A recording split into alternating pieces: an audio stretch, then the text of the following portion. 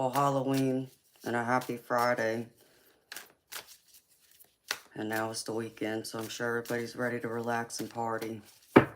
Maybe y'all got some other events to go to over the weekend. I know I'll probably end up going somewhere tomorrow before I come online. At least that's the plan, but we'll wait and see. So, I enjoyed spending my Halloween with y'all last night. So thank you for everyone who came. It was nice seeing everybody. I know I definitely feel much better now. I don't have any makeup on except for my lipstick, so I couldn't wait to get that stuff off. Don't like wearing makeup. It's not me at all. I don't like spending the time putting that stuff on my face, and I don't like even spending the money for it. Except for my lipstick, that's it. Everything else, I have no use for it. So, you know, all night last night, wanted to touch my face and couldn't touch my face. Like, no, this doesn't work for me. Alright, beautiful people. Let's see. Messages does Spirit have for y'all tonight? Can't believe it's already November. Doesn't feel like it.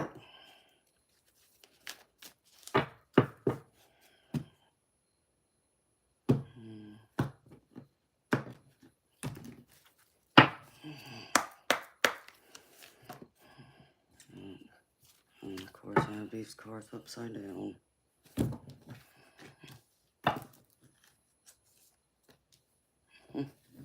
Hi, Christopher. How you doing, baby? When last night? You talking about last night, Christopher? How you doing, baby? Yeah, I got half this deck turned upside down. Look at me.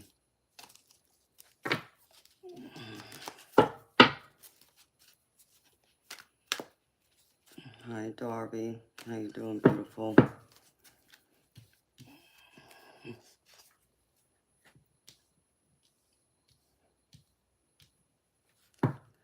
Yeah, the energy was a lot better in here last night, too.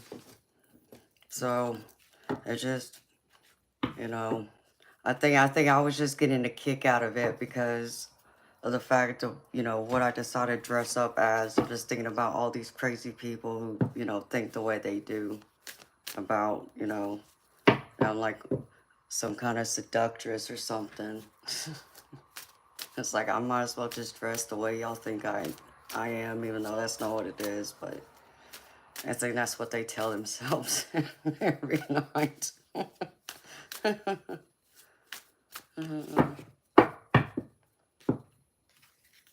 And red's one of my favorite colors, so I always like when I wear red.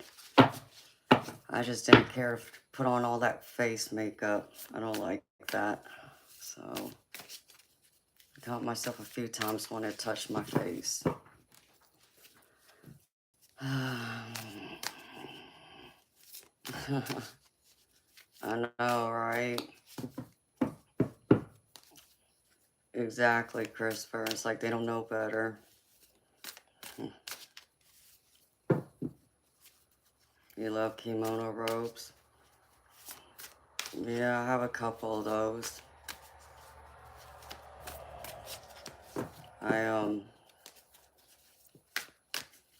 I rarely use them though. Well, thankfully, Christopher, they didn't come last night, so hopefully they'll stay away tonight too. And I'm hoping tomorrow, if I'm lucky, I'll be able to get out and maybe head to the bowling alley for a little bit.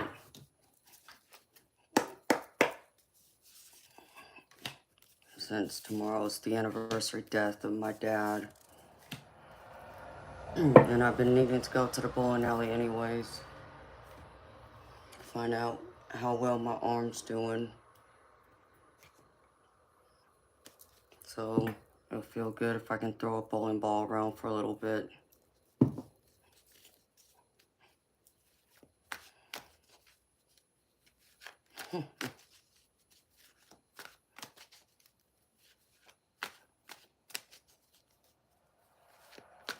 Oh, I'm sure.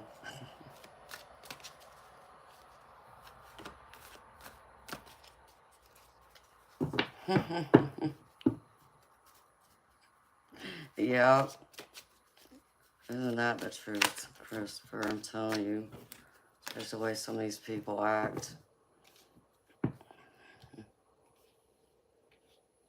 Let's see.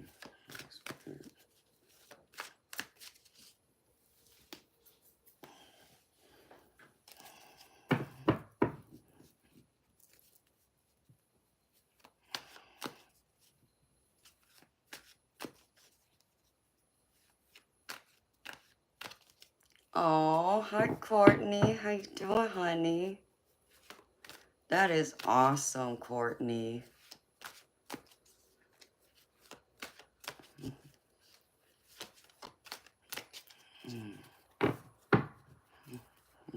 Thank you, Darby. Oh, I love that. Hi, beautiful Audra. That's awesome, Courtney. I love hearing that. So you got to see her sooner.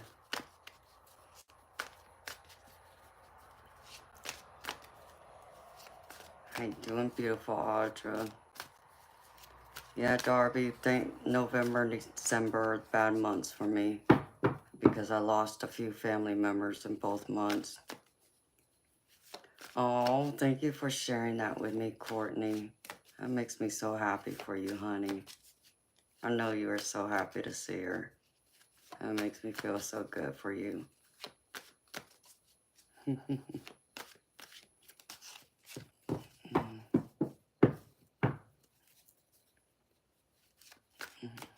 Oh, thank you, Christopher.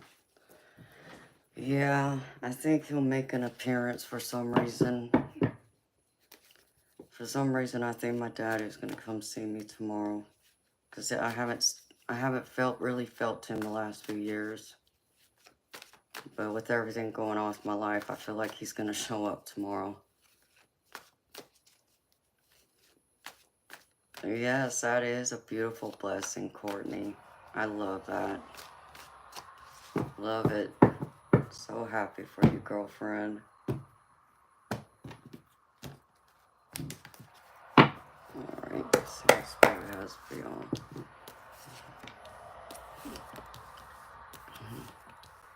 And all these cups in here. And that makes it even more special because you didn't know she would be there, and just like she didn't know you would be there.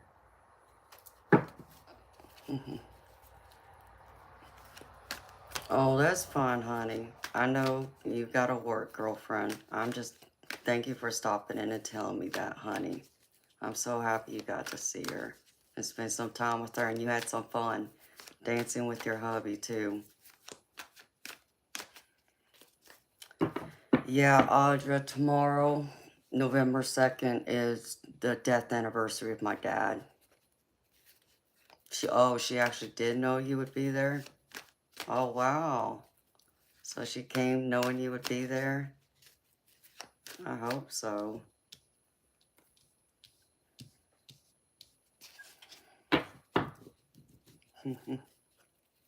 Hi, Michael. How you doing, baby? And that's beautiful, Courtney. So happy, girlfriend.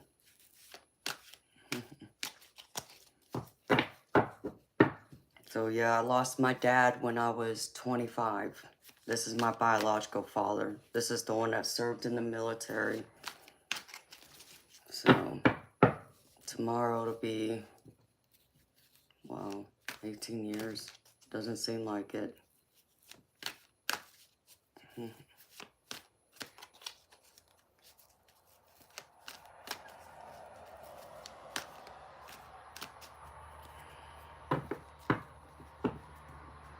No.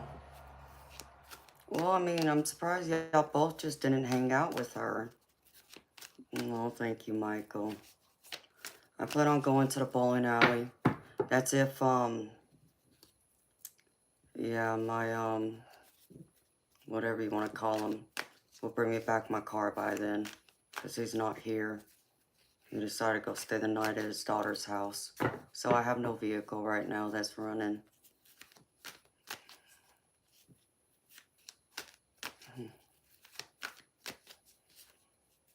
You're allowing your head to lead. Yeah, Courtney, remember what I told you, beautiful.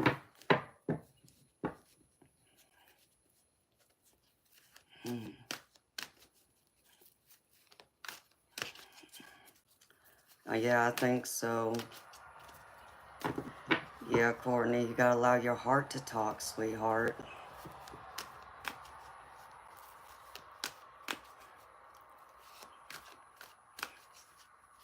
Yes, you gotta allow your heart to lead. Oscar Ruiz, it's $20 US for me to do a personal reading.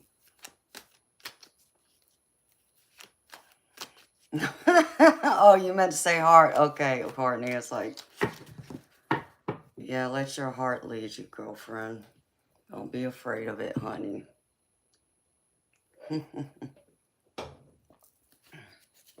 You gotta love Siri.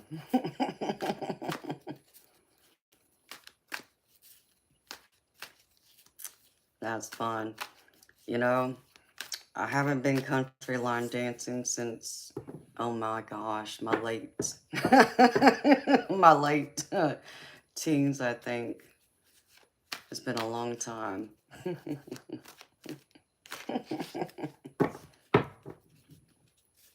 Wow.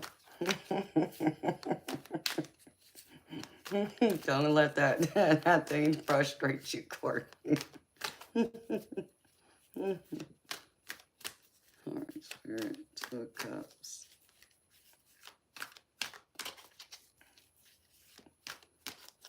So yeah, I figure out if I can, I'll go down to bowling alley tomorrow. Because I've been needing to go anyways.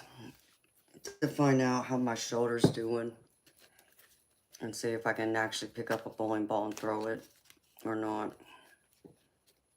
Because I've been like waiting before I go back and see my surgeon to find out. For him to give me some bad news that, no, I still got a pinched nerve or something.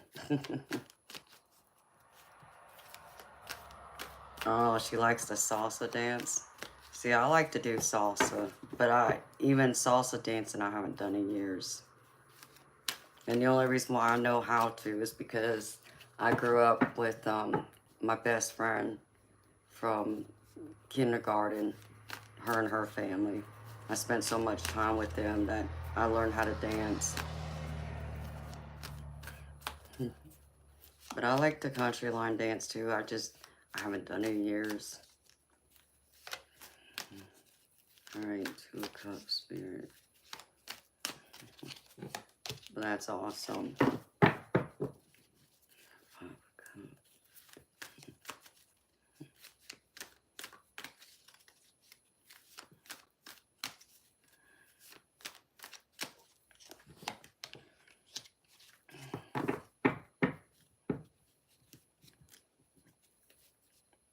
You have two left feet being a runner.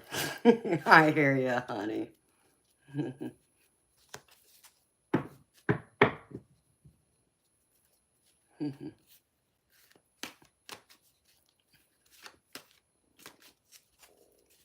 Hello, Cherokee. First time learner course. All right, beautiful Courtney. Well, thank you for stopping in, sweetheart, and giving me that good news. I love hearing that. So, you have a good night, beautiful. See you later.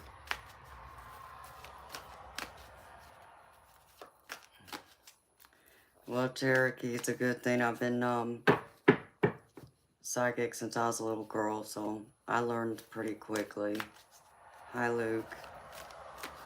And I close everything when I'm done reading, so. And I sage my room too. My spirit, soul.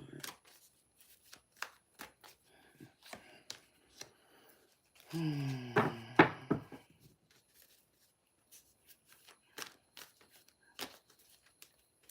mean, those spirits always bothered me when I was little, but they didn't bother me because I ignored them, but I didn't ignore them at the same time.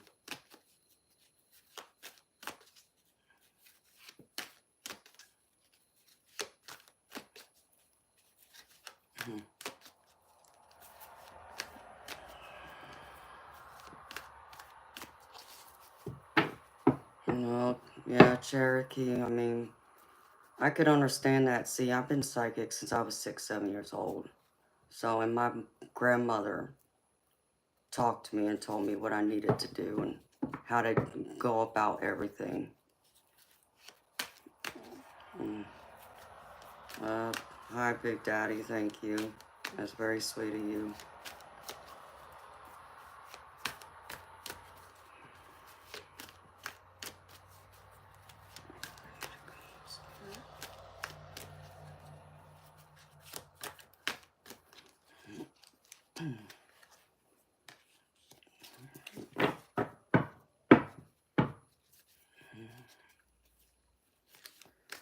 Oh, Cherokee, you know, I wouldn't say you were dumb, sweetheart.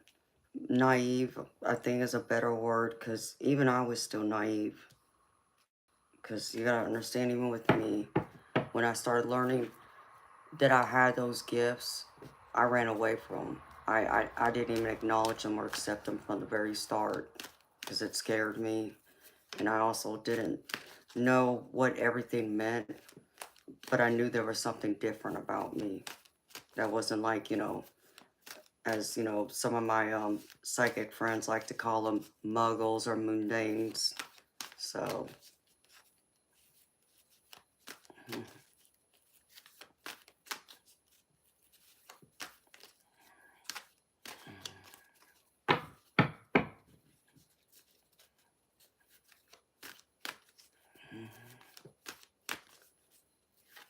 Deepak, let me tell you something, sweetheart. I don't know what you mean by 11 new subscriber, because I got over 3,000 subscribers for one.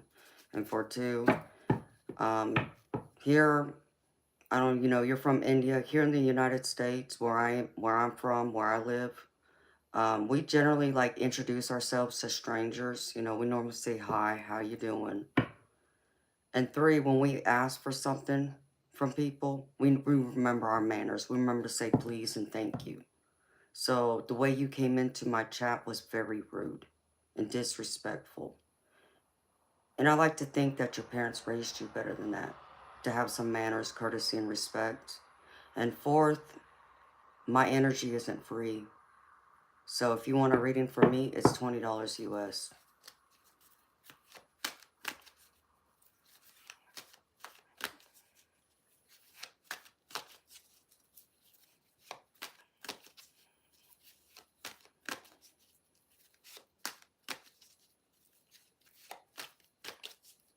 No, Cherokee. Yeah. Hello, Rogue. That's right, we on business, Christopher. Standing on business. Me and Jess say.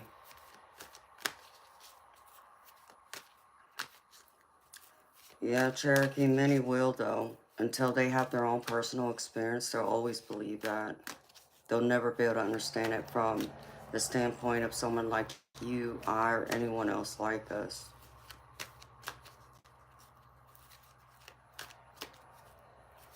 Nico, to get a reading from me, it's $20 US.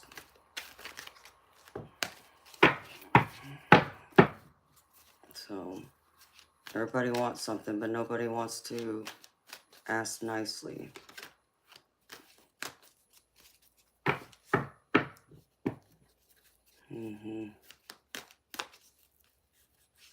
Yeah, you wish it was black magic.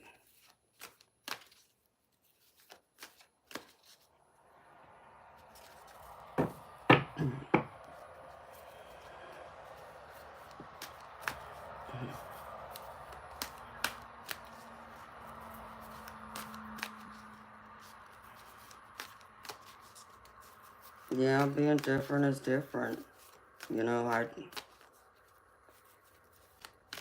take that as a compliment. You know, I take that as, you know, one of those things that I was meant to be different. I wasn't meant to fit into a box. And that's normally what I tell people too. It's like, you know, when people try and put you in a box, you know, take the box out of their hand, cut it up, and then redesign it and hand it back to them, and show them what the box actually is that you fit in. And make sure it's nothing like the original one they had you put in.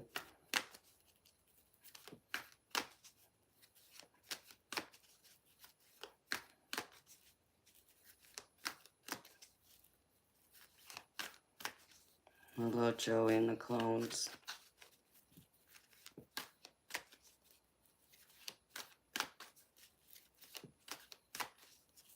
Hi, Cheryl.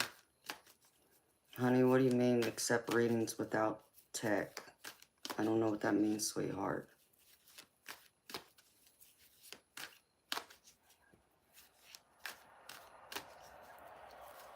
Right, they want to put you in a box. And I won't let them fit me in a box. I don't fit in any box that they have made up in their minds. Hi, Spirit, King of Swords. So,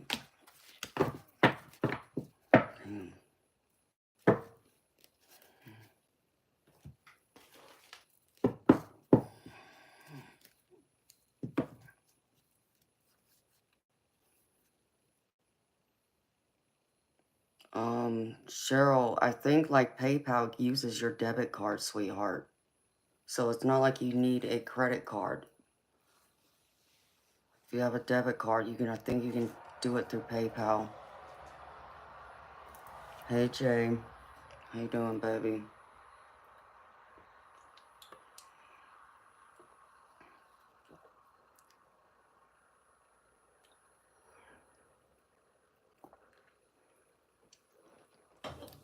Hi, 1964 Flyers. I'm good, baby. How you doing?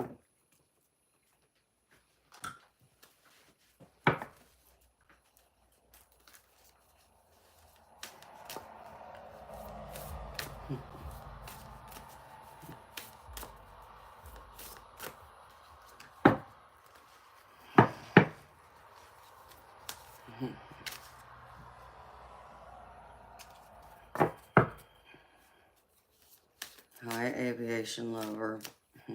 Oh, that's so sweet. You're gonna make me blush, honey.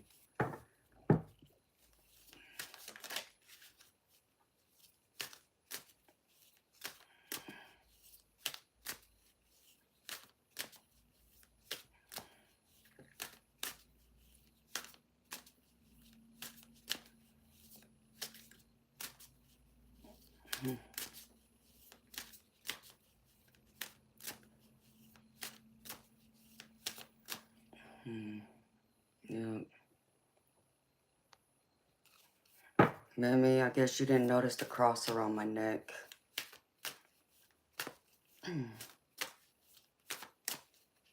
So, you know, I already know God. In fact, I got a closer relationship to God than you. And that I can promise you.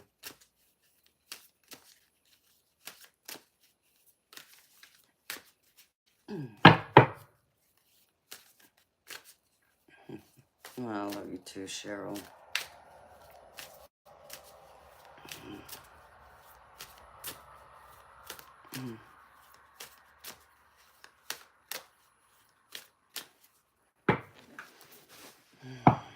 You know what cracks me up? And, you know, people have heard me say this before, but how people want to talk about religion so much, but yeah, it's like, do they not understand, you know, how did all these young kids, you know, I'm talking about toddlers and a little bit older, you know, how especially Christians, they say that, you know, kids are innocent. They're purely innocent, right? So they're like the closest to God and divine, you know, out of, you know, us adults, which I would agree with, right?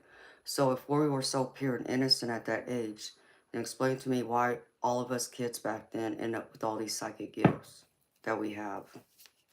And none of us were involved, no, you know, witchcraft, black magic, all that stuff that they always say, well, you know, you got to be possessed by the devil or something. You know, it's like, yeah, what you say makes no sense. And they don't like that. They don't like it when I bring up that fact.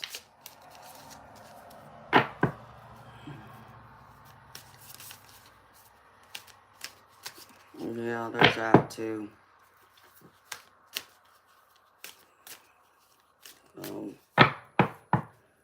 God knows, nobody in my family was messing with witchcraft and all that.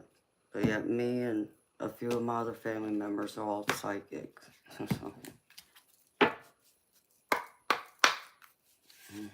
a higher view.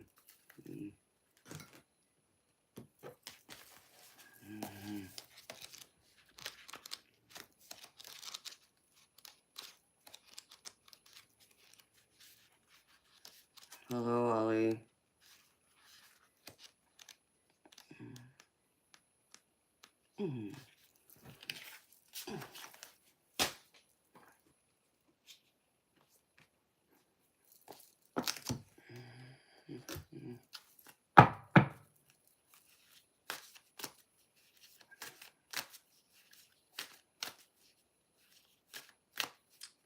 Ollie, before you open your mouth, let's get one thing straight. Okay? First, you're from Pakistan. Let me tell you how we do it here in the United States, where I live. First, we acknowledge people. There's something called courtesy and respect, where you introduce yourself to a stranger first by saying hello, how you doing, right? And then the next thing is, if you even want something, you use your manners like please and thank you. That's how we do it here in the United States. In other, Western countries. So, you know, I like to think that your parents raised you the same way I was raised, with some courtesy, manners, and respect.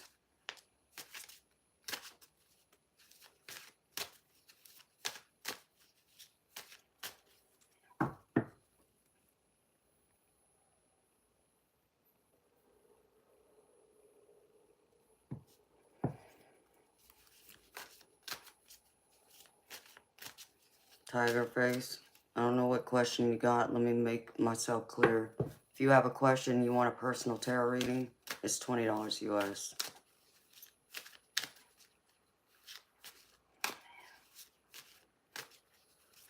I mean, Joey, that's very true.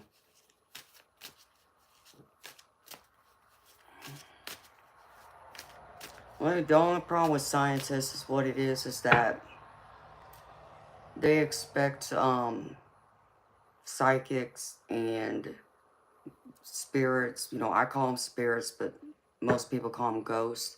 They expect ghosts to show up on command, and that's not the way it works.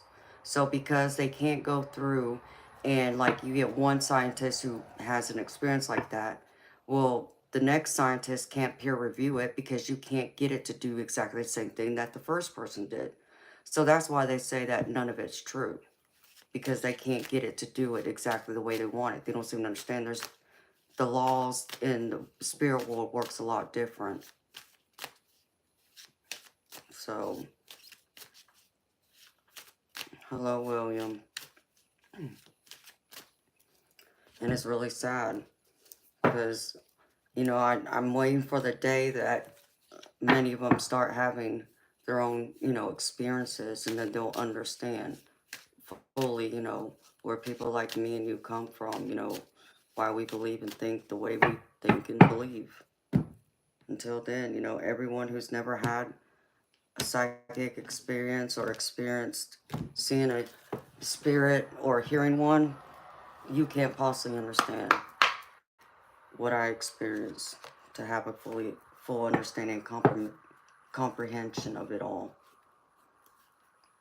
So that's no judgment against anyone. I'm just stating the facts.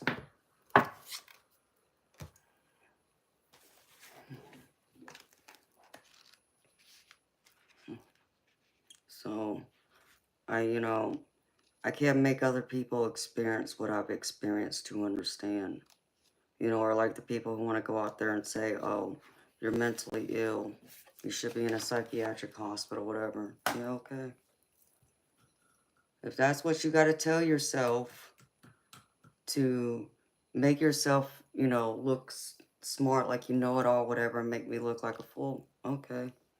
See, but I don't give my power away to people like that.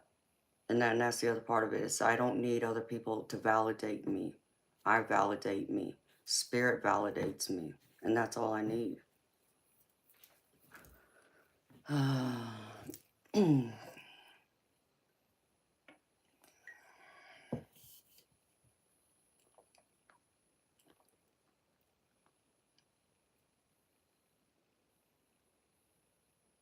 Joey, I don't know what you mean by that, baby.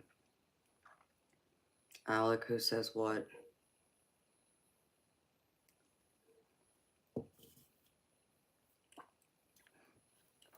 Hold on. Let me close this window.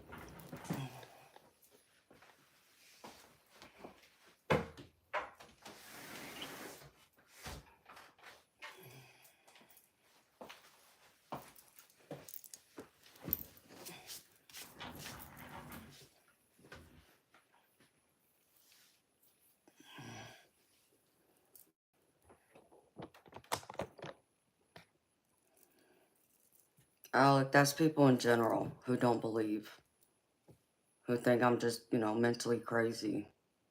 The ones that the doubters, the non-believers, the atheists, those types of people.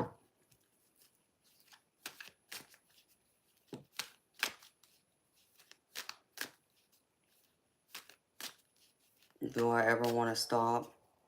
Stop doing what? Cherokee. Hello, buddy. What, stop reading cards? Stop listening to my psychic gifts? What? Hello, Baloo. I mean,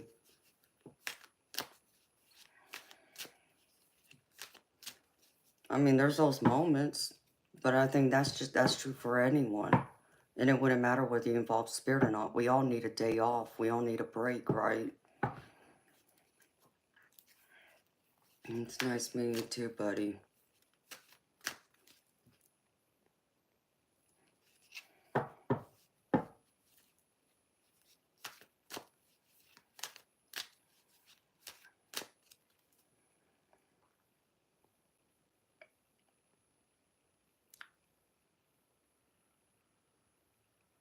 I mean, Joey, the problem with it is, like me, you know, it's like I said before, I'll tell you how my parents raised me.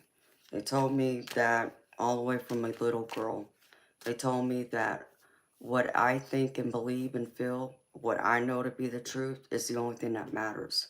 So what everybody else outside me has to say or think doesn't matter. You know, they can go around and say all day long that, you know, I'm crazy, I need to go seek out God, you know, I'm, you know, being possessed by, you know, devil, whatever. Doesn't make it true, you see? And so they always told me, you know, what you know to be the truth is the only thing that matters. You know, ignore everyone else. And so that's something I've always lived by. And because of that, nobody can touch me. Do you understand? They can't get me down. They can't make me run away. They can't make me cry. They can't make me do any of those things. Because again, like I said, what they say or think doesn't hold any weight in my world. It's just, you know, empty air. That's it. It doesn't hold water when it comes to me. And I don't allow it to. You know, because like it'd be the same thing like how, you know, growing up, you know, you get, you know, some parents may nitpick at their kids, telling them, you know, how to dress, or, you know, especially the girls, what kind of clothes to wear and this and that. My parents were never that way. My parents, you know, raised me and my siblings to be strong, to be confident, to be assured of ourselves, to speak our mind, to have a good heart, you know, be kind, all those things. But the most important thing was to have high self-esteem and value and worth in ourselves. So, because of that, again, nobody can touch me because I won't allow them to, because what they say and think doesn't hold no weight, no water in my world. So that's how you have to look at it. And once you can accept that nobody else's opinions and thoughts matter, or even if they want to go around and talk nonsense and spread rumors, it's none of my business. I don't care. It doesn't change me. It's not going to make me go home and, want to hide. It's not going to make me cry.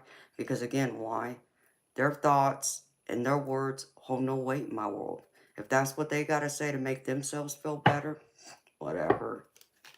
I know who I am. And I'm going to keep smiling, keep standing up tall, and hold my head up high and keep doing what I'm doing. So that's how you have to look at it.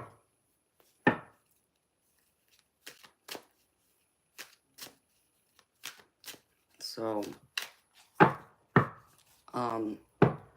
do I get tired from dealing with the spirit world? I mean, like anything else, we all get tired. But that's just in general. Where we all need a holiday. We all need a break.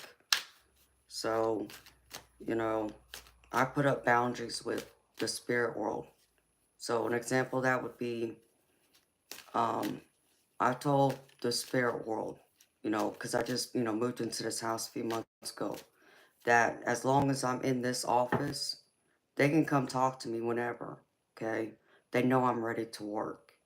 But as soon as I walk out that door, I'm off limits, okay? The only people that can bother me after that is my spirit guides, my guardian angels, and my actual passed over loved ones.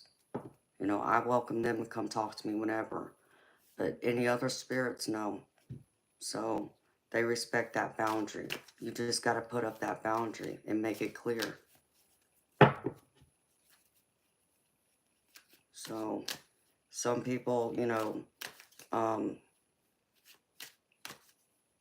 may not think of it in that way, but, I did have a spirit follow me outside of my office one night not that long ago, but, I did tell him I was going to talk to him too, which I did. But most times they leave me alone. I know that when I walk through that door to my office, I'm ready to work. The word for what, Frank?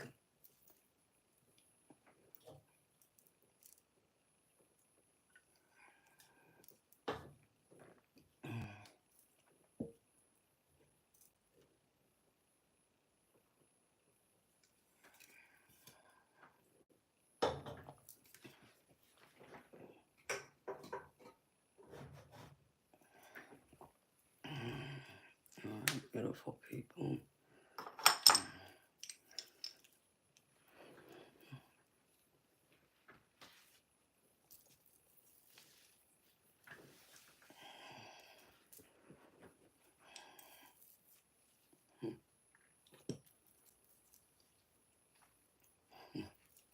No, thank you for thinking so, buddy. Most people don't realize I'm more than just a pretty face.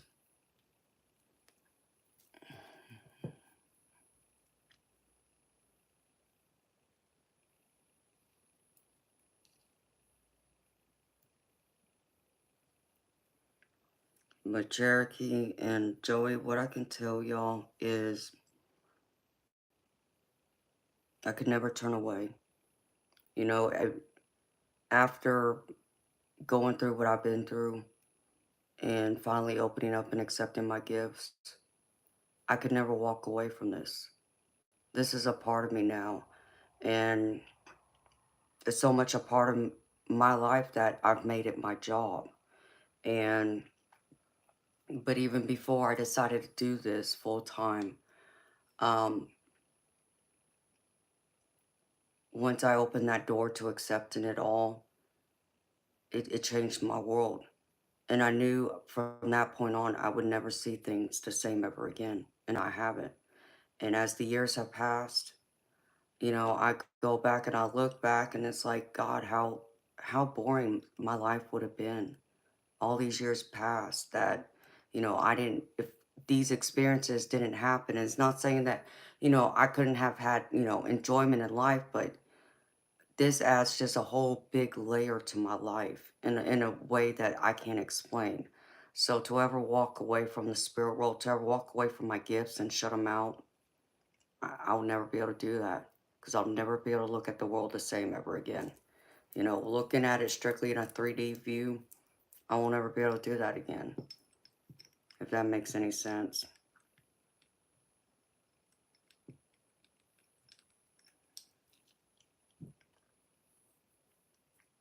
Hi, Joey Space. How you doing, baby? Yes, buddy, there is more to women than a pretty face, I agree. But most people don't remember that for some reason. I guess they think, you know, that if you're, you know, considered, you know, attractive by society standards, then you must not have any brains, you know. No, you can have both.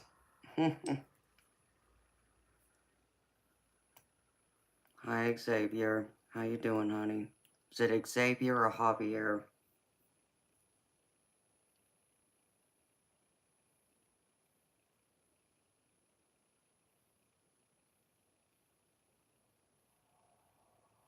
Yes, well, torn up. What do you mean, Cheryl?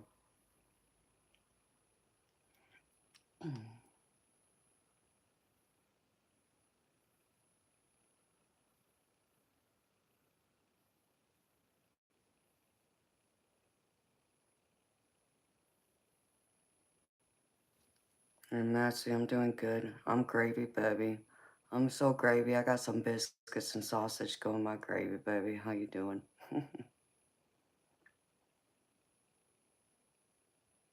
Thank you, Joey.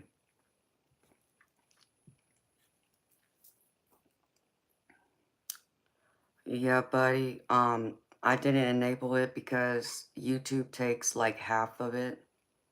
So I have a PayPal where people can make donations to.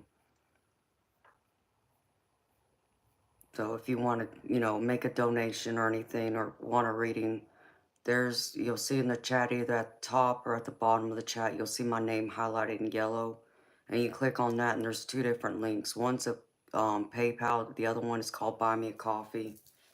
So, but no, I don't enable the super chats for that reason.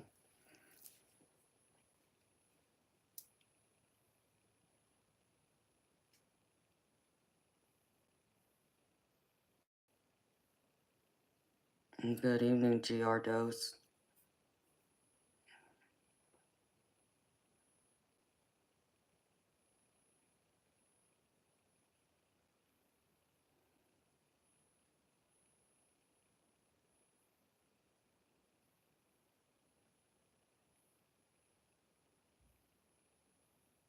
Good morning, golden child. How you doing, beautiful soul? I'm doing good. Getting ready to do this collective reading for y'all. No, Cheryl, that sounds like a mess, sweetheart. I'm sorry.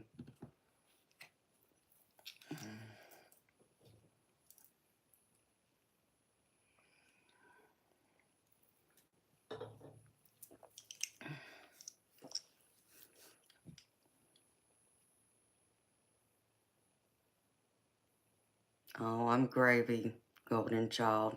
I'm well, sweetheart. Thank you for asking. Hi, James Epperly.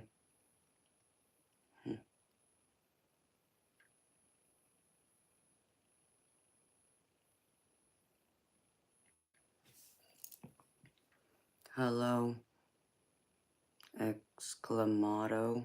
If I said that right, I don't know. I apologize if I didn't. How you doing, honey? You gave me a screen tap. James, I don't know what that means, baby, but okay. Thank you.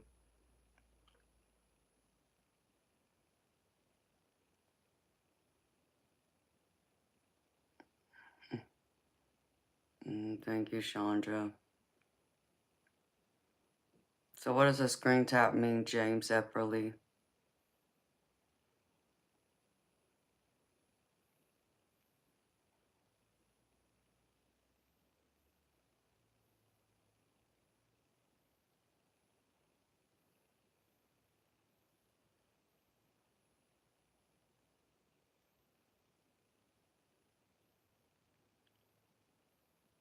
Okay, honey. Well, thank you, James Epperly. I appreciate it, baby. Chandra, I'm in the United States of America. Golden Child, I'm doing a collective reading, honey, so this will be for any sign. It's a collective, so it'd be for anyone who's here now and anyone who comes in the future.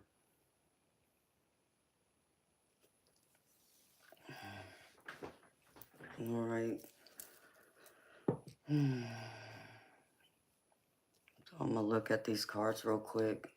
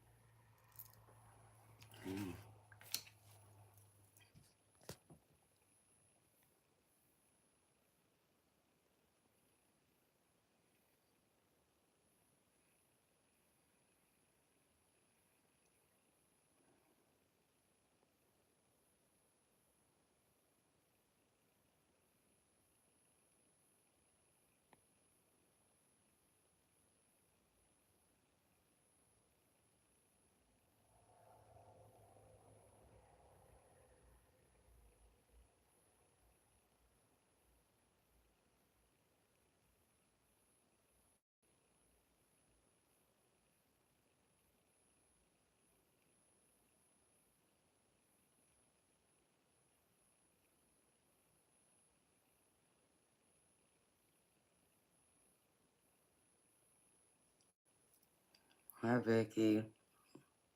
How old are you?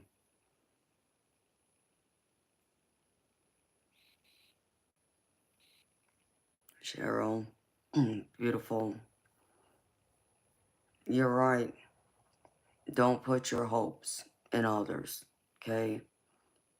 Sweetheart, I don't know how long you spend on my streams. I know you pop in a lot, but I don't know how long you stay here to know some of the advice that I've given to people. Um, so in case you haven't heard me say this, I'm going to say this. A wise woman once told me that, you can't find happiness in other people. The only happiness you can originally find is within yourself first. Like, you can't expect other people to make you happy. The only person that make yourself happy is yourself. Now, can other people in your life contribute to bringing happiness into your world? Well, of course. And people do. But at the end of the day, you got to learn how to be alone and be happy without relying on others to, give you your happiness or help, make you feel fulfilled, feel alive, feel wanted, needed, or, depend on them to provide for you or to help you fulfill, what dreams and goals you have. That comes down to you, sweetheart, and nobody else but you. So, I over the years, since I started, tarot reading, but even before then, when I would talk to friends of mine and loved ones that would have problems in relationships, I've always told them that, you got to really know and understand what it's like to be alone first and to be happy to be alone.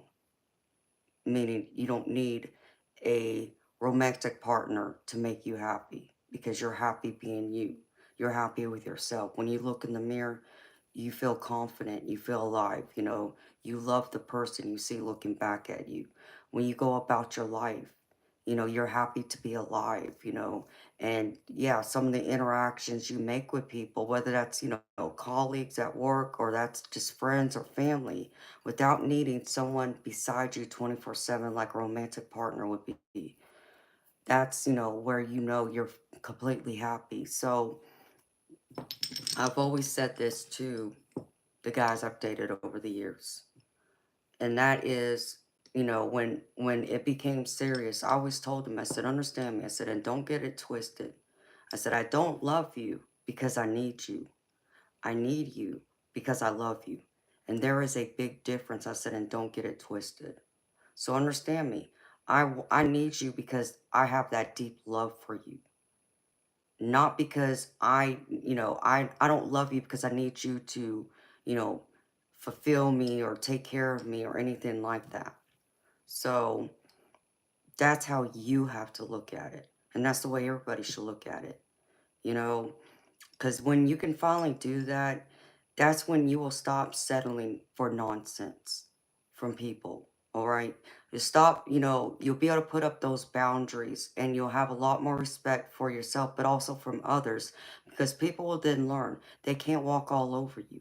They can't mistreat you in any kind of way because you make it known, where you stand. And the people who really care about you and who are going to matter will not cross those boundaries. They will not, hurt you, intentionally or disrespect you or anything like that. As long as you are realistic about your expectations too, which is the other part of it. So, um, for me, like when I've had guys in the past who have cheated on me, you know what I did? I walked out that door immediately. I did not stick around. I did not beg them to stay. I did not question, well, are you still seeing them? I didn't care. Why? Because obviously, for one, they didn't love me like they said they did. Because if they did, they would have never done what they did first. And second, no matter how much I loved them, I was going to love me more. And I did by walking away. Okay? Because I knew I didn't have to settle for that nonsense and stay with someone who obviously didn't love me enough or appreciate me or value our relationship enough to not go mess around with other people. Okay, and understand me. It wasn't the other women's fault that, who my boyfriends messed with. That was on my boyfriends. Okay, I can't blame those women. My boyfriends back then, they were 100% accountable, and I held them accountable by walking away from them, and they would never get me back, and they didn't. And one of them tried, which was funny. But so you see, it's things like that. I won't settle for that. I will not put up with that nonsense. So that's what you got to learn. Learn to not settle. Learn to not, allow people to treat you any in any kind of way they want to. Once you do that, and you can do it by yourself and be happy, be, complete, okay, maybe you don't have everything you want, but do you have everything you need? And maybe a few things of what you want. If you can be happy with that, you don't need a man or a woman, okay? You can stand alone without someone else being there beside you to hold your hand and all this and that, because you can do that yourself. It reminds me of that song, which is kind of ironic. Um, because see, the man I promised forever with broke my heart on my 40th birthday. And um, I knew once he broke my heart, it was done. It was done. He wasn't gonna get me back. And he hasn't gotten me back. He doesn't have my heart. And I've told him that. And I've told him I'm not in love with you. And it reminds me of that song though by Miley Cyrus called Flowers. And it talks about, she doesn't need a man to hold her hand. She can hold her own damn hand and she could buy her own damn flowers, you know? So I don't know if you've ever heard that song. It came out in like the past year, I think. But it's a good song. And that song speaks for itself. That's the attitude you need to have. Is have that attitude. Not needing a man, not getting lost and caught up if they want to act a fool, whether they're out there messing around with somebody else or not living up to their promises that, you asked of them. Um, but like I said, at least, you know what it's like to sit on your own 2 feet without the need and want of a man. You know, when you can truly live in that, that's when you'll find your biggest happiness. So let the guy go. Whatever he did, let him go. I wouldn't put up with that nonsense. Not even remotely, honey. Like I said, I can buy my own damn flowers and do what I gotta do. And that's what's intimidating to people in general because, I've heard this from several people. People are not sure what to make of me because, they see, they see me, they consider me, physically attractive by society standards. Like, even some say I can have any man I want and blah, blah, blah. Maybe. I don't know. I don't think of myself that way. I don't look at myself that way. You know, do I know I'm attractive? Yes, but am I cocky and arrogant? No. I'm just confident. And, you know, some guys can easily try and impress you with these, certain things. And I just look at them and laugh. It's like, I'm not impressed. And normally I'm not impressed. Like to the point when I was not impressed, um, I went through when I had met, my husband, he challenged me to pool. We played a money match and because he wanted to play me so bad. And I told him, the only way you're going to get me up from this bar stool to go get on that pool table and play you, I said, is to play me for money.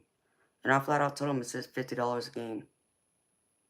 And I thought he would just say, nah, and he would walk away. But to my surprise, he took me up on my challenge. So sat there, shot pool, and I beat him both games.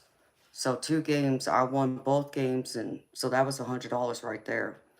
And after that he said he couldn't afford to lose to me anymore, and I found that funny, But I had no intentions on wanting to talk to him, um, but because he wasn't afraid of me, because he didn't back down from my challenge, and I obviously didn't intimidate him. Okay, I'll cut you some slack and I'll sit here and I'll talk to you. And it surprised me how much we had in common, um, given our age difference. And because he was 19 years older than me, I was 21 at the time, or 20. Um, so he didn't have the cash on him at the time to hand me the money. And so, of course, he would need my phone number, right? So that was a slick move on his part. So I gave him, my number.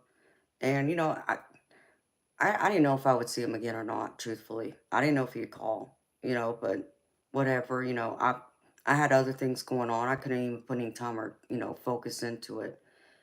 But to my surprise, he called me a couple days later.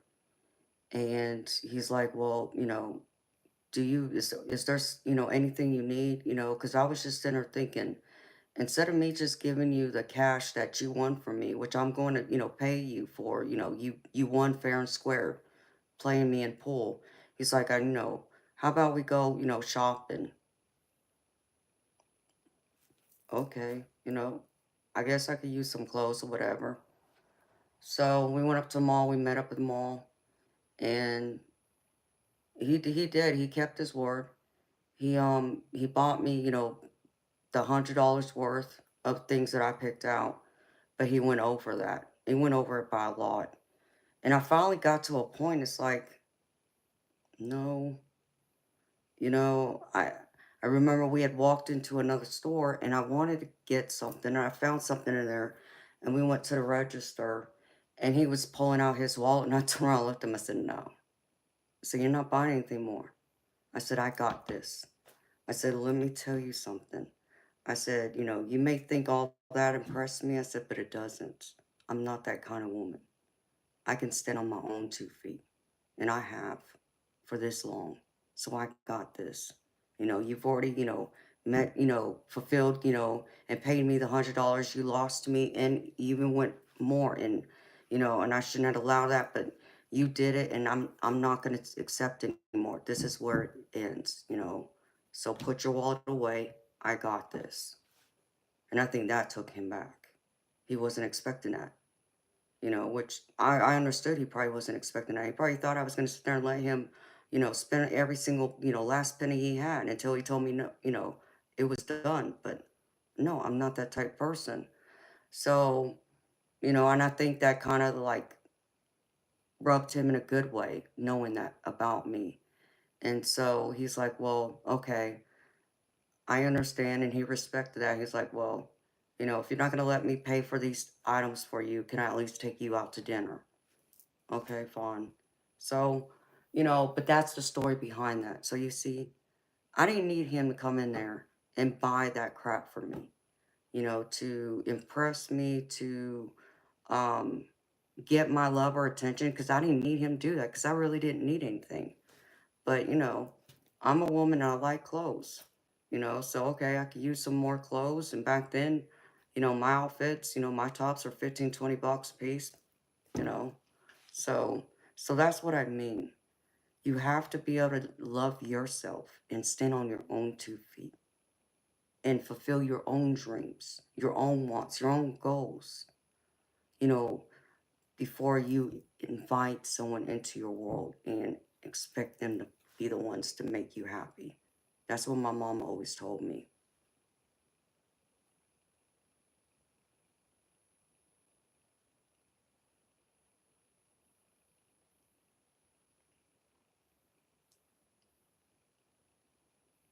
I mean, Cheryl, there's always going to be those out there, who are going to think that. But no, you know, because that man didn't even kiss me. Understand me. He didn't even kiss me that day or the next day. It took him about, I think it was a month and a half, 2 months after that first time that we, met at the pool hall before he would kiss me. And let me make myself clear, Cheryl. He didn't just reach over and kiss me. He asked my permission first. He asked if it was okay. That was another sign of respect to me. He understood what kind of woman he was dealing with, that I wasn't going to settle for any disrespect, and he was right. He made the right move towards me. Because had he met my daddy then, my daddy would have told him flat out, you're not taking my daughter out if you're not showing up with flowers for her. Because my daddy, and I was lucky enough to have two men who raised me that I was able to call dad and daddy. And my stepdaddy, who was daddy to me, would sit by that door, on the weekends back when I was schooling and when I became an adult with his shotgun, waiting for any guy that would come knocking on that door asking for me. And he wouldn't just let any guy take me out. If the guys didn't have flowers in their hand, my daddy would point that gun at them and tell them to get the hell off his property. That they weren't taking his little girl out. So I was raised with to have high expectations and standards too. That's the other thing. I got to watch the way my daddy and my dad, when he was married to my mama still, the way they treated her.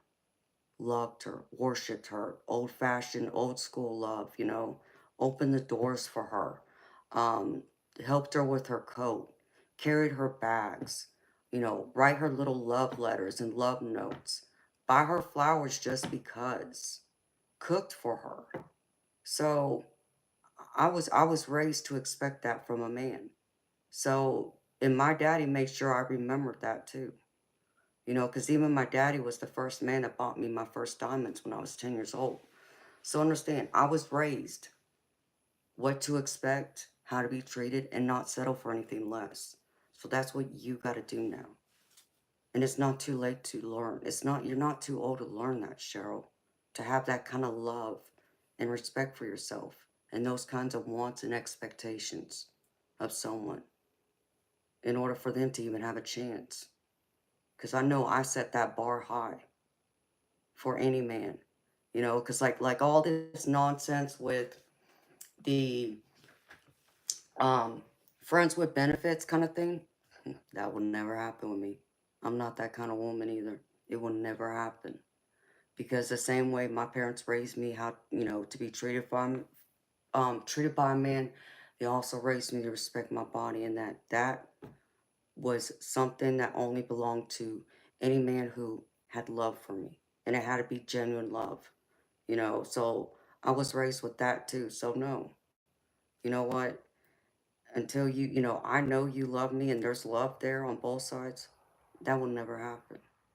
So that's the other part of it, you know. So like in the world today, I don't get how some of these people operate in the dating world, because I wouldn't put up with half that nonsense.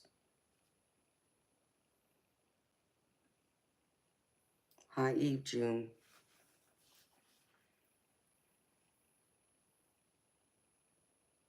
So that's how you got to look at it, though. You know, um, yeah, you know, like you said about, you know, they're looking for sex, I'm sure, but they're not going to get it from me. They better keep walking, you know. Um, because my parents even raised me with the beliefs that if a man really loves you, he won't try and get in your pants. And if he does try and you're not ready, he'll wait till you're ready and not go look for it elsewhere. That's the other thing I was raised with. And I understand that completely. You know, because they raised me to believe that that is the best way to ever show someone you love them. Which is why, you know, when you're young, guys have to try and sit there and say, I love you, just to try and get you in bed. But you see, I'm not a fool, and my parents didn't raise a fool. So if any guy even attempted to try and pull that nonsense on me, oh, I slapped them silly. It's like, no, you don't. Yeah, you think you do because there's something you want. Nope, can't have it. So that's right, get to stepping.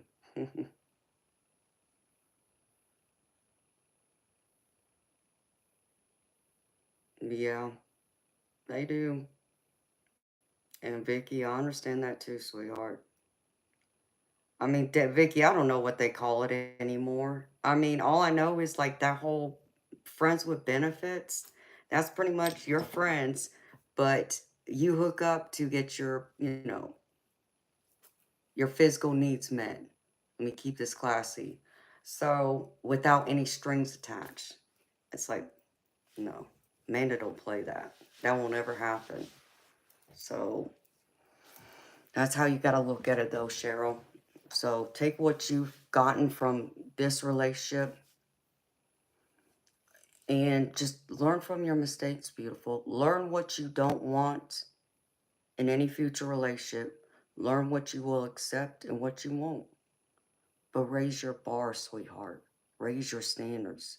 Not just what you expect from the next man that's going to walk into your life, but what you want and expect for yourself. Because it starts with you first. Okay, it goes along with that saying, you can't expect someone else to love you if you don't love yourself first. So when you can truly love yourself first and be proud of who you are, you know, the person you see in the mirror every day, you'll notice that that will radiate around you and it'll attract people towards you. And it'll attract more of the right people you want. And I'm not going to say you're not going to attract the wrong people. That's always going to happen regardless. But more of the, the guys that you would, be more open to dating, you will attract them because people in general are attracted to someone who's confident. It doesn't matter, yeah, they want the pretty face and all that nonsense, whatever, but confidence is something that you can't, be taught. You understand? It's something you got to feel and know within. So that's just my 2 cents about that. Friends with benefits will never be an option for me. So just take what you've learned from it and walk away and learn and heal and grow.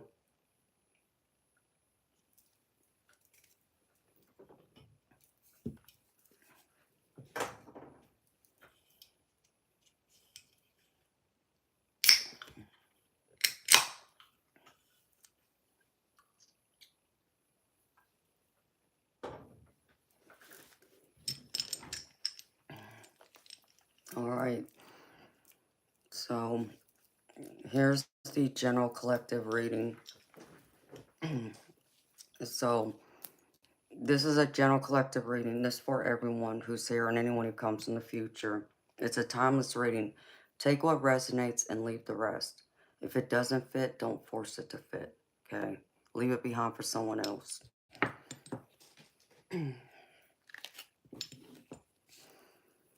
All right. Out of my spirit guide decks, the first one is make each day count.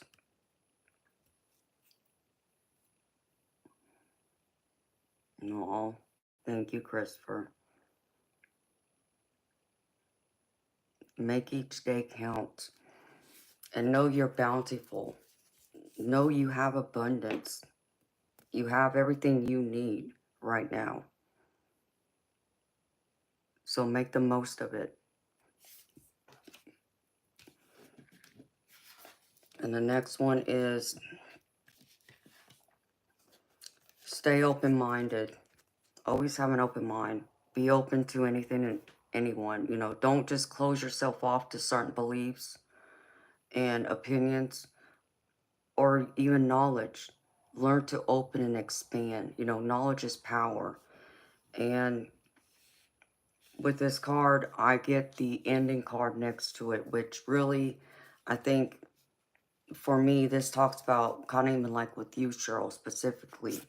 It's like, okay, you went through, you're going through a breakup and ending, right? Now stay open-minded. Stay open-minded to the new possibilities, to the new potential that's out there, waiting for you in the future that you haven't even come across yet. New ideas, stay open-minded to loving and nurturing yourself now, to go through that healing. Don't close yourself off to others. I'm not saying don't go, hurry up and jump in a new relationship or start dating.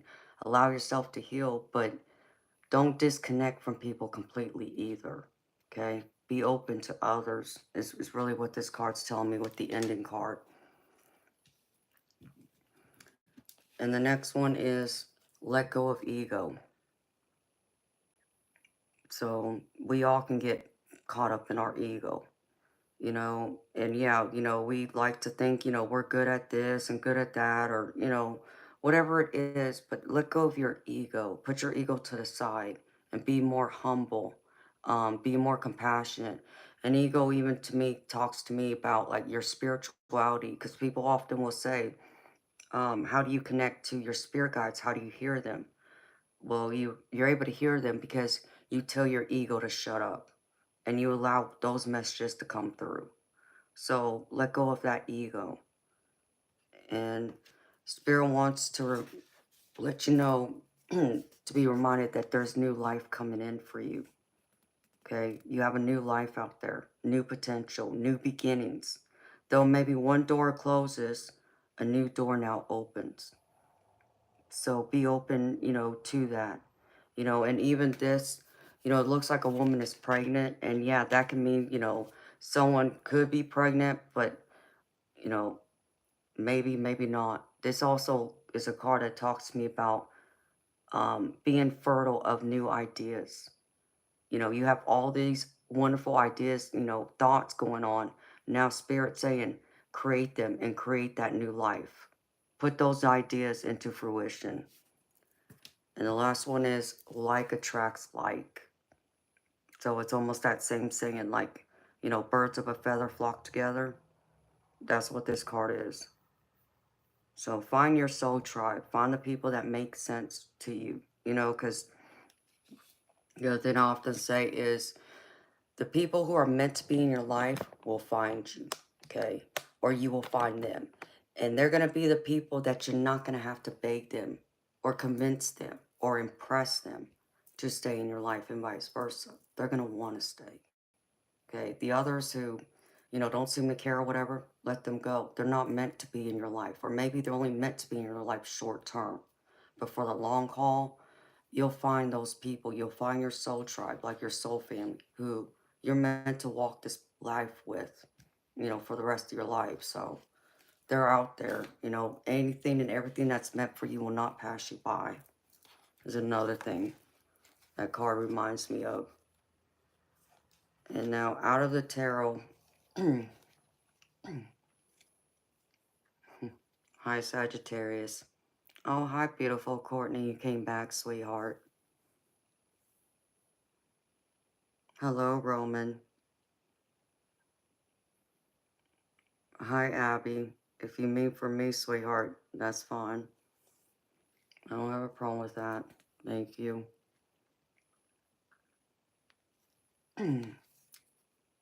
Let's see. All right, the Two of Cups. This is recent past energy. The Two of Cups is, to me, is like the, some people describe it as the twin flame card or the soulmate card. And I feel like, you know, yeah, that's true. But this is also a card of like having love for self.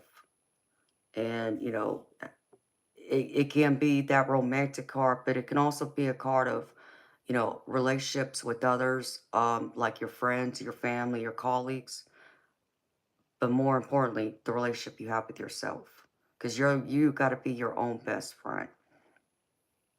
So what I'm getting from this is Spirit saying that it's time for you to um, strengthen that relationship with yourself, love yourself more, and let go of the people who no longer serve your highest good, because they're not, you know, worth the energy and the effort, you know, especially if they're not wanting to be in your life, you know. Don't beg them to stay or, you know, get involved with your life. Let them go so you can bring in the new, because you got to make room for the new. So you got to let go of the old.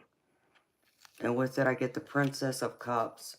And this tells me a new person's going to walk into your life at some point, if they haven't already. That this can be friendship, or this can also be family, like a long, you know, distance family member you haven't seen in years, or this can be a possible new romantic interest.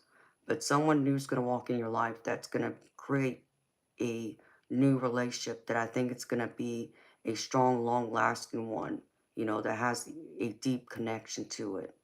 So be on the lookout for that. And I feel like if you start working on yourself and loving yourself, you'll attract it that much quicker.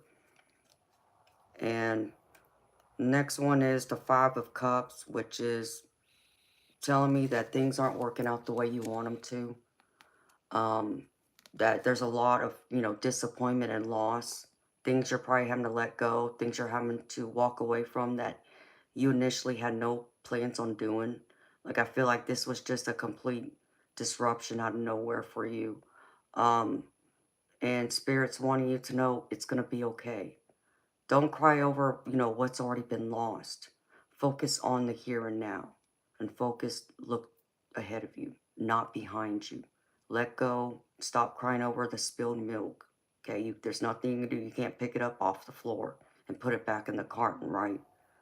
You know, clean it up and walk away. So, because Spirit's saying once you do, you'll be walking into calmer waters, because I get the Six of Swords with it. And this is a card that tells me that there's going to be, you know, walking out of choppy waters.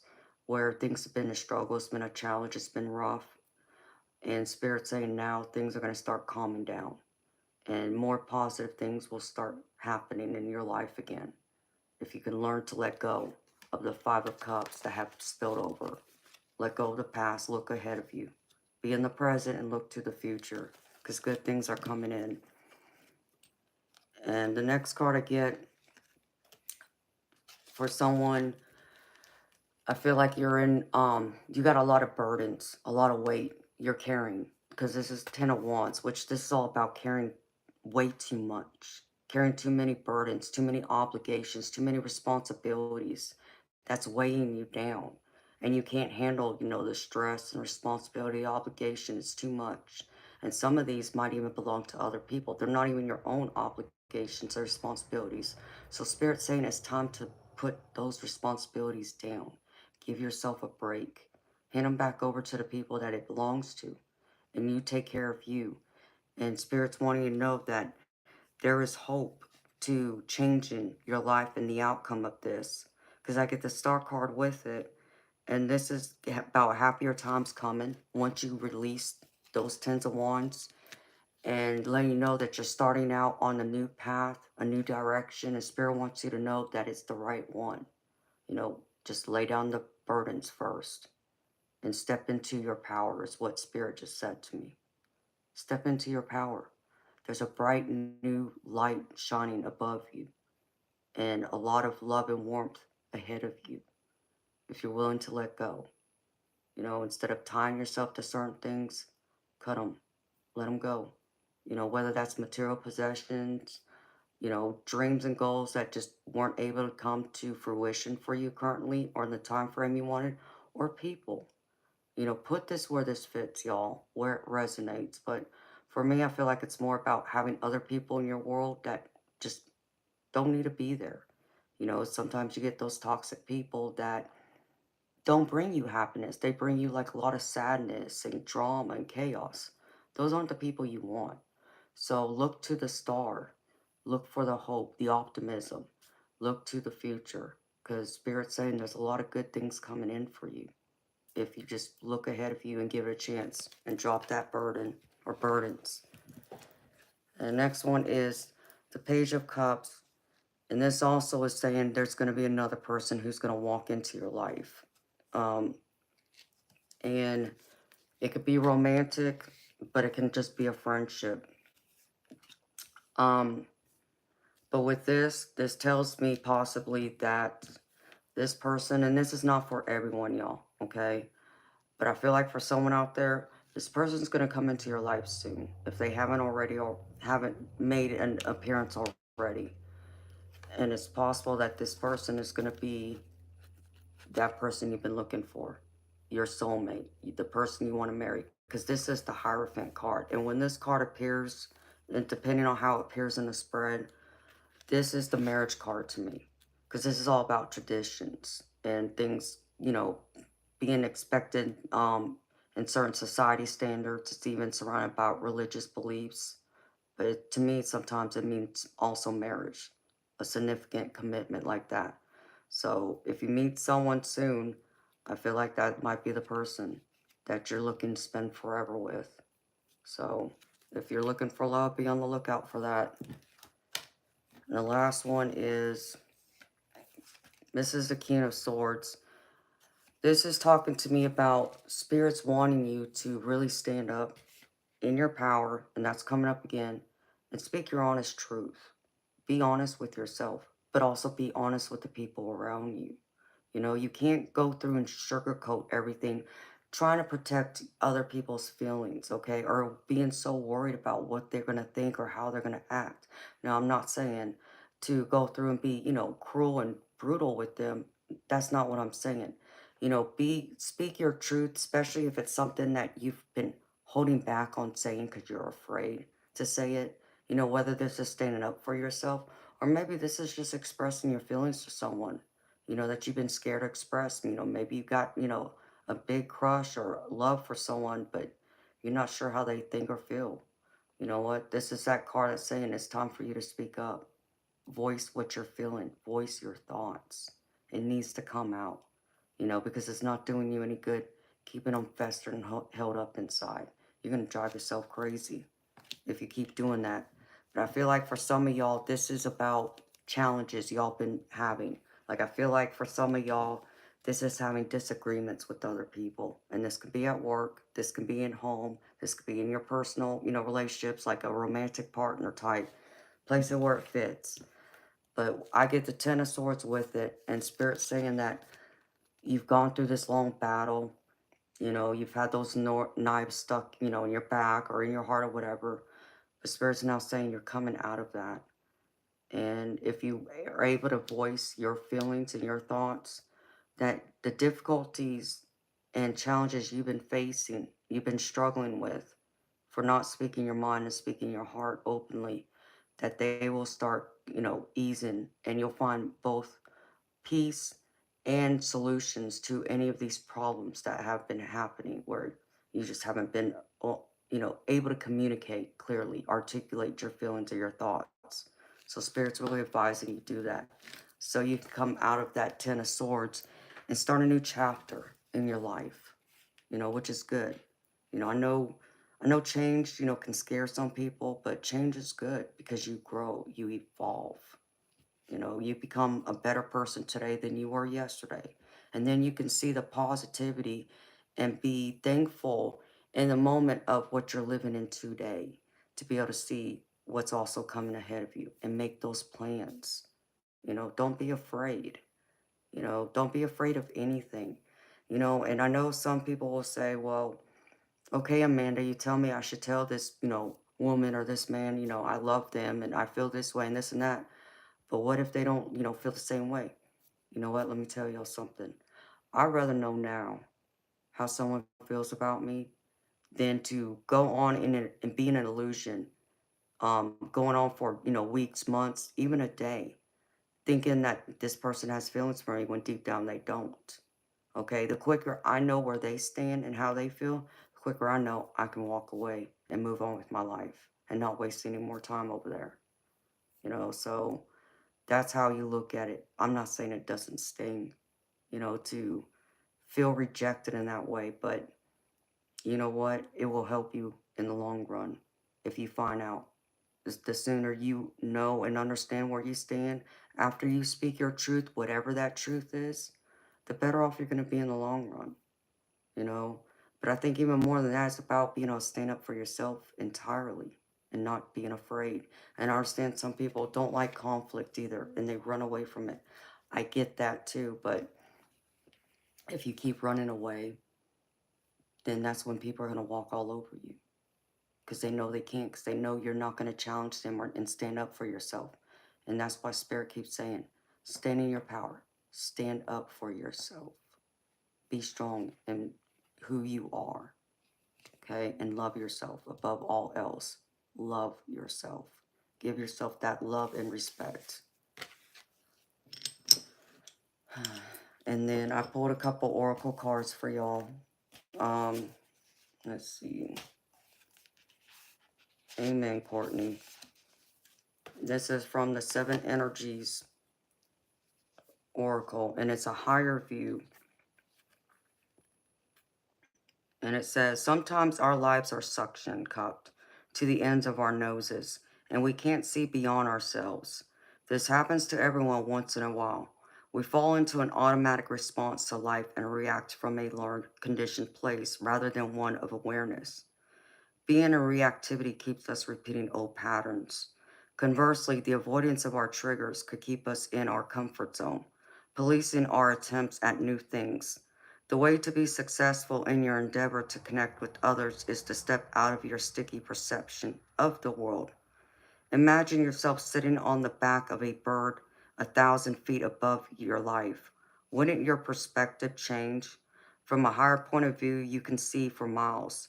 You could let go of naming or blaming the obstacles in your way and instead easily discover a path to more beautiful and compelling vistas. More can become available to you in all aspects of your life when you are able to step back and get a little distance. You can wait before responding. Be more graceful in your interactions and see how everything is connected and every experience is a gift. The world is wide open for you today. All you have to do is move to higher ground, be mindful, and celebrate the spectacle of life's dance. So see things from a higher point of view. And this card also tells me, you know, is a card to remain open-minded, you know, like this card, to stay open-minded, to not hold any biases. And it's also a card that tells me that it's wrong to make assumption as it is, but to let go of any assumptions or judgments you may have, you know, and that's about having that open mind, to being like, okay, well, initially I thought this, but okay, now that you said that, or now that you pointed that out, I see it differently. And then you change your perspective, your point of view. So I like that card. And the other one is from the Gods of the Hidden Realms. And this one is the mask we wear. As human beings, we express many distinctive identities throughout our life. You put on different masks, which are impermanent and interchangeable, because your self-expression and perception of yourself evolves. New masks emerge as you need them, as your awareness and inspirations require them. They help you present yourself to others in the way you intend. However, you have no control of the filter through which others perceive you. Cherish those relationships where you don't feel the need to don a rigid mask to feel safe, seen, and accepted. The ones who witness your evolution with open minds and hearts are sacred. Right now, your sights on the future require you to don a new mask and rehearse who you would be before you have the benefit of having experienced it. Ask yourself, who would I need to become to live this future vision? What would need to shift or change?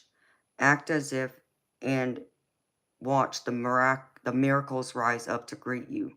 Once you know this, you will live this new life, this new identity, this new version of yourself sooner than you think.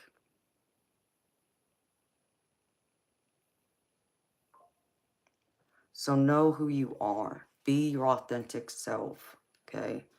You know, to me, you know, stop trying to be the person that everybody else wants you to be, and be strong in who you are. Be your true authentic self at the end of it.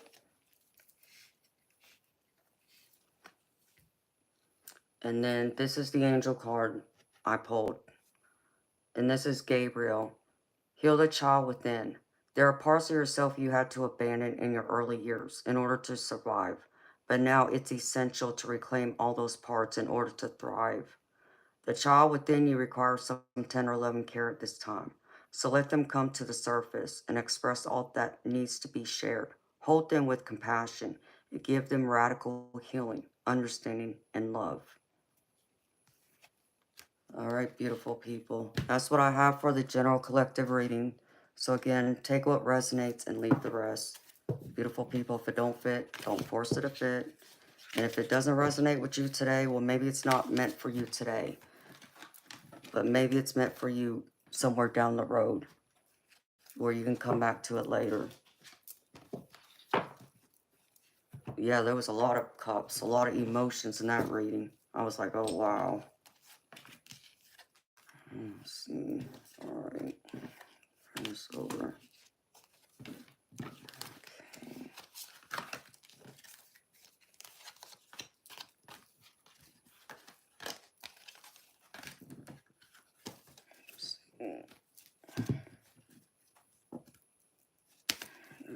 There.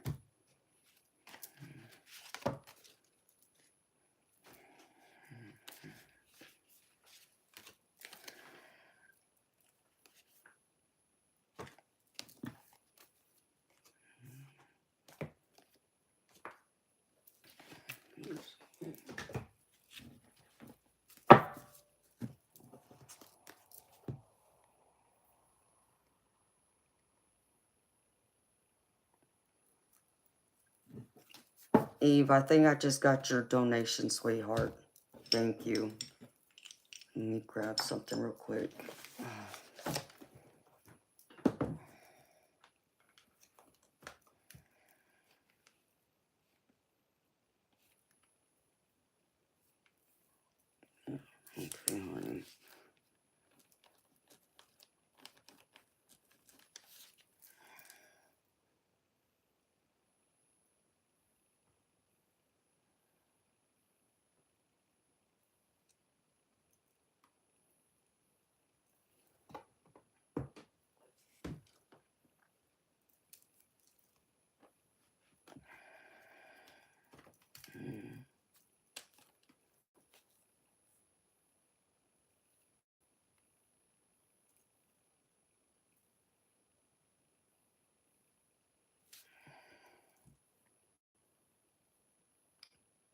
Eve June, what's your question, sweetheart?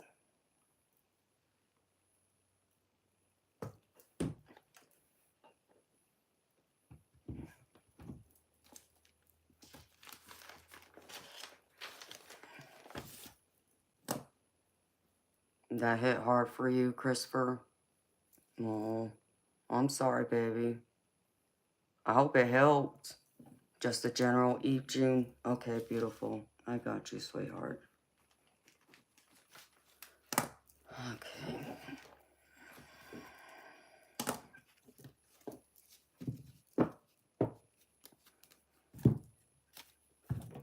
Oh, I know, Cheryl. I'll get some rest. I mean, I just started this stream a couple hours ago.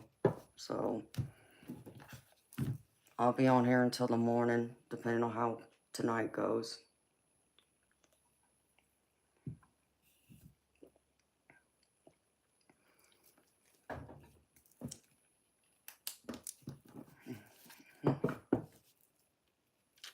Hi, lovely hermit crab. How you doing, sweetheart? Good to see you again, honey.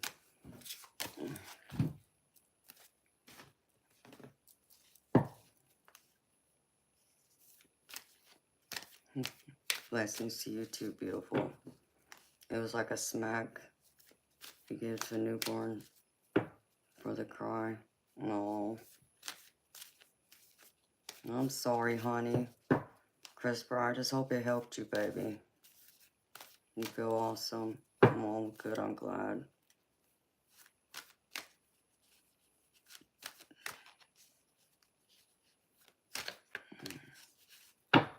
Let's see. Eve June.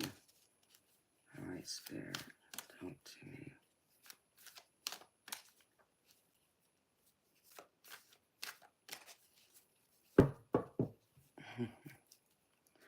Oh, honey, I ran a few minutes late too, so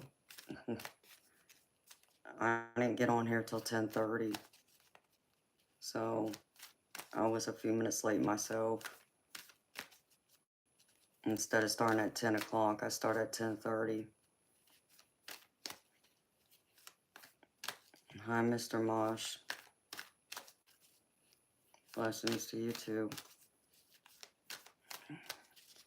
Alright, Spirit, Eve June.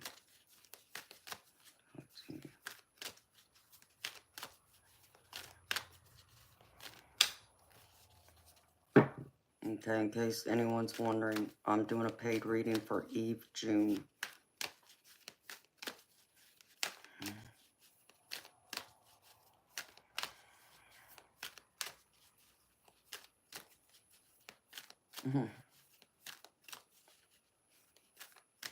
No, till 7. You mean don't work till 7? Honey, I gotta work as long as I can. I need to get my car fixed, honey.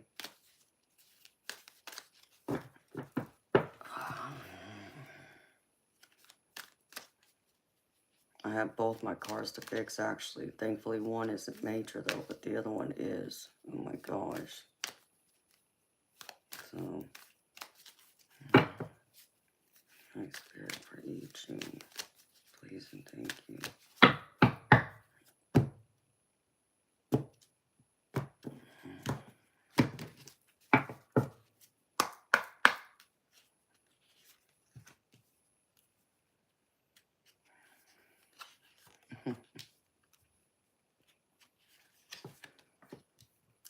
Hey, lovely hermit crab. Whenever you feel called to watching it, sweetheart, that's when you're meant to watch it.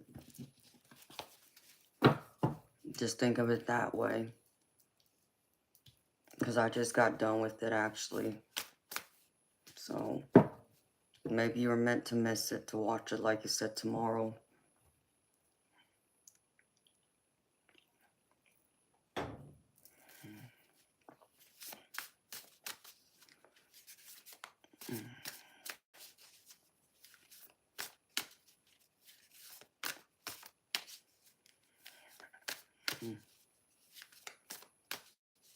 Hey, Sean. If you feel up to it.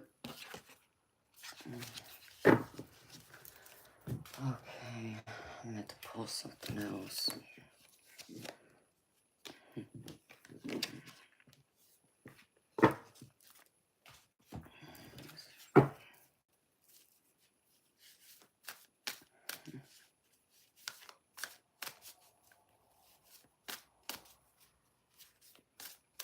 Hi, Allie.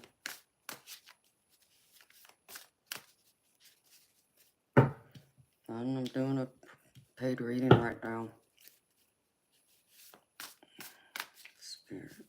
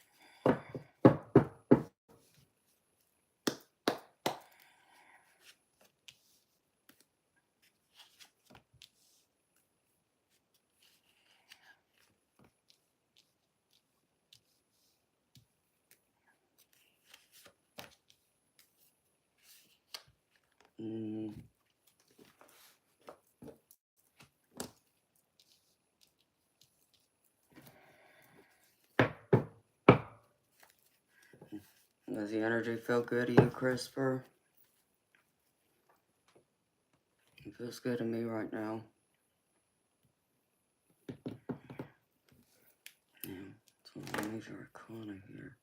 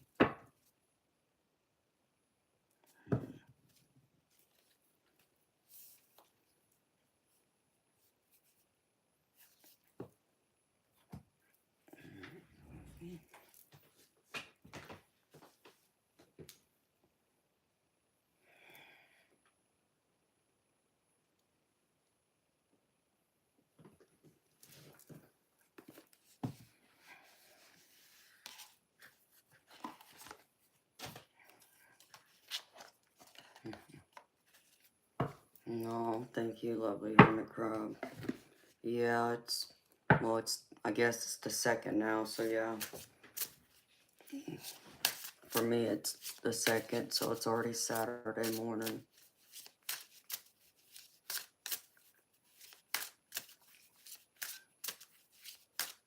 He died 25 years ago.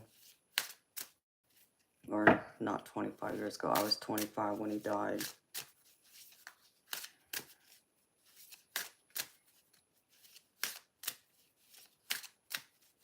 That was not easy.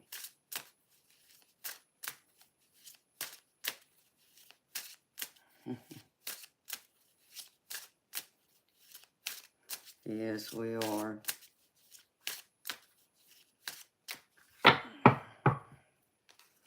November and December are hard months for me because I've lost a few family members. Both my birth father and my mama died in November. And then one of my aunts died a few weeks after my mama did the same year. So, but I try and celebrate them still. And then Daddy, who raised me, who was my stepdad, died a few days after Father's Day in June. But what's crazy about it is all three of my parents died on the 2nd or the 22nd.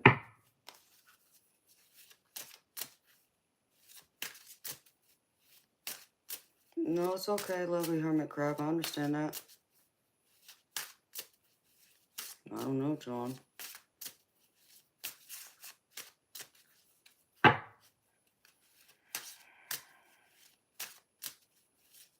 Courtney was here, but she had to go work.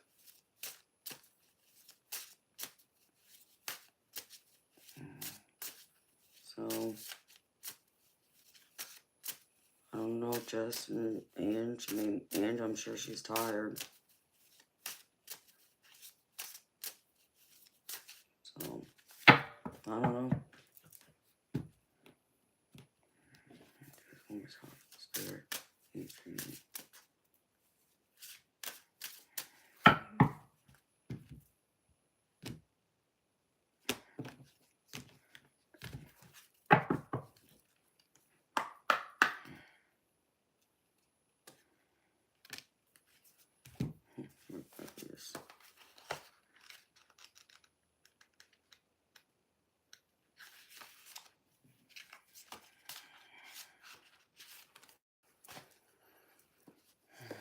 So yeah, lovely hermit crab, if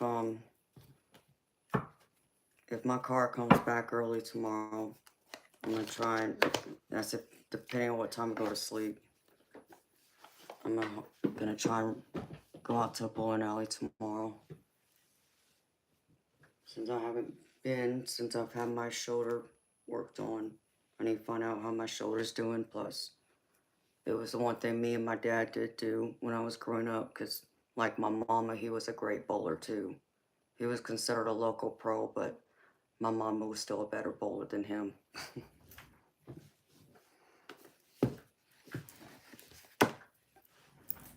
So,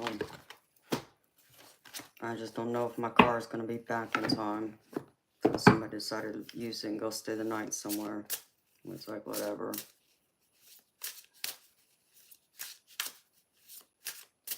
Yeah. Yeah, this month is always hard.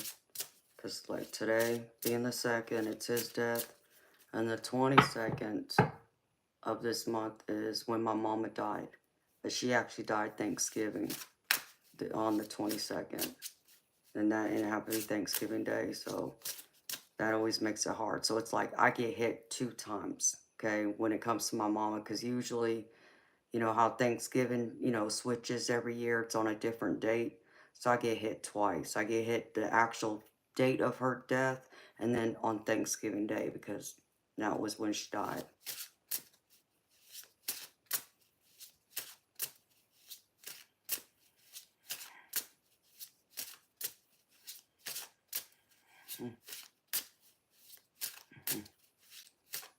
Thanks, Sean.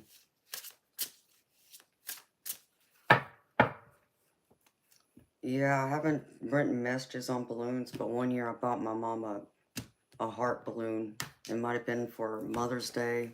I think it was Mother's Day. It was something like that, but it was for her. And I just released it into the sky. She knew it was for her, so.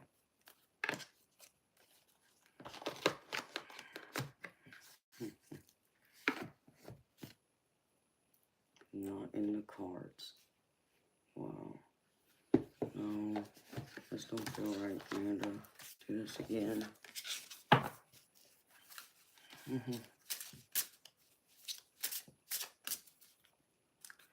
Yeah, I believe he will. My intuition's telling me he's going to come visit me. And he's going to make it known because of everything that's been going on in my life. I think Dad's going to come by. Because I haven't had a visit from him in... Oh, man. I want to say in probably the last 4 years that I'm aware of.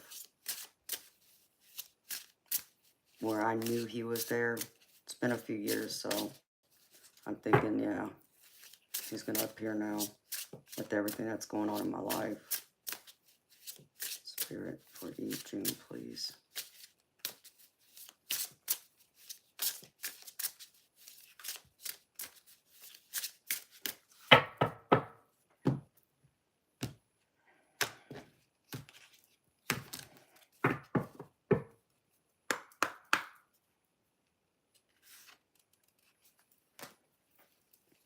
Yeah, it is.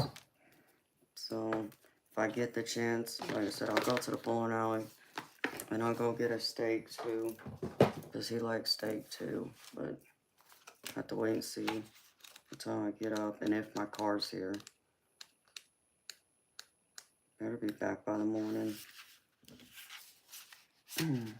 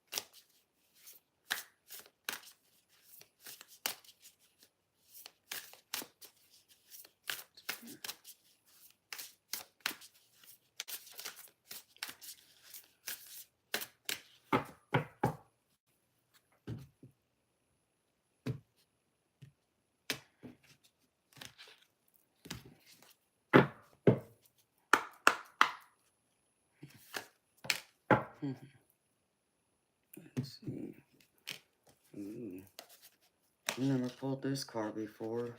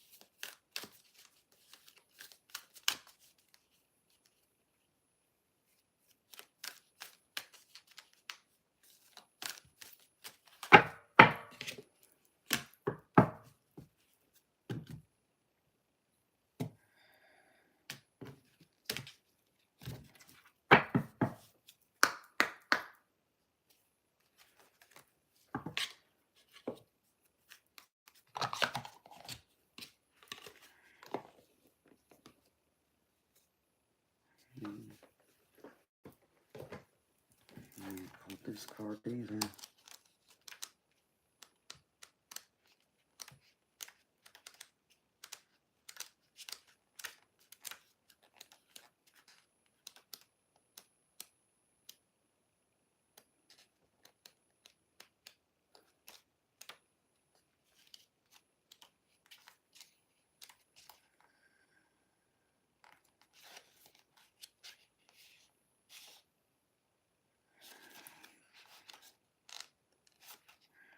What should be in the back?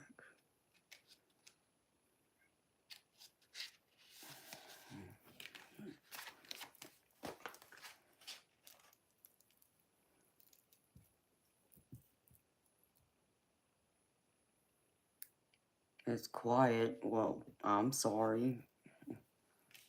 I would sing, but I can't sing, so.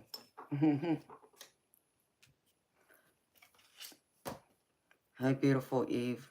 June, I'm gonna run to the ladies' room real quick because my bladder's screaming at me, and then I'll be able to come back and do your reading. I wanted to finish pulling the cards for you first, and then I can come back and look over them and then read you the cards, honey. So I'll be back. Excuse me.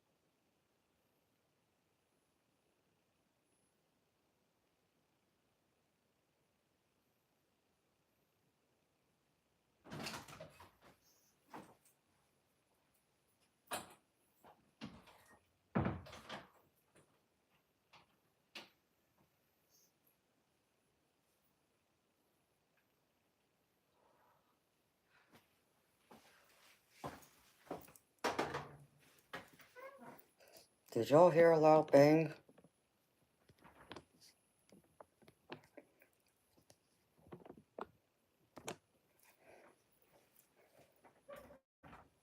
I went and checked on my dogs, but, or not my dogs, my cats. I heard a loud bang.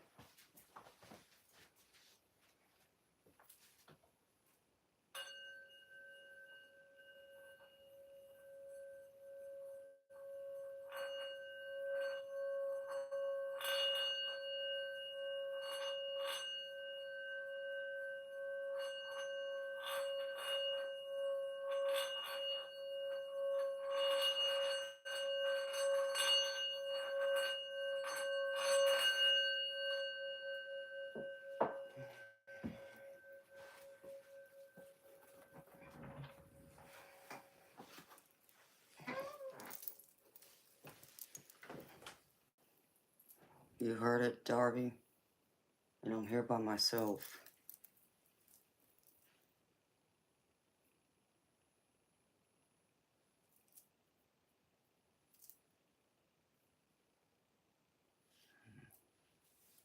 I know.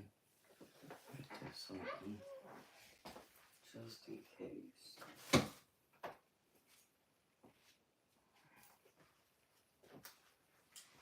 This on the site.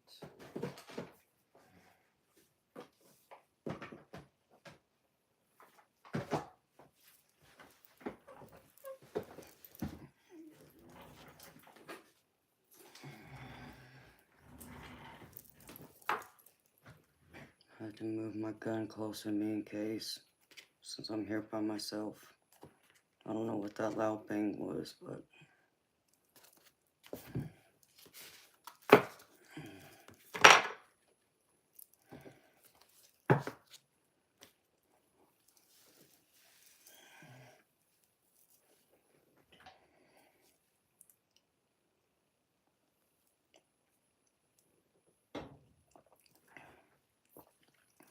Alright.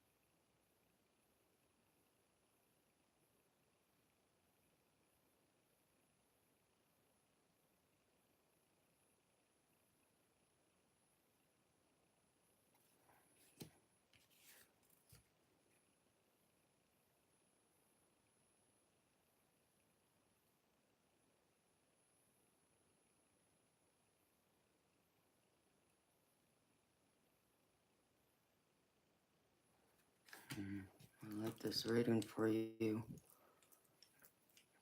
Eve June.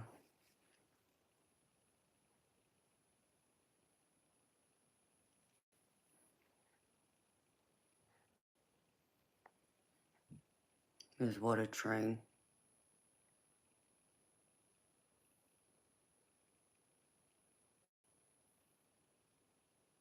What are you talking about, Christopher? What's a train?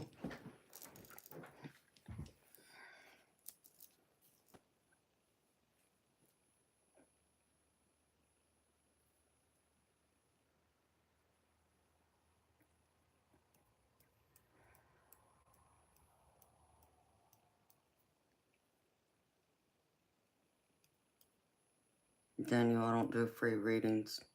I'm a paid reader. This is how I make my livelihood, thank you. Eve June, you ready, sweetheart?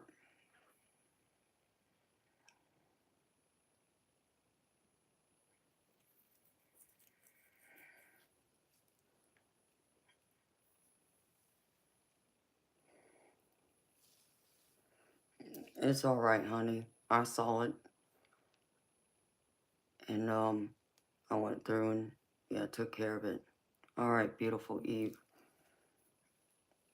I'm gonna start off with the, cards I pull. I always pull. I think you know because I've read for you once before from my spirit guide decks. And the first one is take responsibility for your actions. So Spirit speaking that you need to take responsibility for your actions, because they're trying to clear a way for you for something new. It's weird, Eve, because when I was starting to read the cards, the word that came to mind is competition. And I don't know if this means something to you or not, but for some reason it came to mind.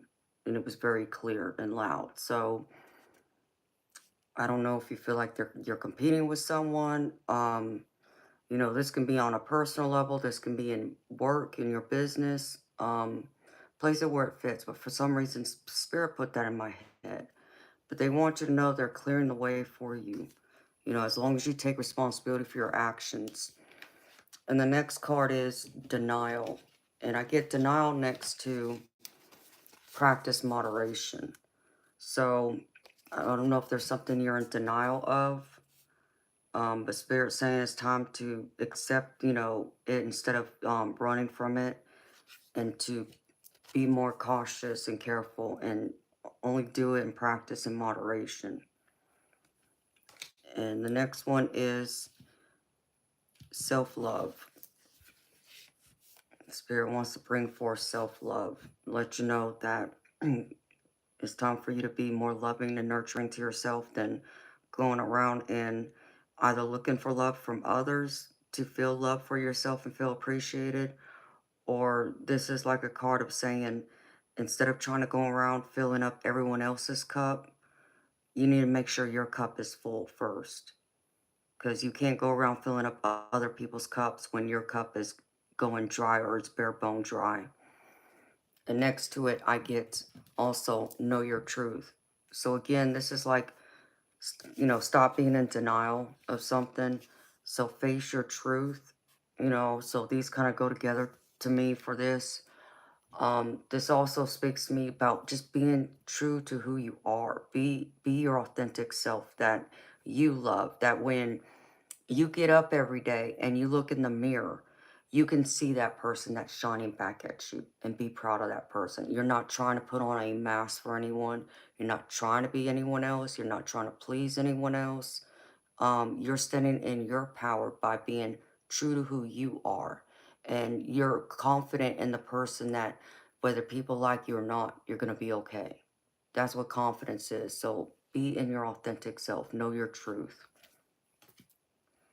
And for the tarot, I got some great cards for your tarot, which a lot of it really seems like it has to do with like business or something.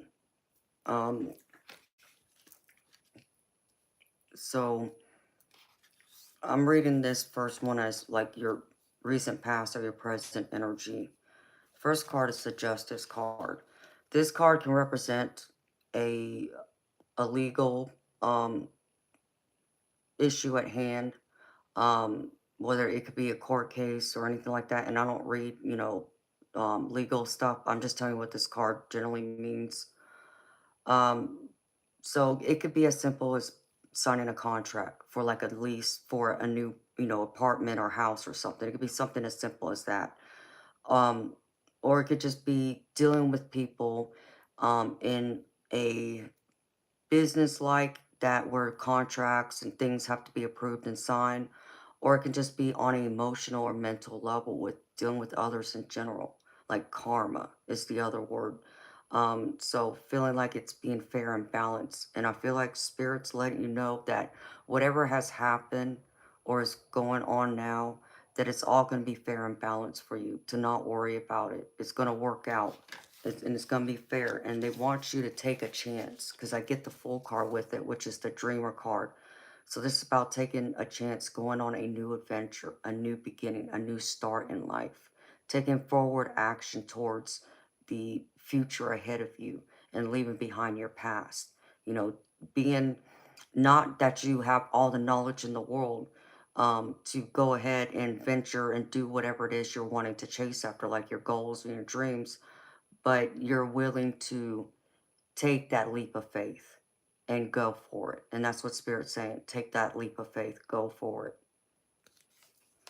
And the next one is the Knight of Swords. And this is telling me that events are going to happen for you very quickly and that you need to look at your options carefully, review them. And I also get the Knight of Wands with this. And this is also about things also, opportunities coming to you um, fast also, and for you to take the time to review it. So I feel like there's something that's going to come to you, an opportunity of some kind. It's going to come to you at a great rate of speed, but it's something you need to review carefully. Make sure all your T's are crossed and your I's are dotted. It's more about opportunities, but it can involve some kind of event that can turn into an opportunity too, is kind of the other way I'm feeling about this. This can be, in business. This can also be your personal, like if a new friendship, and you meet someone new and then you suddenly, realize that you both have the same hobby or interest that you both are good at, and then you decide to start like a side hustle business or something. This can also be love, coming towards you if you're looking for it. So place it where it fits for you, how it resonates with you. But Spirit just wants you to know that this is coming for you. And I feel like it's going to be a positive thing for you, Eve. Just, be careful. Is the only thing I could say to you. Be cautious. Don't be too cautious, like, you're all closed up and nobody can reach you. But just, kind of, how do I explain this? Walk on that thin line that, okay, it's kind of like one of those things, especially when new people enter your life, you try and give everyone the benefit of the doubt, and it's one of those things. Allow their actions to match their words. Okay. And as long as their actions are matching their words, then you can, trust them a little more and kind of like be a little more vulnerable.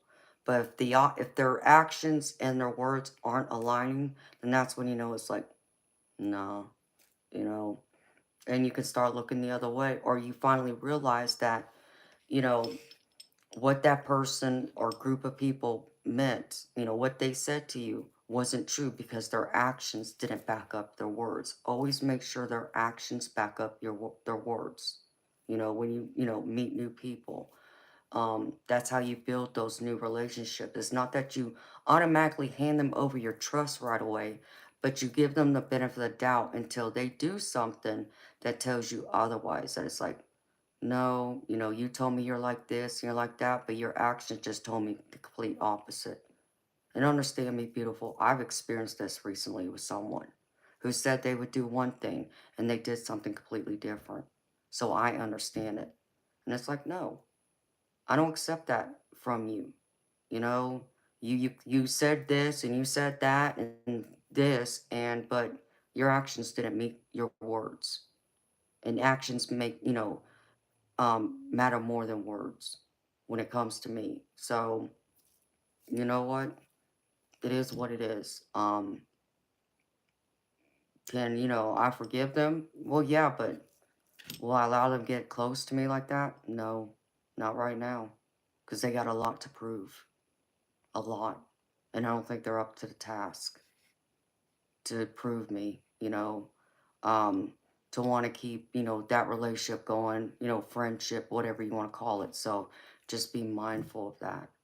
That, if an opportunity presents itself, whether it's in a contract of some kind, or it's also a person, make sure you look at everything carefully. Don't just hand over all your trust, but don't be completely closed off either.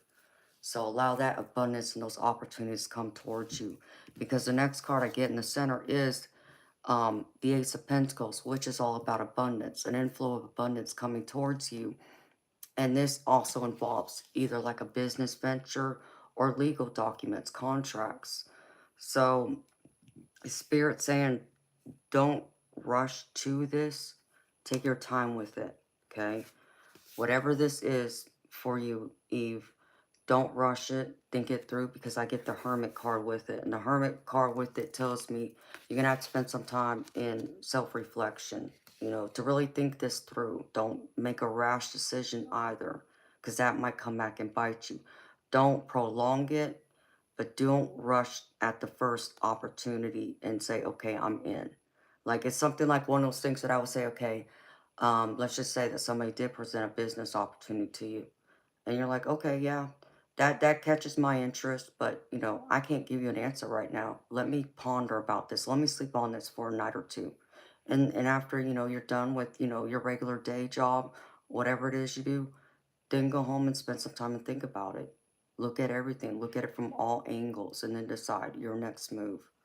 But it's something Spirit wants to bring forward and let you know about. And then the next card I get is the Sun card. So this tells me there's going to be a lot of happiness and success in your life that's coming towards you. That you're going to feel fulfilled, like you achieved what you wanted to achieve, what your dreams and your goals were for the short term, that you were able to meet them, and you feel all this happiness and this warmth, and you feel fulfilled. Because to me, the Sun card is like the happiest card in the tarot deck. So this is all about being on cloud nine to me. Um, Everything in your life is going well. But Spirit is also saying, in order to get to that sun, to have it all go your way, you got to kind of come out of your shell a little bit and release yourself from this cage you're putting yourself in. Um, because Spirit, I get the Eight of Swords with this, and so Spirit's telling me, like, you see this bird, like this cage door is open and it's peeking out, but it hasn't left this cage yet. Because you still feel like you're trapped in this when you're really not. Spirit saying, go ahead and leave that cage. You're not trapped. You're not, because it's like a card being trapped in the mind, having all these worries, doubts, fears overwhelm you and take over you and give you all this kind of anxiety that there's really maybe not a need for it. So release yourself from it. And once you do, know that Spirit's behind you and they're going to help uplift you to bring you up to that confidence that you need to find this sun that you're looking for, that they're trying to bring towards you. So, but you got to do part of the work too in this to meet it and release yourself from this cage, from those trapped thoughts, that self-sabotaging talk that many of us do, where we say, well, why would he or she ever have interest in me? I'm not pretty enough. I'm not thin enough. I'm not smart enough. All these, negative talks that many of us say to ourselves. You got to stop doing that and start believing in you, period. Okay? Like I like to say to people who, try and say, well, you have no idea, what I'm going through because you got it all. You're beautiful. You got this and that. It's like, okay, you're only paying attention to the outside. Did you even bother looking in the inside of me? Because here's what I do know. You could be the most attractive person in this world physically. But if you got an ugly attitude and an ugly soul, that makes you the ugliest person in this world, period. Okay?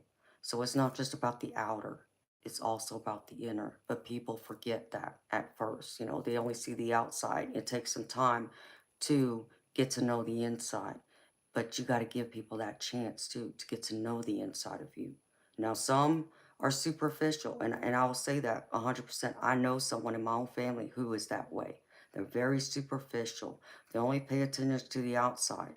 They really don't pay much attention to the inside. So they can have the most beautiful person beside them, but on the inside, they're like a bag of potatoes. There's no substance there.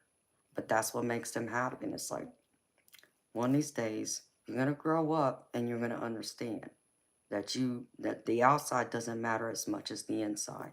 One day you will. And I kept telling them that. And guess what? That day did come. And they come to understand and realize exactly what I was talking about. And so now they ended up getting married to someone who was the exact opposite of what they had envisioned in their mind of high beautiful spirit, of a person they wanted. They no longer were paying attention to the outside, you know, because the person they married, you know, is a beautiful person, beautiful soul, but you know they're heavy set, which you know my loved one was more about, you know, the women with the skin, you know, thin waist, athletic build, that type. But their wife isn't that way. They're the opposite. But I'll tell you what his wife is. She's a beautiful person through and through, and you know, and he got to see that side of her. So it changed his whole perspective. So what I'm saying to you is it shouldn't matter, you know, appearances should not matter. And I understand we live in a um visual society that pays a lot of attention to that, but it's not the only thing. It's like those looks, okay, will catch their eye, but what's going to keep them there? And that's how you got to look at it. So if you're telling yourself, you know, well, I'm not pretty enough, well, no, I don't have the skills to do that, or, you know, I'm not smart enough, stop that. Tell yourself you are instead of you aren't. And when you finally find that middle ground, Eve, you're going to feel so much better. You're going to feel so much lighter. Like spirit just lifted you up off the ground. And you're going to be able to face any and every obstacle and challenge that comes your way with confidence and be sure of yourself. And think in the mindset like I do. What everybody else says and thinks doesn't matter. I know who I am. I know my truth. I don't need none of you people to validate me because I validate myself. And that's how you got to look at it and feel about it. And then the last one is the High Priestess. And this is all about your intuition, trusting yourself, opening yourself up to spirit, and allowing spirit to speak to you and guide you. Because they're showing me, again, that there's going to be a lot of great opportunities coming your way. Because I get the Eight of Wands. And this is all about having a lot coming at you at a fast rate of speed. It could be messages coming your way. It could even be a travel card if you're thinking about taking a trip. And you're wondering if you should take that trip, if you're looking at it at taking a trip, spirit saying trust your intuition. If you think that someone's going to reach out to you that you haven't heard from in a while, trust that intuition. But this card also, you know, when I pull it a lot, it tells me that there's more opportunities coming towards you and that they're coming at you at a high rate of speed where you're going to feel overwhelmed and stress. But these are good opportunities. Just trust in yourself. Trust what your gut is telling you. Trust those natural gifts and talents you have. Trust your intelligence. Trust all of it and go with it. Go where your intuition guides you. But it's going to be good, whatever you decide to do. But trust in the spirit because you have the High Priestess. And this is you. You're the High Priestess here. So be the High Priestess. Tap in the spirit and allow them to guide you. And then I pulled you some oracle cards.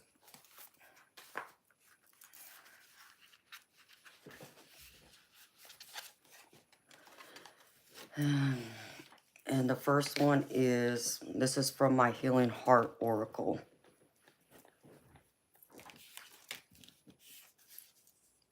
Rebellious Heart. This is like a love letter to yourself, Eve.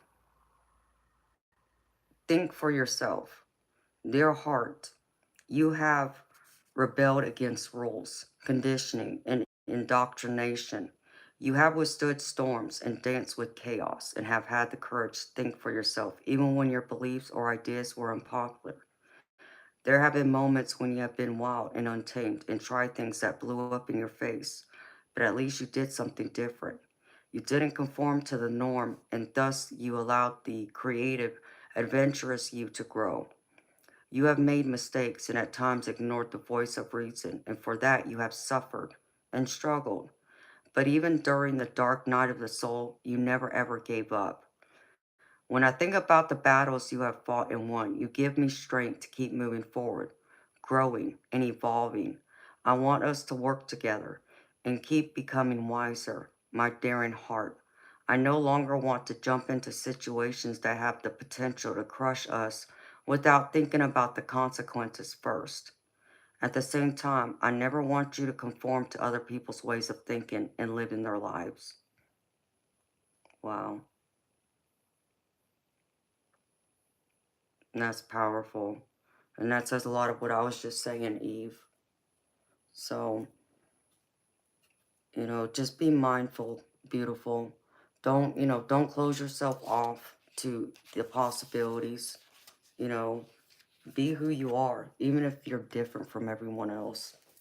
You know, to me, being different is beautiful. It's good. Hold on. I meant to do something.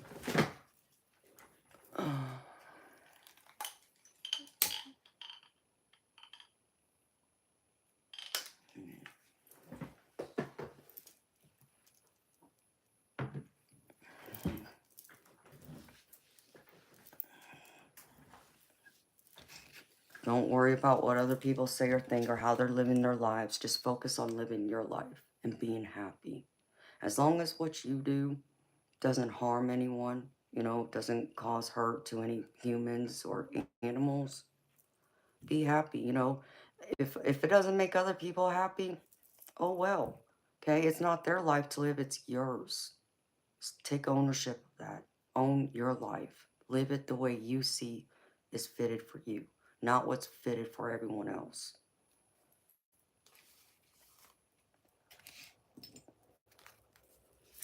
And then the next one is, this is from the Resurrection Oracle. Welcome to your life. Unconditionally. No reservations. Without limits or conditions, most times, the word that comes up is love. But more than love can be unconditional. You are being asked to let go of putting limitations on yourself. In what capacity, you might ask? In a way where you are unafraid to open yourself up fully to the possibilities set before you. It could be love, creativity, invention, work. What in your life at this moment is crying out for you to approach it without reservation and be fully unconditionally committed? Dive right in. So if there's something out there, sweetheart, that's you're hesitating towards to move towards, and you're having reservations about, sweetheart, release your limitations and your reservations and go for it, sweetheart. Don't hold yourself back. That reminds me so much of that Eight of Swords, being in that negative, self-sabotaging talk. Don't do that. Know you're worth more. Know you're capable, you're able, and you can, and you will, and you say I am. You stop telling yourself the things you're not, and you start focusing and saying the things that you are, and you sit in it and you own it. And all you can do is show the world who that person is. Even if it's not the world the person they made up in their mind, oh well, that was their own illusion. They should have taken the time to get to know you and understood you from that point of view. And if they didn't, that's their loss. You know, nothing I can do about it. There comes a point in time in your life, and for me, it's always been that way. But, given what I do, I try and give an explanation to give y'all a deeper understanding, which is I normally say to people in my personal life who've known me for years, I don't need to explain myself to you. You already know how I think. You know how I am. So why is it that what I say, do, think, or feel comes as a surprise to you? No, I don't have to explain myself to you. And I don't. And most times I don't. Unless I really hurt someone, if I hurt their feelings or whatever, and then I try to understand, okay, well, what did I do wrong here? And then I go back and I self reflect and I ask myself, okay, Amanda, what'd you do here? Are you in the wrong? Are you in the right? Maybe it's a little bit of both. Because there's also those situations where it's that gray area. You look at things and it's not that, you're 100% right and the other person's 100% wrong. You're not finding that you're both partly right, but also partly wrong at the same time. And that's where you find that compromise, that middle ground. So, you just got to be able to live in your own truth and, love yourself for that. If other people love it, great. If they don't, it's their loss. But what I do know, beautiful, is the people who are meant for you will not pass you by. The people who are meant to be in your life and walk beside you will find you, or you will find them. And it will be the type of people that makes you feel so at peace, like your soul family. And they're the type of people you're not going to have to beg to be there or, please them or try and impress them. They're going to want to be there because they know you're, like their soul family. They're meant to be there and they want to be, not because of anything you can give to them, or whatever, that type of attitude.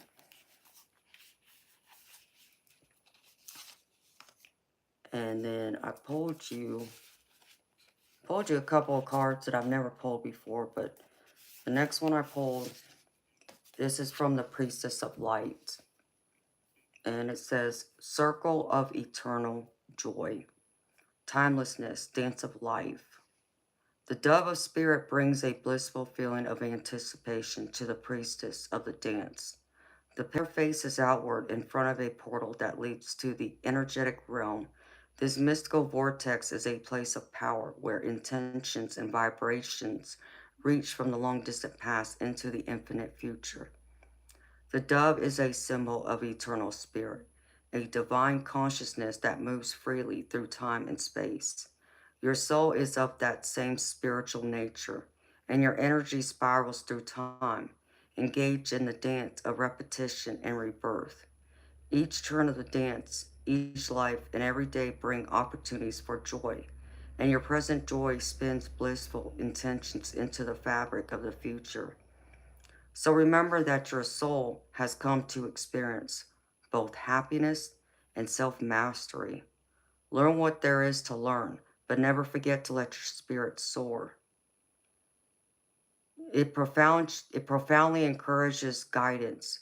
Your life is eternal, and you are always connected to the bliss of your spiritual perspective. No matter what you may be going through, know that you can still find happiness, purpose, and understanding in the dance that is your current life. There may be a little message as well, a suggestion to dance more, perhaps to take dance classes and to find joy in movement and music. There might also be a party coming up, maybe even a wedding for you or someone you know. Remember to find your bliss in the little moments. Let yourself dance, laugh, sing, and enjoy. And this really resonates, hits home for me too, for you, beautiful, because one of the first cards I pulled out, live your bliss. And this is what Spirit's saying, live your authentic bliss. Always, enjoy the dance of life, even the down times, there's always those little tiny moments in between all the hardships, the tears, the anger, the frustration, all those things where you can still crack a laugh or smile. You'll find something that'll make you smile, or someone will say something, do something, make you laugh.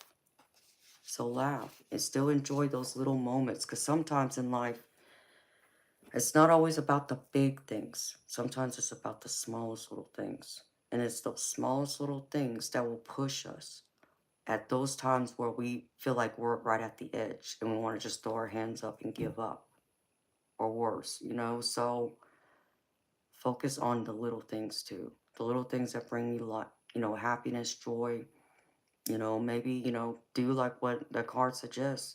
If you love, music or like to dance, start dancing again. If you gave it up, take a dance class. Or if you love music, start playing music, listening to more music, exploring that. find those things. To me, this card says, find those things that brings you that fullness, that happiness, that complete you, you know, that doesn't have necessarily require other people. It's what you find within yourself that makes you the most happy, because I know for me, I enjoy my alone time. I really, really do. And, sometimes I need more alone time than other times, but it depends on how much interaction I've had with people who, aren't in my house, which I only have one person that lives here. So if I'm interacting with a lot of people, like say on here, my energy gets strained because I'm an empath. So sometimes it takes a lot longer for me to recharge my batteries to where I might need to like shut my phone off and all that for 2 or 3 days and not talk to nobody, not look at any internet, not do any of that. Just be alone with myself and turn on my stereo and let spirit talk to me, release whatever I need to release, write things down. Maybe I write a poem or something, so that's sometimes what I have to do.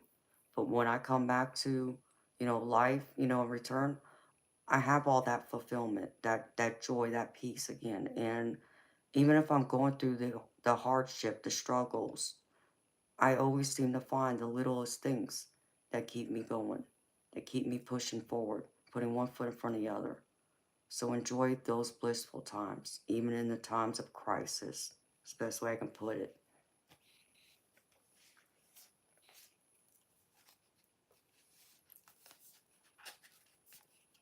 All right, and then these are one of the cards I pulled that I've never pulled before. Hi, beautiful people that came in the room. I see Courtney. Again, I see my beautiful, majestic. Hi, Jess or Jay. All right, this one is from the Divine Masters. Eve June.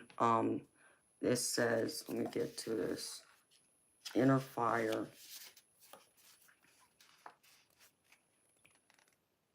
You are highly driven, passionate being with the ability to make great changes in the world.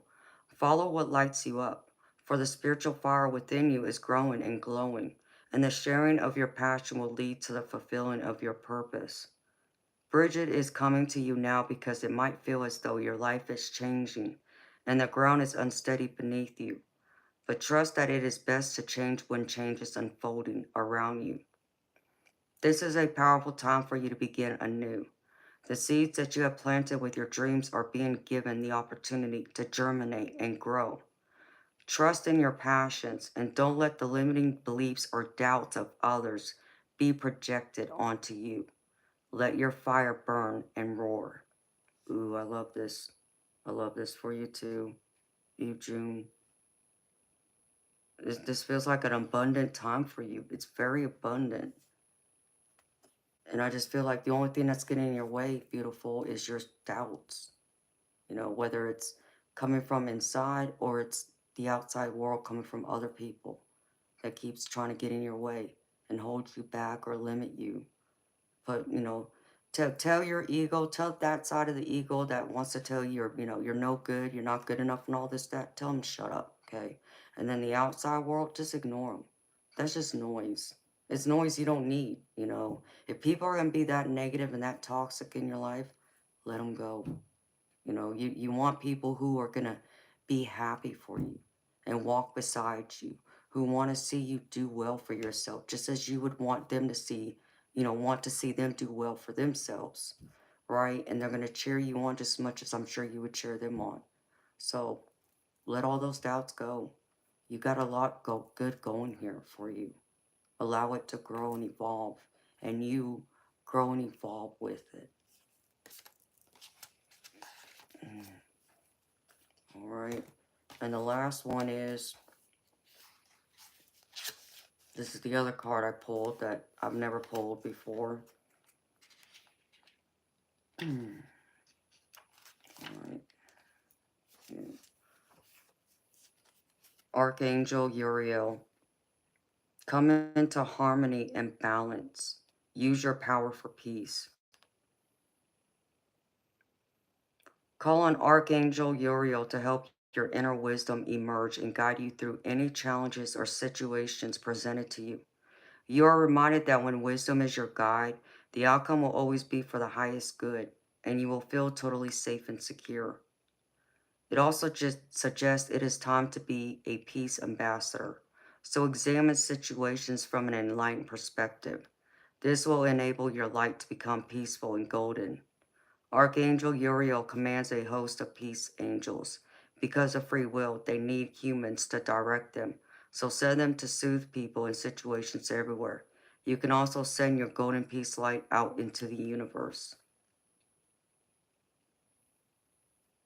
So be in harmony and balance with yourself and shine that onto the world, Eve June. Got a lot of great things coming for you, honey. And that's what I have for you, my beautiful lady. I hope that this reading has resonated. I hope it's helped to provide you some guidance and direct you on your path, let you know what's coming, and also help to validate, confirm any thoughts, questions, doubts, worries, all of that. I hope it helped bring you some peace, love, and comfort. So thank you for trusting me to read for you again, sweetheart.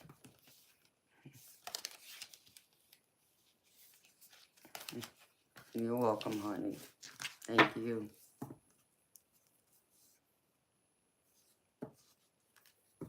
Hi, Brian. Thank you, baby. I love those kinds of readings. They always energize me. It confirmed a lot. Oh, I'm so glad, Eve.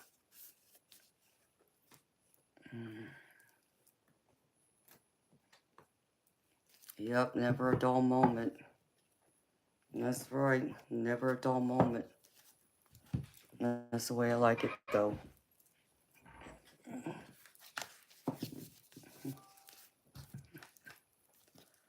Hi, Audra. I just got your donation, sweetheart. Thank you. Oh, let me put these cards up real quick.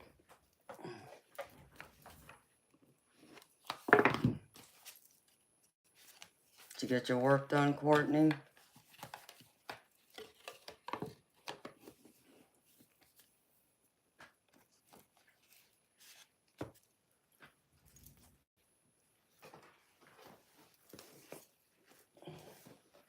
Let that go.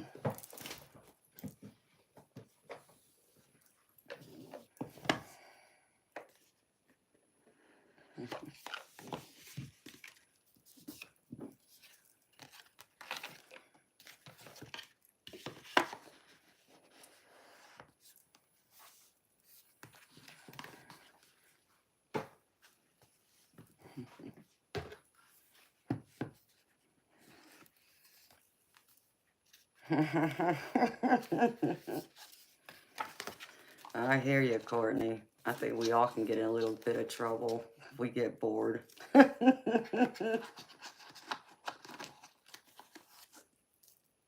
Thank you, everybody. Y'all are so sweet. Y'all gonna make me blush. Hi, Rodolfo. I'm doing good, baby. How you doing? Let's see. Oops.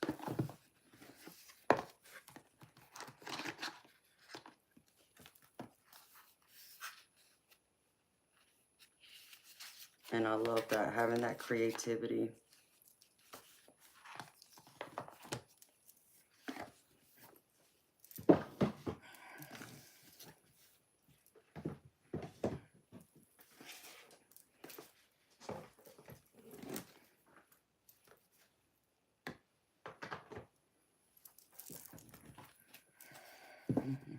Hi, Pastor.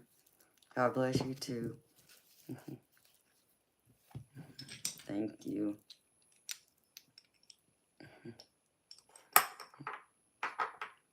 Creative being a artist. Yeah, that's what I love you for, Courtney. You always keep me on my toes. You keep me laughing, girlfriend.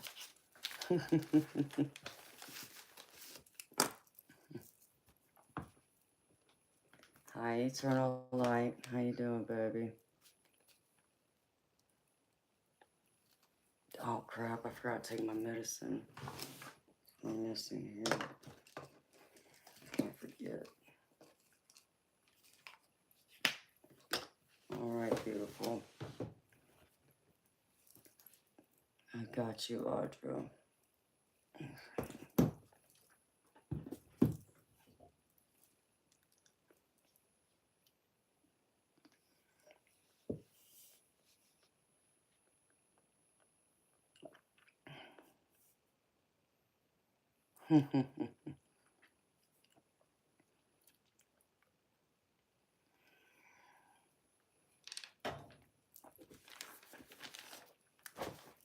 Hi, Tim.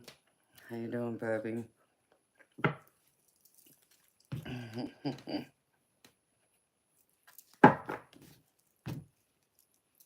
Oh, I meant to put this last cord up.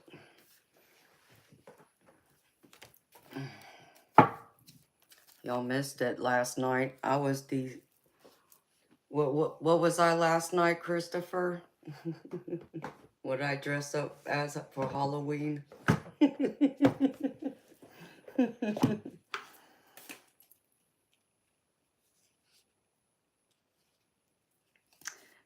Yes, Courtney, I've seen that. Actually, my doctor, one of my doctors has that stuff in his bathroom, and it has some smart cute comments on it, and I get a kick out of it. I actually took a couple pictures of it. I'll have to send it to you.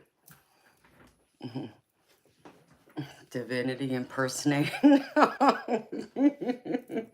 Is that the classy way of putting it, Christopher? A goddess. Oh, thank you.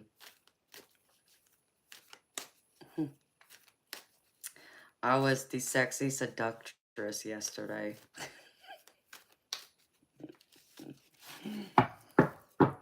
I even put makeup on my face, which I never do.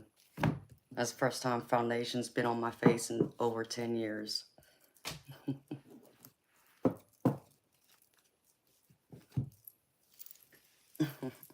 Oh, that's cute, Courtney.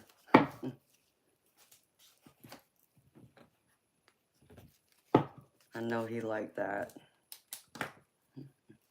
Oh, I'm sorry you had a tough day. Oh, well, thank you, Audra. I just figured, you know, I would dress up the way like most of these haters out here think I am, that I'm just the sexy seductress and I just seduce everybody to come to my stream. So it's like, okay, I'll just dress up that way then.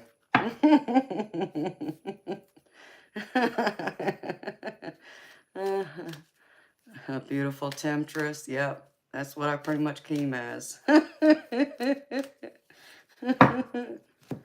like, since y'all seem to think this way, okay, I'll show you what a temptress I can be.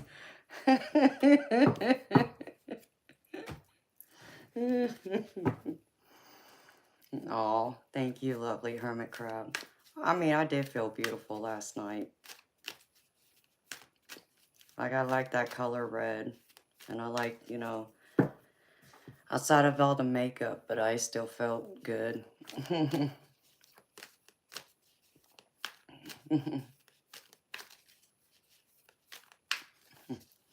Oh, thank you, Pastor.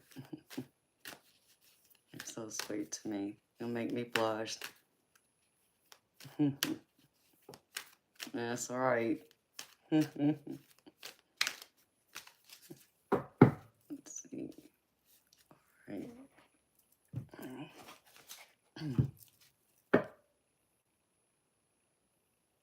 Did y'all hear a bang again?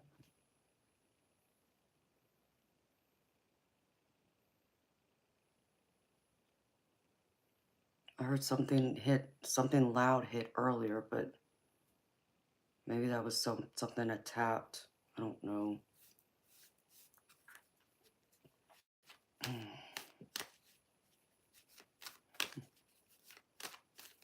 Alright.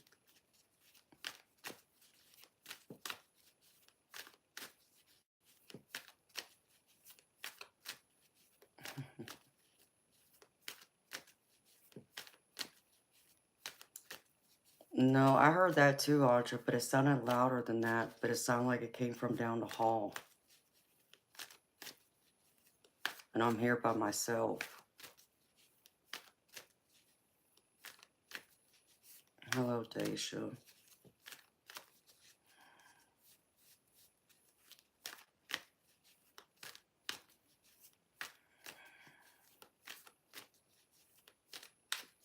It's possible, Courtney. It's very possible.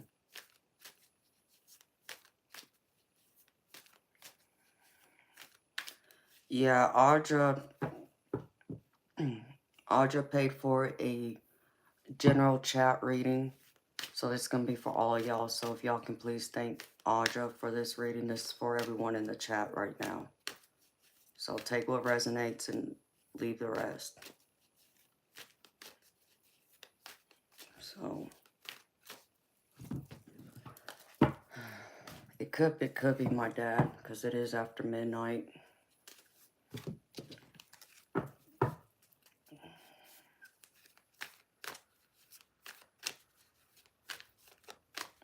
I know, she's such a loving, generous person. I adore her.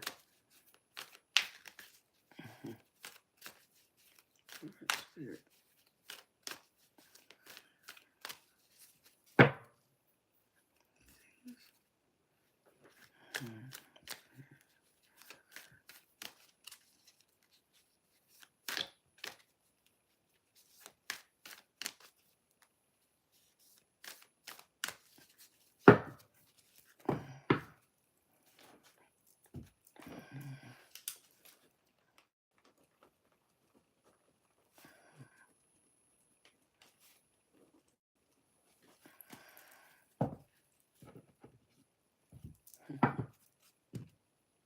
Well, good. She'll be blushing.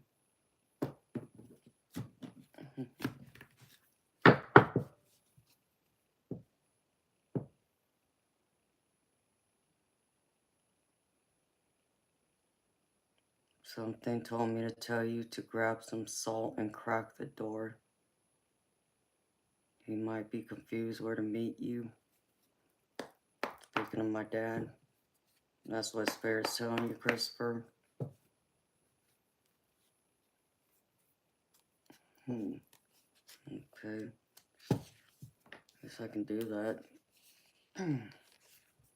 I guess I don't need to have my door closed since nobody's here. Let me see.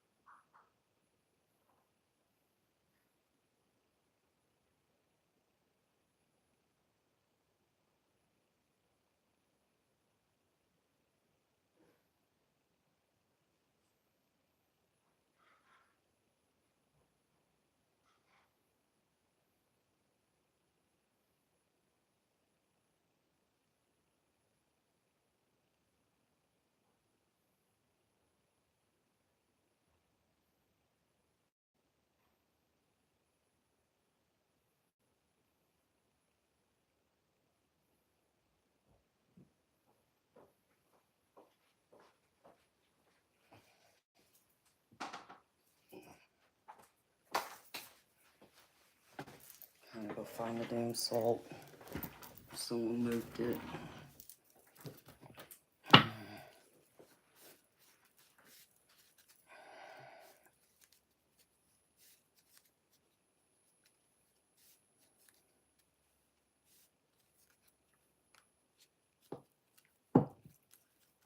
Yeah, it was a loud bang, lovely hermit crab.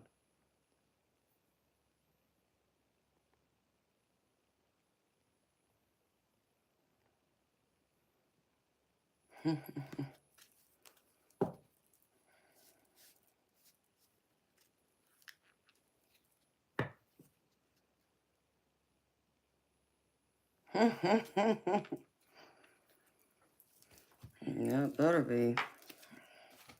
Yeah, he might be, because it's 1:45 now for me. I think he's gonna show up. Something tells me he's gonna show up. In some way, he's gonna let me know. The times I felt him in the past, though, I was able to even see, like, not just like an orb, I seen like several orbs where it looked like, you could almost think of it like a shadow, but they were all white orbs.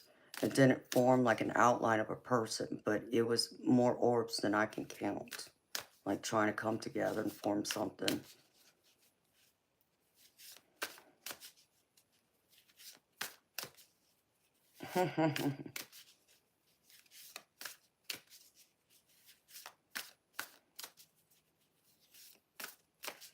So, we'll see. See if my dad shows up. Especially since I'm here alone. He would worry about me. Him and Daddy both would. Alright, Spirit, show me the chat. Alright.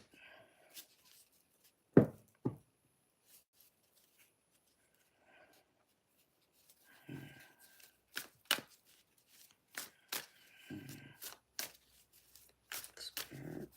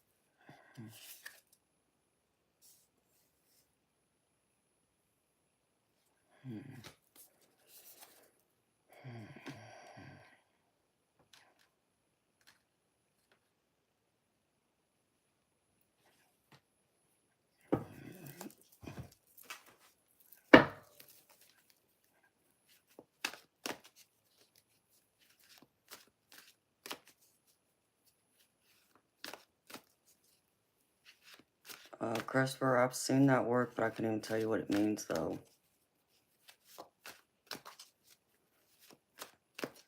Yeah, he wouldn't be trying to scare me. It just could be just to get my attention. So...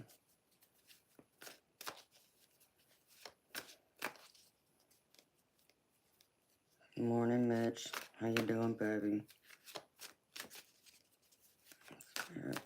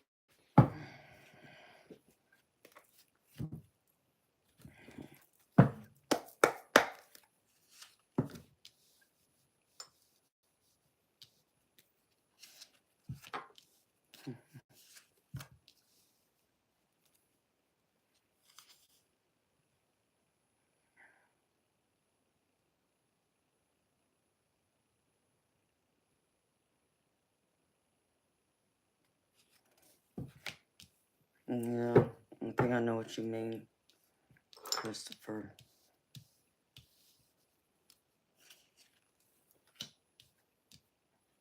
You're an empath. You feel other people's emotions. You might even feel the vibration of the energy, which is a clairsentient. Let's see. All right.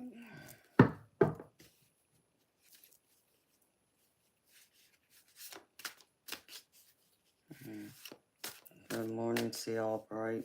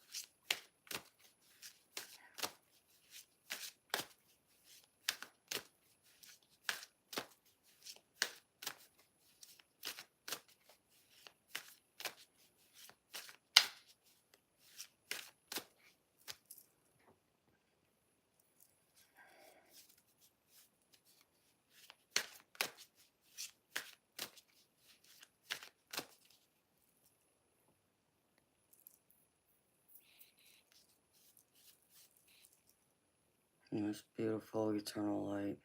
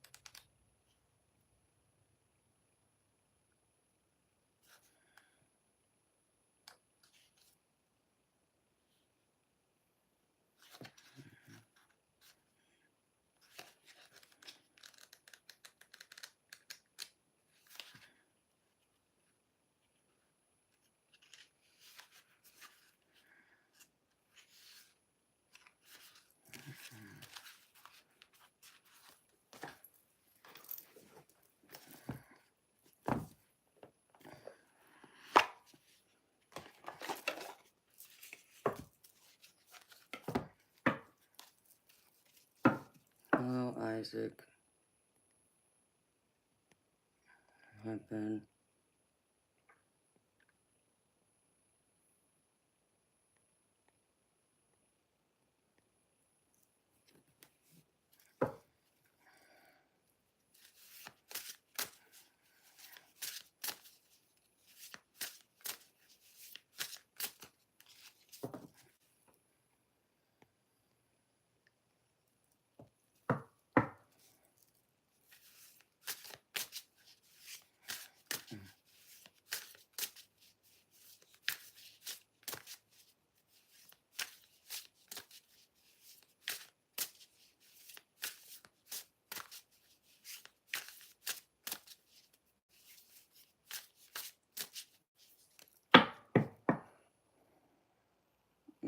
Eternal light, what are you talking about, baby?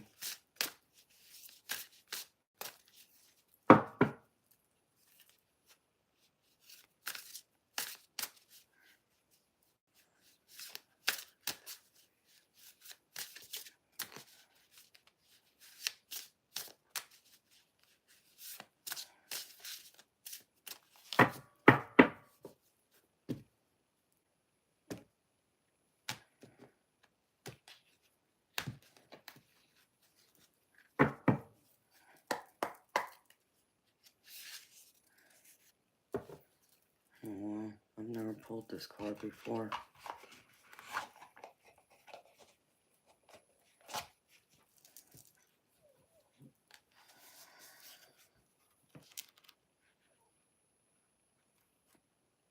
About a card jumping out random or oddly, what you would say, right?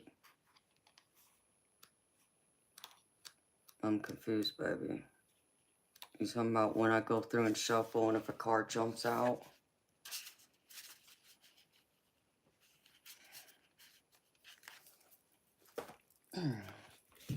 I mean, when a card randomly jumps out, it's called jumpers. And that's like one of those cards that depends, okay? Cards that jump out, those are like spirit saying, okay, this is the card you're looking for, right? But then sometimes when I shuffle, I also notice that I may not have been holding on to the deck tight enough to where cards from the bottom will fall down. And those don't count to me. Those I just dropped, if that makes a difference.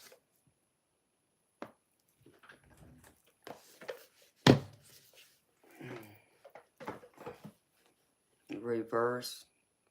Christopher, I read reverse cards, but typically I don't. Because to me, Spirit's going to make that message clear, one way or the other, in the other cards I pull. If, you know, if a card is meant to be the opposite of what the card I pulled, I'm going to already know that by looking at the other cards I see around it and the messages that I'm pulling in from Spirit. So that's why I'm not really one who will read reversals. However, when I go through and read them, like I don't have reversals normally in my deck, but if I were to go through and like read for you, and you'll hear me do this every now and then, you know, where I'll tell the person I'm reading for, you know, this card means this upright, but turned over it means this, and this is what I'm feeling, and this is what Spirit's telling me it means. So I'll do that, if that makes sense.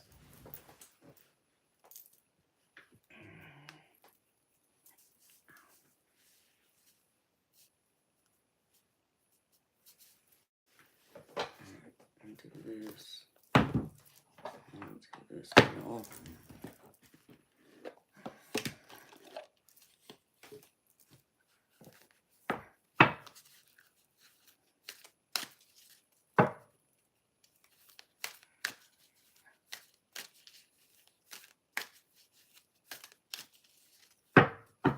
Ben, you're confused by what?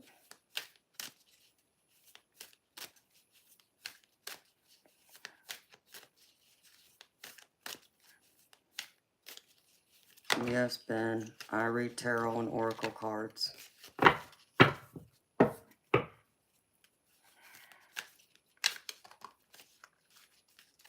It just depends on what Spirit's pulling through, Christopher, what they're telling me.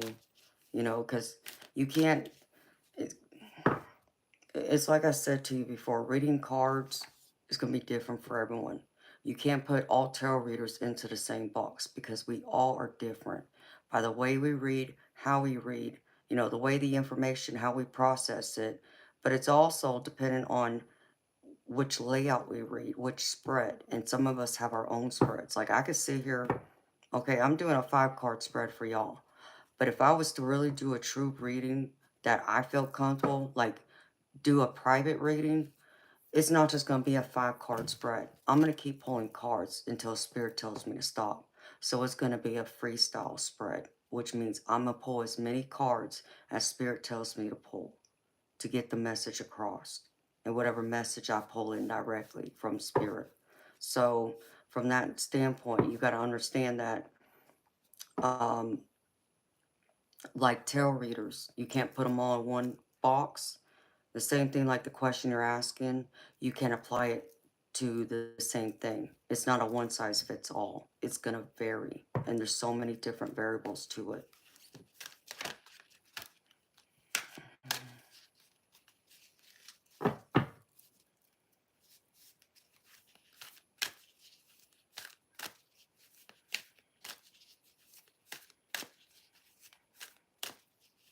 Exactly what Audra said, and that's exactly it. The reversals, I don't turn the cards around to do reversals.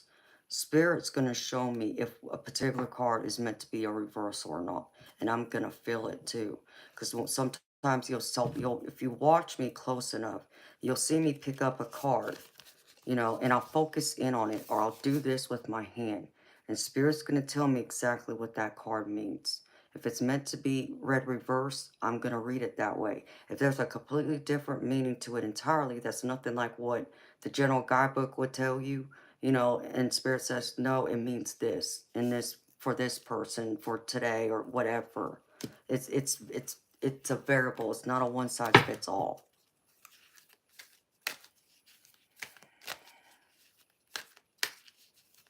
Correct, Cardale. Exactly.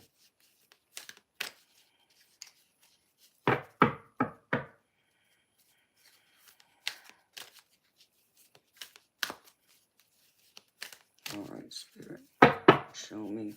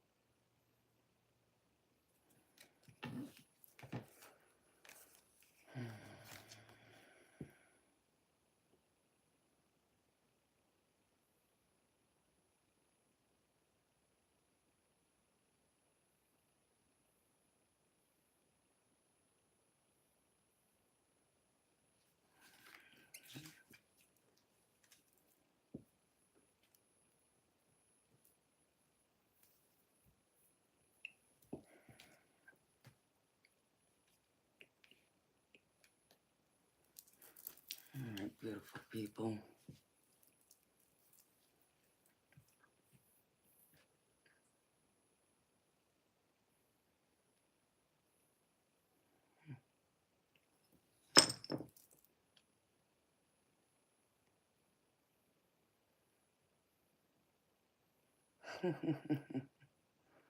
I'm getting it to it, honey.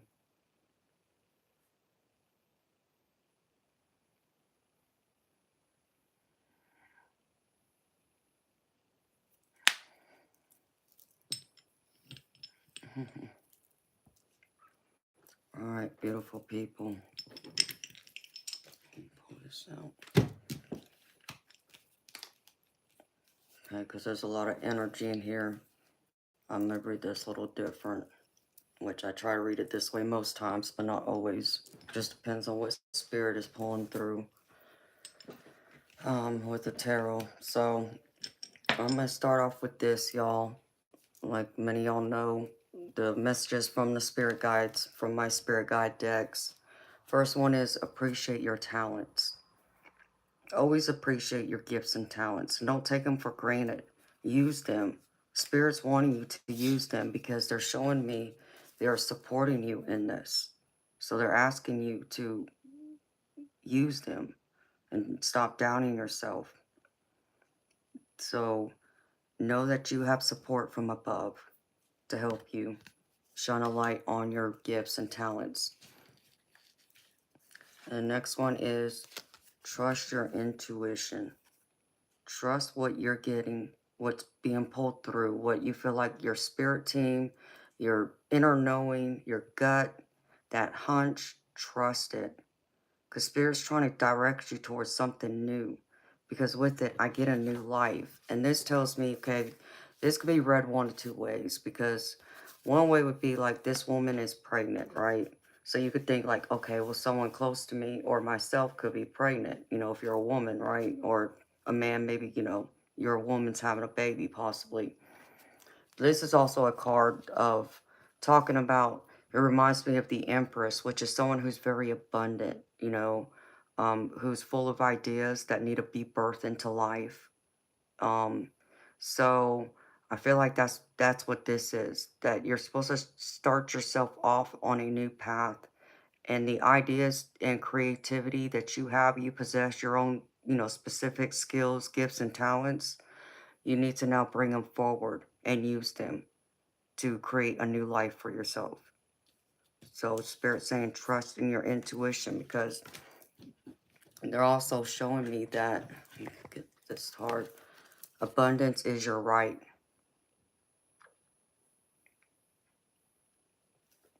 So know that your abundance is your right. You know, and like I said about the new life, you know, this is birthing new ideas. You're full of ideas. Like instead of like a woman being pregnant, it's about being fertile with ideas. But they're saying abundance is your right. So always remember that. Abundance is your right. And then they want me to show you, here we go, unconditional love. Have unconditional love for both yourself and for others. Okay, show that to yourself, most importantly, but also show it to others. Be open to it. You know that you are worthy and you are lovable and you're all these beautiful, great things. But it's hard for anyone else to see you or love you unconditionally if you don't first love yourself. So it's almost like a card of also self-love. So learn to have that unconditional love for yourself and for others. And then they want you to also get some rest. So if you've been running yourself down, Spirit's saying it's time to get some rest. There's just one way to have unconditional love for yourself. Get the rest you need. You know, maybe it's just, you know, you need a day, you know, by yourself without, you know, your family, you know. That could be a restful day. Just a day you and, you know, Spirit, go for a walk. You know, it doesn't have to mean sleep, but, you know, make sure you do get enough sleep and eat and all that good stuff. But rest can just mean, you know, taking some time out for you and, you know, ignoring the rest of the world. And then the last one is Worry is a wasted emotion. So always know worry is a wasted emotion. You know, it's pointless to worry about stuff you can't control, right? You can't control what other people do. You can't control what the outside world around you does. The only person you can control is yourself. So why worry about all the other things? You know, unless you got small kids, and yeah, I can understand being a parent. You gotta take care of them and make sure their needs and wants are met. But outside of that, you can't control what anyone else does but yourself. So why worry about it?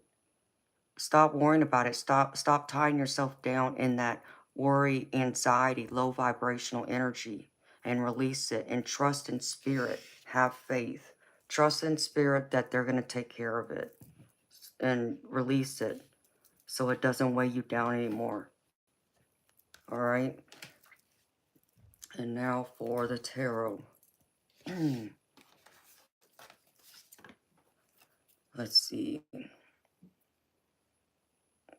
The first card I get is the Page of Wands, and this is all about new exciting opportunities coming your way, and that you're in that abundant period to start creating and start doing. In fact, I get the Chariot card with it, and this Chariot card tells me that it's coming at you fast, like this card's saying, but it's coming at you with a great rate of speed for you to move forward, to go ahead with those plans of those ideas or creativity that you have, to use your originality. Maybe you're starting a new endeavor. Spirit's wanting you to go ahead with it and let you know you're going to be successful. So know it's going to be successful. The next one is the Eight of Cups, which is a desire to release the past and move on. This card is like um, untying yourself to the past. There's nothing you could do about everything that's already done happen. You got to let it go. All you can do is bring forward the people you still want in your life, the good memories, and the lessons you learn. Everything else, let it go. All right. And so I feel like you're at that standpoint in that time, you're ready to truly move on. And Spirit saying they're behind you in this. It's time for you to walk away and move forward. It's also a card of your intuition or wanting to dive into your spirituality. And Spirit saying to go ahead and do that, because if you're wanting to really explore your spirituality, your psychic gifts, Spirit saying yes, because I get the Moon card with it. And this is all telling me, when I held this card, Spirit was saying, you have psychic gifts to explore that you haven't tapped into yet. And it's time to tap into them and explore them. They're trying to push you towards that. That yes, that some things that you weren't aware you have are there. They've been underneath the surface. Now it's time for you to tap into it, for it to come out of the dark and be brought into the light. So tap into your psychic gifts, explore them.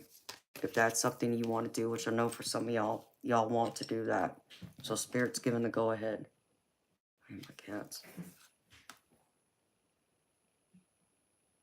They sound like they're in there like tearing up something. And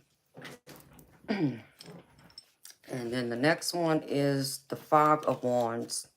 Okay, for some of y'all could be at odds with people. You could be having disagreements, arguments, not seeing eye to eye, different point of views, and it's causing y'all to clash. And this can be bothersome, and this can cause worry. But Spirit's saying, stop worrying about it. The way you see things, how you're going about your life, how you're looking at your future and your present is the way you're supposed to be doing it, because you're also abundant. Because I get the Nine of Pentacles with it. And this is all about having all that success.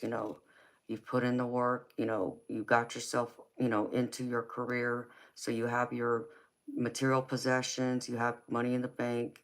You have at least all those things. So you've shown yourself to be successful, that you can do it. You're not just talking, you're walking the walk. So Spirit's saying, stop allowing other people's nonsense, their BS, trying to drag you down, telling you you're wrong, or no, it's not this or not that. Hey, For me to put it nicely, as I would try and nicely put it to someone to keep this classy, go take a hike, is what I would tell them. It's none of their business, okay? I can back up what I'm doing. If you want to go through and project your feelings onto me, well, I'm going to just point them right back at you. So Spirit's saying you're abundant. You have everything. All those tools, all the successes, the experiences, all those things going for you. It's time for you to enjoy it now. Stop worrying about everyone else, what they say, what they think, how they're doing things. You know, if they don't want to be open to hearing your advice, your wisdom, or seeing it from your point of view, don't waste your breath. You know, that's wasted energy. It's like trying to argue with a light pole. As my daddy used to say to me when I was young. Because I would sit there and sometimes, he would get me so flustered, and I'd sit there and argue with him. Me and my brother both would sit there and argue with that man. He'd be like, "You better off going outside and arguing with that light pole than you are sitting here arguing with me, because you're not going to win." That's what he would tell us. So that's kind of like my feelings about it. No point in arguing with them. They're not going to listen. Okay, they're not going to be open. You try to help them. If you're trying to mentor them or teach them something, let them go. Just keep doing what you're doing. They'll figure it out. And the next one is,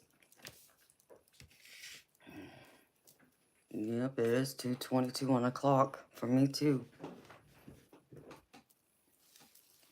When hubby's away, the cats will play. They're in there playing all right.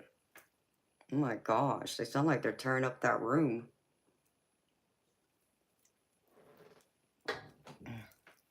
I'm about to check on them here in a minute. I'll read y'all the tarot, and then I'll go look in there real quick and come back and read the oracle cards. Next one is the Knight of Wands. And this is saying that there's a sudden event that's going to need your attention, and time is of the essence, so you need to review it carefully. And Spirit came in and confirmed it with the Seven of Cups. Do not procrastinate about this. Whatever this event is, take action for it, towards it now, and do it. Do not procrastinate. Spirit saying, okay, maybe you don't have all the answers. Maybe you need to go out there and do your research to get more knowledge. But Spirit's also saying, stop procrastinating. It's time to go ahead and do, instead of sitting back or sitting on the couch. Do something about it, and only you can. And that you have more confidence in yourself than you ever understand or recognize, or you give yourself credit for, as I say. Give yourself more credit. Give yourself more self-love instead of self-doubt. And know that you are capable and able to be successful and achieve. So whatever this action is, whatever this event is, take action towards it. Spirit's saying you need to do it immediately when it comes to you. And the last one is the Two of Swords. This is the stalemate card, as I call it. This is the card of having to make a choice, having to make a decision, being torn between like two choices, like which path to go, left or right, and you're not sure what to do. And as I always try and tell y'all, not making a decision is making a decision. The only difference is by not making that decision that you're struggling to make, like being stuck in the middle on the fence, is you're allowing Spirit or the universe to come in and make it for you. Okay, sometimes that might be good, but sometimes it might not be. It might not be the way you would want it if you could do it over again. So Spirit, and I'm encouraging you, whatever this is that you're torn between, make that decision now before Spirit makes it for you.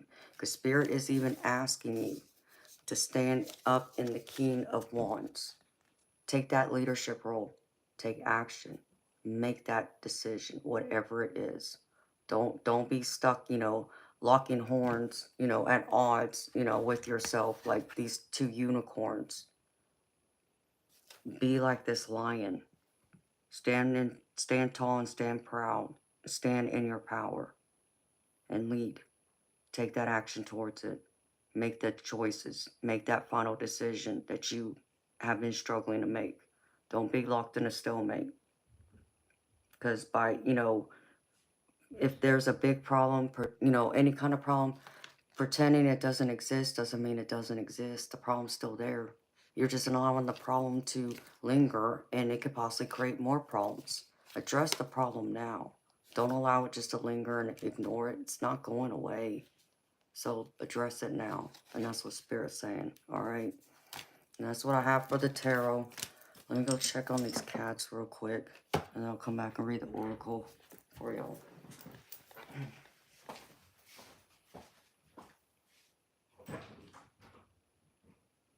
What are you doing?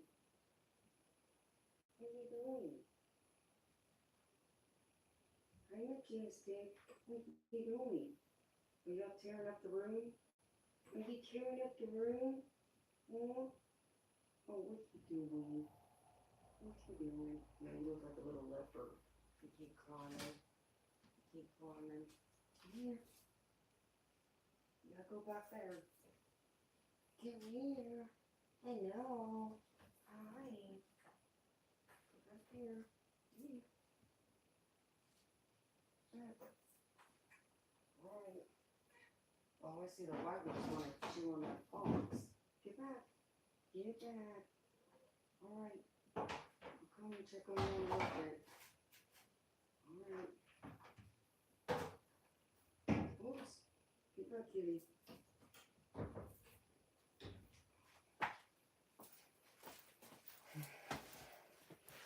Looks like one of the cats is over there chewing on one of the packaging boxes that I must have left in there.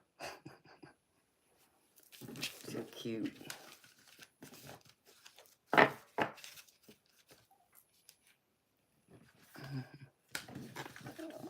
now let me get to the oracle cards, y'all. Ouch.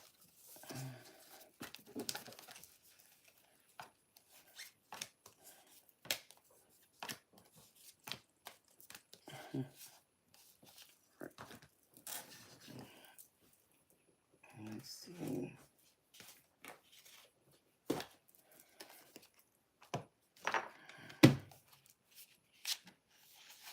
First card. This is the Smoke and Mirrors from the Seven Energies Oracle. Alright. And it says, we're actually built to view the world inaccurately. Our five senses tell us we are separate from one another. We're conditioned to see times as linear. This creates a consciousness in separation and finality. We have an innate fear that what we see is all there is. Although we know deep down there is more, we are suspicious of it. Our fear of death results from this kind of perception. The entire world is a construct of smoke and mirrors, and our job is to discover the truth that lies beyond the illusion. Discoveries at the frontiers of science align with what the ancients have known. At the atomic level, we are blinking lights in empty space. Consciousness is fundamental. Time can be bent, and we are eternal. Ask yourself, if what you see is really just what you're looking for, what do you sense beyond your intellectual assessment of what is? Can you drop into your heart and soul and call for a vision, a feeling, an awareness of the true and authentic? Every day, remind yourself that you are intrinsically connected to all life. The universe needs you to learn about it. You have within you an extraordinary magic with which to co-create life beyond your wildest expectations. Today, trust the inner voice that reminds you that you truly will find what you seek and more. Even if outer conditions appear to challenge that, it's all smoke and mirrors. Things are not exactly as they seem. You know, this is like telling me that this is like that self-doubt talk again. Not seeing our true potential, or not coming and walking into our dreams and goals, not chasing after it because we keep telling ourselves, no, we can't, we don't have enough, or we're not good enough, or we don't have enough knowledge, experience, etc., etc. And Spirit's saying it's all smoke and mirrors. It's up to you to go after it. You have all that possibility and potential. And I even read this from a spiritual standpoint. It's kind of the same thing. You know, if you're spiritually, open, Spirit's going to help you dive into that because they want you to see beyond the 3D world. They want you to have those kinds of experiences that I've shared on my channel and that some of y'all have already shared similar stories like mine. But I know there's others out there who, have only experienced maybe one or two things and want to experience more. Or maybe some of y'all haven't experienced any of it and you're open to experiencing it. Spirit's saying dive into it. Be open, be willing, you know, try and see beyond the smoke and mirrors, what you can only see in front of you, and go within and ask them to guide you.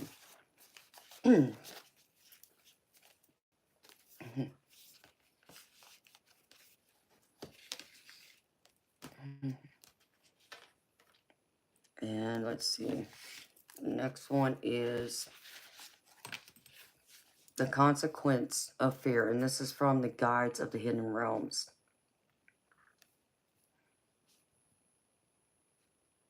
This is the consequence of fear. Fear is a natural emotional reaction meant to keep us safe from danger. It becomes it becomes unhealthy when it's inappropriately prolonged. When our thoughts, feelings, and beliefs are fear-based and we keep rehearsing those fears, then our expectations, choices, and behaviors align with this energy. We begin to notice more and more reasons to be anxious and stressed, and we unwittingly send out a frequency that keeps us forever on patrol against outside threats. Lately, you might be more defensive, engaging in people-pleasing, or isolating yourself to avoid hurt. No matter what you're doing as a stress response, it's time to step back and let it be. You can't change the outside world, but you can make an internal shift. First, ask yourself, is this decision based in fear and a need for control? Am I afraid of rejection or reprisal? Where do I need to say no? Then consider the act of radical allowing, letting everything, both people and circumstances, be exactly as they are without question. In doing so, you also make room for your authentic self. Soon the fear will show itself for what it is, a temporary illusion. The power is in your attention. Again, smoke and mirrors. Allowing fear to hold you back. Don't allow fear to hold you back anymore. Be fearless. You know, People will say, well, that's, it's easier said than done. I mean, maybe, I guess, for me, I'm fearless. I just am. I can't explain it. I'm not afraid of anything. And, anything that could possibly be a threat to me or could possibly, cause my life in some way, disharm me or, rattle me or anything, I face it head on. I don't back down from it. I go with it and I flow with that energy. Yeah, okay, I might be a little afraid, unsure, but what do you think Amanda's gonna do? Amanda's gonna keep walking towards it. I'm gonna face it head on. So don't allow your fear to be what holds you back. You know, acknowledge that you have that fear, but still get up and go. Still get up and do. Instead of, sitting back, because you may find in a decade from now, whatever it is you're wanting to do, in your life right now, those dreams and those goals, because you allowed fear and anxiety to keep you down where you're currently at, a decade from now, you could be looking back like, what if? What if I had just, taken the bullet and gone for it? What could life have been like? What if I got a chance to go, see the world, when I had, the time and, money and resources to do it? Whatever that is, don't live with the what ifs.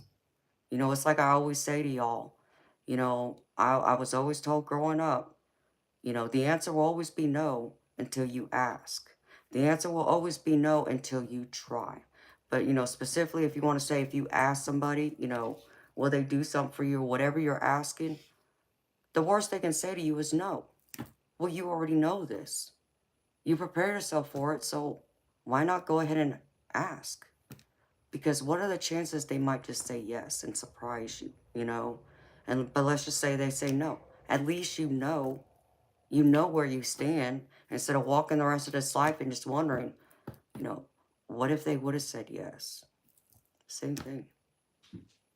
Don't allow fear to be your consequence of why you're not living to see and living out your dreams and seeing your full potential in yourself and bringing that into this light and what this world needs right now. Share your magic with the world. That's what they need. They need your personal magic. And then I pulled I pulled a few cards I've never pulled before, but here's one. I think I've only pulled this card once. I pulled from the Divine Masters. This is Isis. Reclaiming magic. Call back your power and what is rightfully yours. And this is one of my spirit guides. This is Goddess Isis. It is time to be your whole self. The parts of yourself that have had to be left behind are now ready to return. This is a time to stop playing small and step back into your greatness. If you feel something or someone has pushed you away from your most authentic self, the power of magic is guiding you to take the reins back into your own hands. Don't let anyone or anything stop you from being who you were born to be. Let your voice be heard. Let your gifts be seen. Let your power be revealed. If you feel that you have lost or forgotten parts of yourself due to situations beyond your control, know that these fragments are not lost, but waiting to be reclaimed. Call back all the fragments of your innocence, gifts, talents, vulnerability, heart, and anything else that might be out there in the universe. This is a powerful moment of spiritual awakening, and the world is here to be your witness. Welcome home to yourself. Step back into your power. Own it. Reclaim it. I mean, all these cards are resonating with each other. It's just almost the same message. Spirit saying, look beyond your fears, go forward, stand in your power, share your unique magic with the world that you possess. Don't hold back. And then I had to pull this for you, Audra, because I know you like this deck.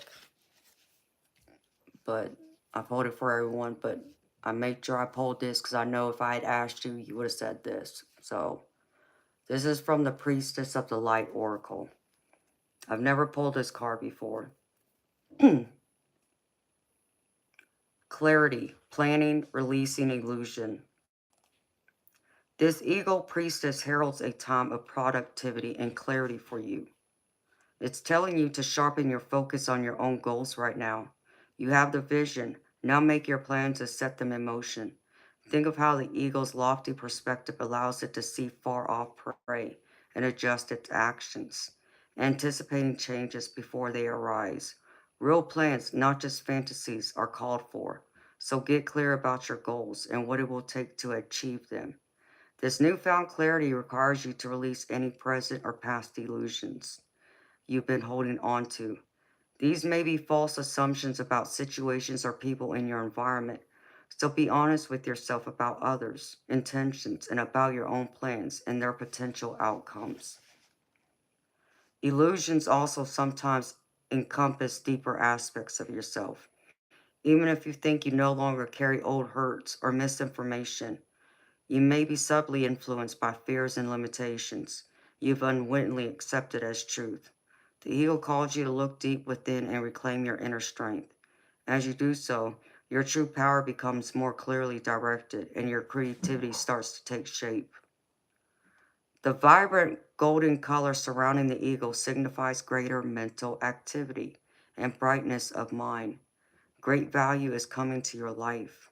Don't be surprised to find the time before you opening up with new ideas, accuracy, inspiration, and even prosperity. It's time to get clear about who you are, what you want, and how you're going to get there. It's telling you, plan, prepare, and prosper. It's time to plan. Put all those ideas, your desires, your wants, your goals, your dreams. Time to take action. You got the clarity to do it. Now it's time to plan it. Instead of just dreaming about it, do it, plan it. And you'd just be amazed at how far you'll go. And then you'll be sitting there looking at yourself time later that you wish you had gotten up and done it sooner. But that's when you say, but it might taking me some time to get up and get going towards it, but I finally did get up and make progress, and that's all that matters. All right, and then I got an angel card, and then I pulled a few messages from the universe. Cats in there, oh my gosh. All right.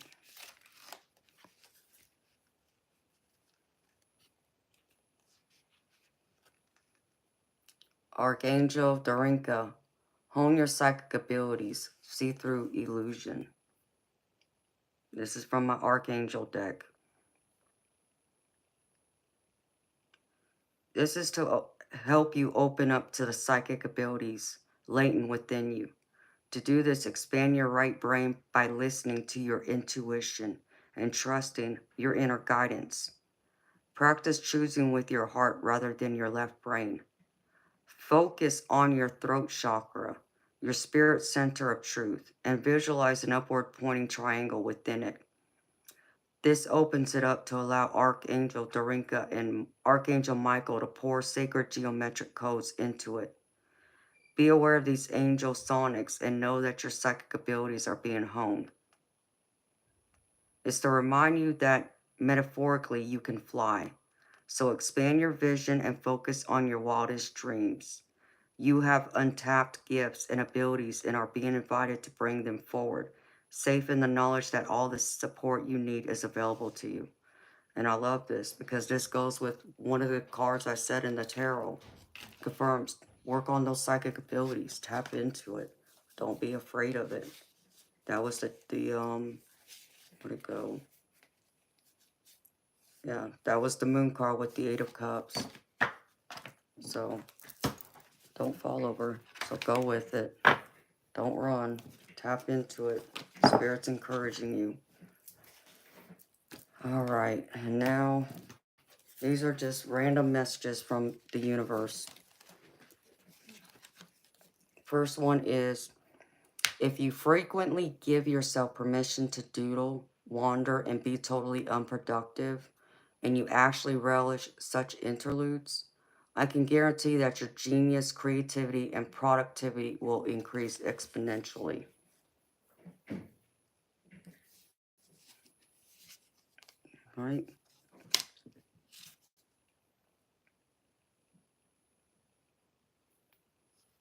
And the second one is, we are always speaking to you and sending you messages when you feel like you are alone in a situation.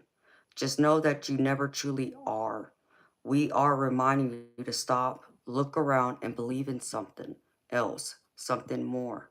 We've got your back.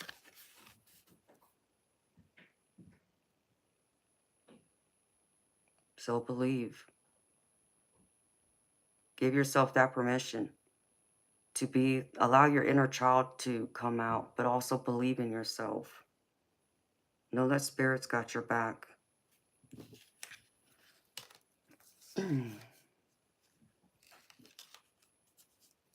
next one is, if you are gossiping about you or spreading rumors, don't fall for it. No one is worth lowering your vibration for. Let it move through you. See it for what it is, which is a reflection of their pain rather than the result of your actions. So believe in that.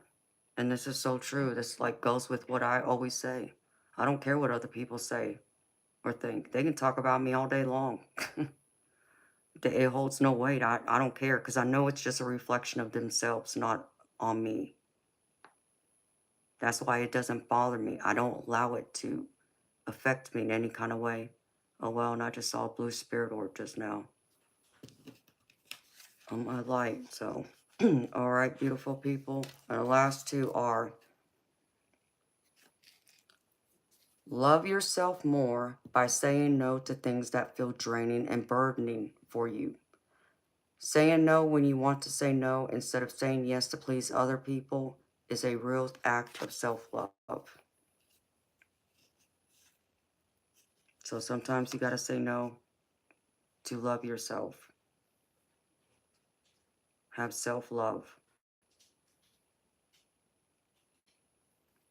And the last one is, this new chapter in your life is going to require a new way of seeing things and a new way of seeing yourself. You can't continue to see and interpret things with the same understanding that you have and had same understanding that you have had until now. No matter what you face or how you feel, see it all from a higher perspective. See everything from a whole new perspective, from a different light, a different way of being, believing, and knowing. All right, beautiful people.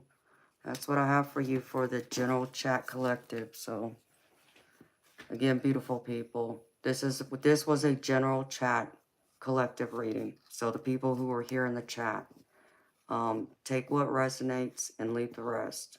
If it didn't resonate today, come back to it another day. Maybe it'll resonate for you then. And please, if you did not thank Miss Audra, please thank Miss Audra Dye, because she paid for that reading for y'all.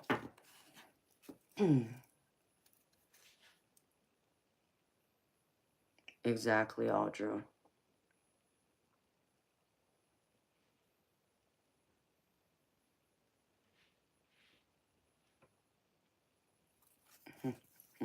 Thank you, Audra.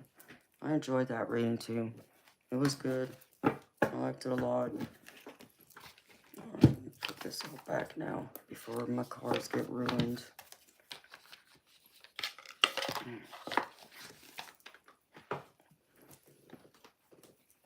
And thank you so much again, Audra. Please back.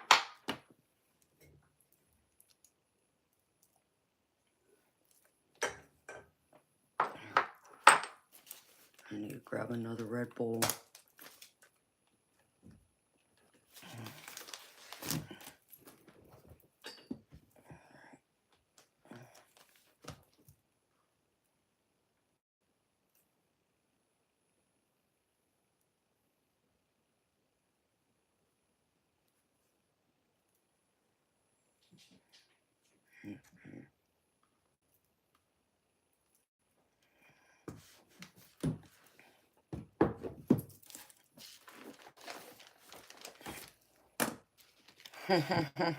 That's right. You got to. It's just a habit I have. Don't ask me why I got it, where it came from. It's just something I do. Don't understand it, but I do it.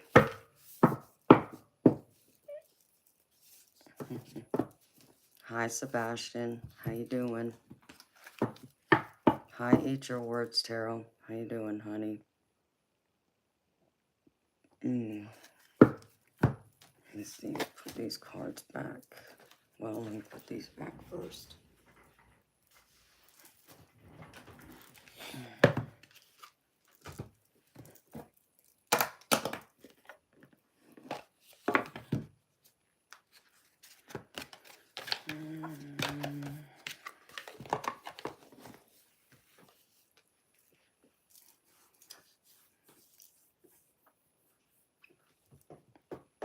Hi, Maria.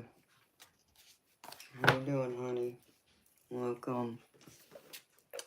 Welcome, beautiful soul. And welcome, Tim. My pleasure. Let's see.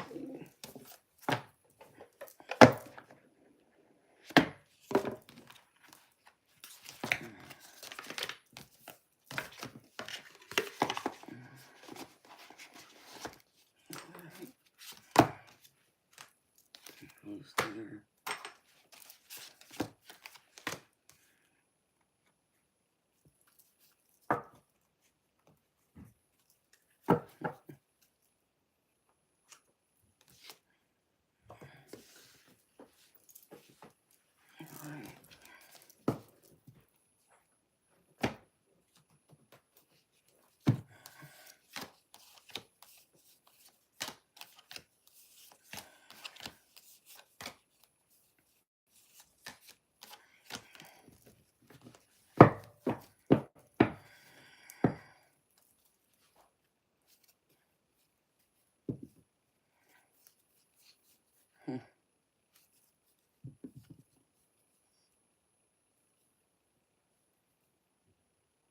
Aw, that's sweet.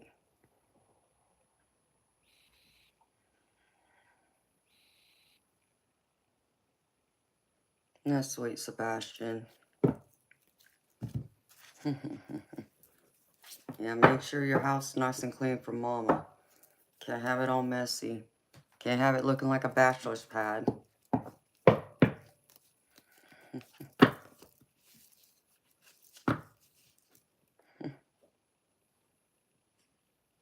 Let's see. I do all three, Murphy. I look, I talk, and I read comments, and also read cards. That was very rude. Team Mama Murphy. You know you could say hi to somebody first.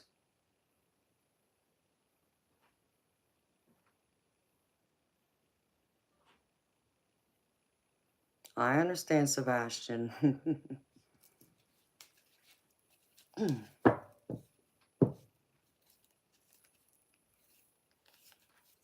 You're permanently the swamp witch now.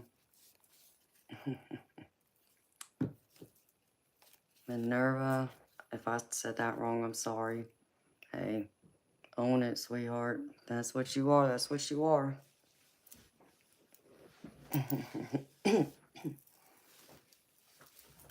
I accept your apology, Murphy. Oh. Oh, wow. Oh, no, it's going to take me some time to get used to that, Tengu. Just so you know, baby. I like that name, though.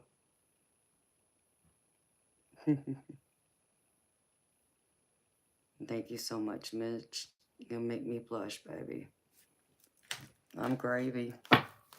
I'm so gravy. I got some biscuits and sausage. Go my gravy. How you doing? No,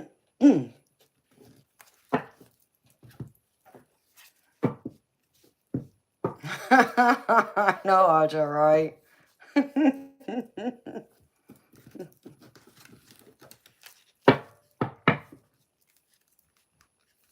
I'm good. I gotta munch on something. I didn't even eat today. I slept, but I didn't sleep, if that makes any sense. Like, I slept, but it wasn't sound. It wasn't solid.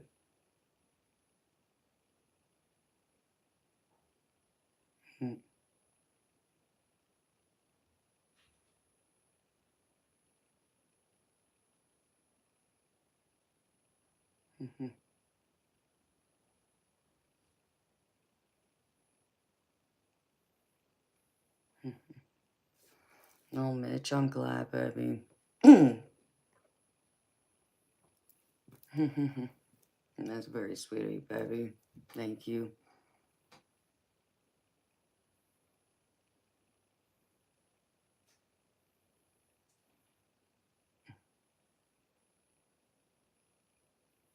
And that's cool. See, Mama Murphy. That's all I was saying. Because I get a lot of rude people in here. And I don't like it. I normally bounce them out of here. Or my mods do it for me. People who come in here and say something before they actually say hello to me. Okay,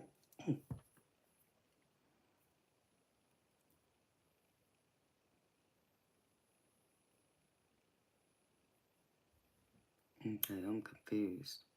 But I need to grab a drink real quick. And find something to munch on while I'm here. I'll be right back, y'all.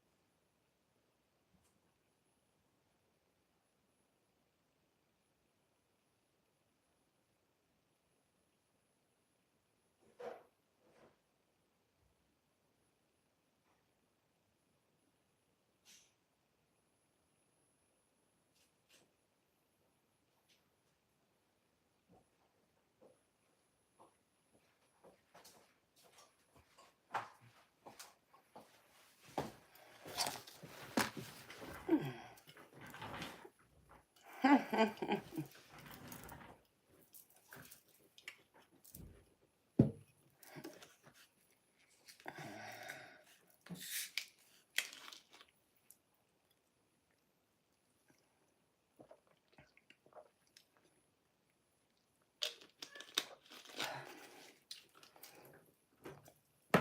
really do like the name Tengu. I just got to get used to calling you the Swamp Witch now.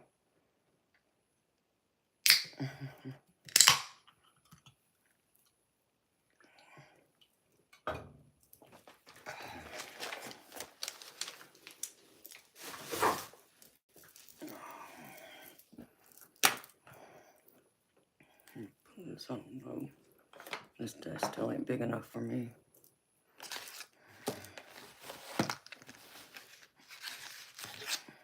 Yeah, don't let the Diddy people win. Can't have that.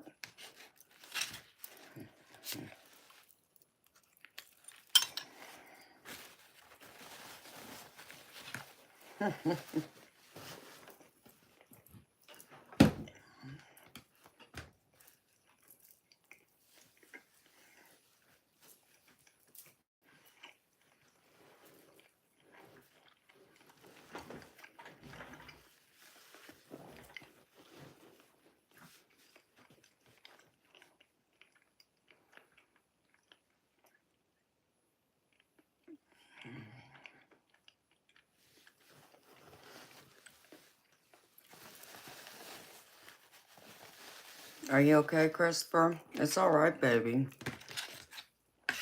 You're just feeling overstimulated. If you gotta go step away and get some air, baby, go do that. I'll be all right. I got the other mods here, I think.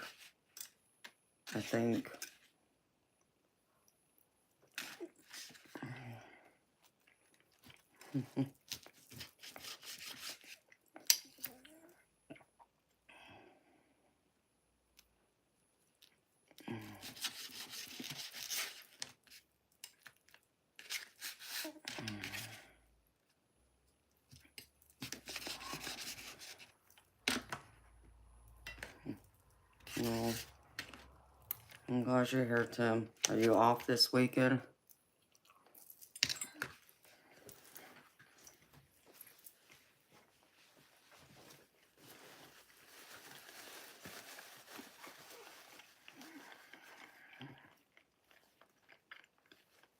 Audra.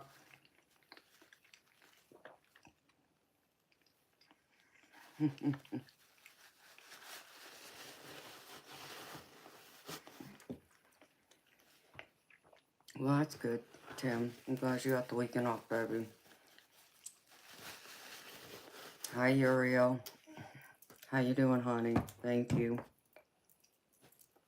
That's sweet of you to say, honey.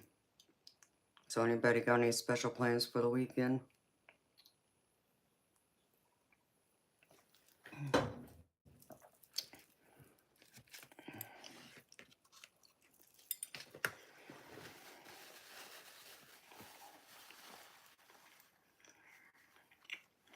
Aw.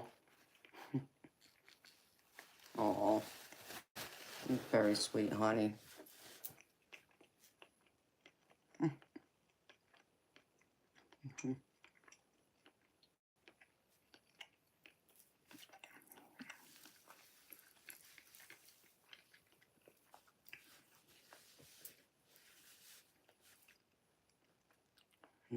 Ruh-roh. Sorry, Tim.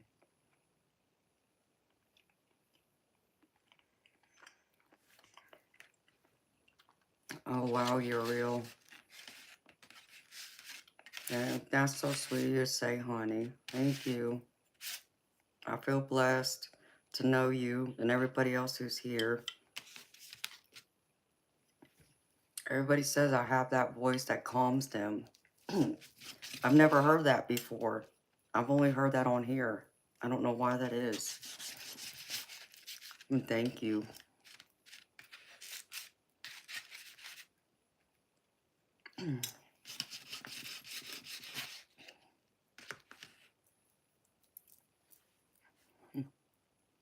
Aw, thank you. That melts my heart. You're real. Thank you, honey. You're making me smile so big inside.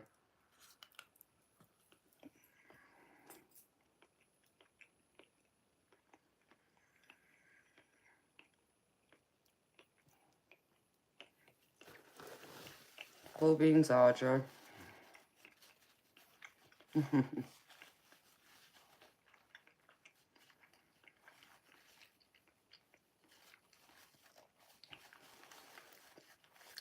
Oh, Mitch, thank you so much, baby. I'm glad you have connected with my readings. And yes, I'm an honest person. I speak the truth from my perspective, how I feel and how I see things. So, thank you. Practice in the AM and singing bowl meditation in the evening. Cool.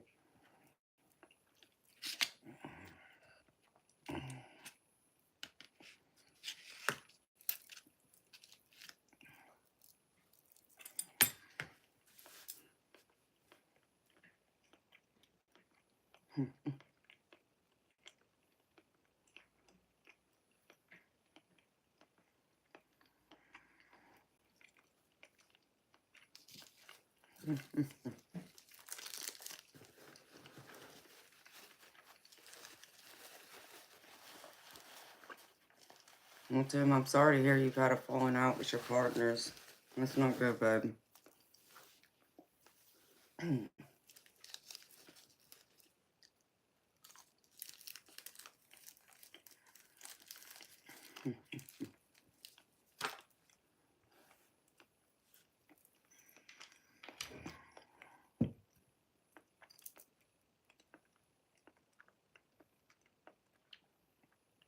Hello, JRR.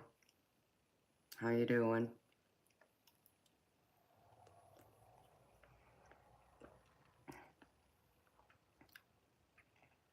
Well, I'm in Georgia, so it's 3:07 in the morning here.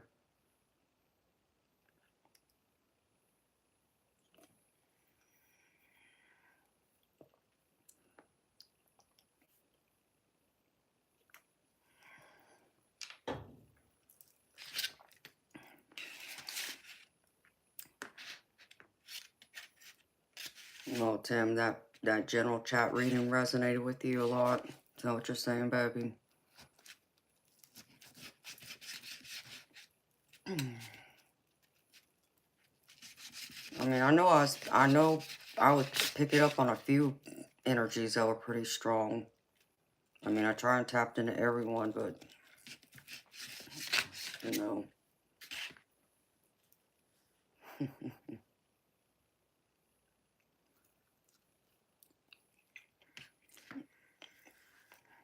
Mm.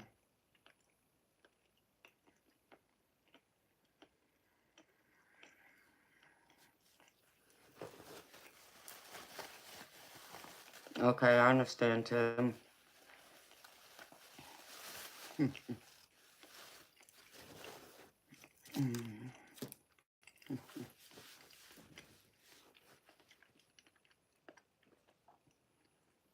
Oh, well, thank you, Brian. Welcome to my channel. And hi, Stacy.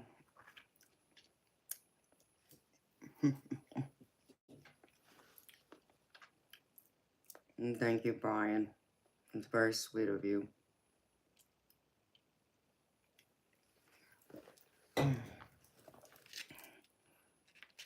Sorry, y'all, I forgot to eat again. I mean, because I mostly slept today. Still wasn't a sound sleep, though.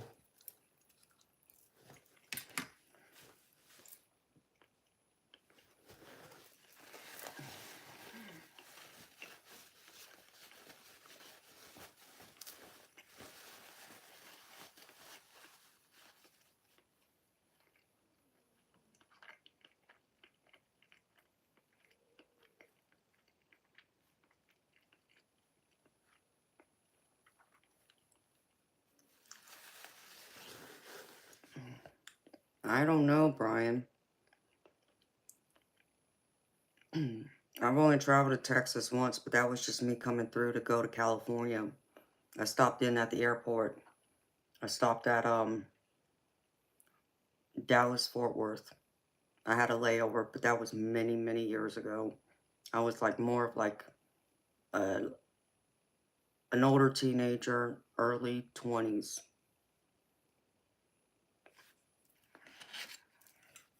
My rating was right on point, lovely. Oh, well, good. I'm glad. I'm happy to hear that. That it resonated with a lot of y'all.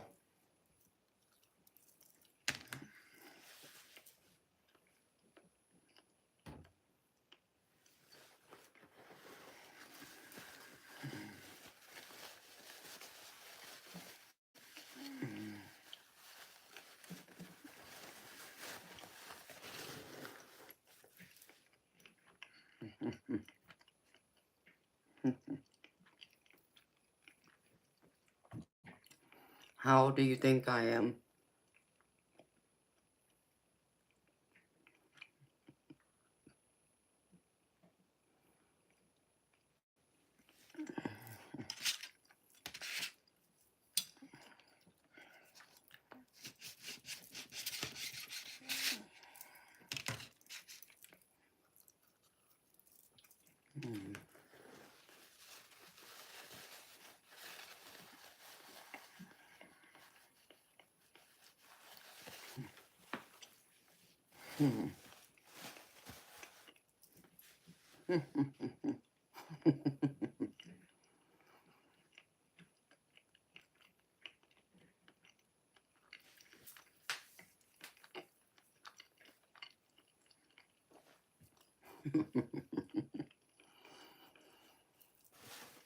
Well, thank you for that, for saying that, Brian and Mitch.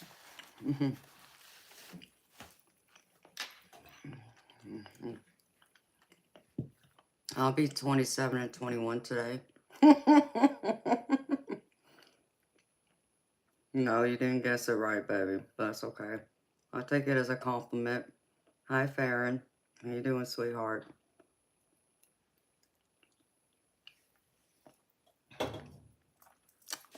I'm 43.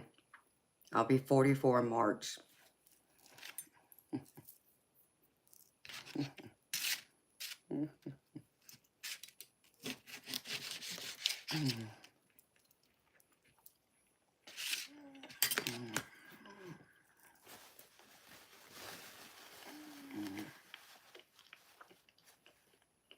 I'm sorry, Farron. What's wrong, honey? Why aren't you in bed resting?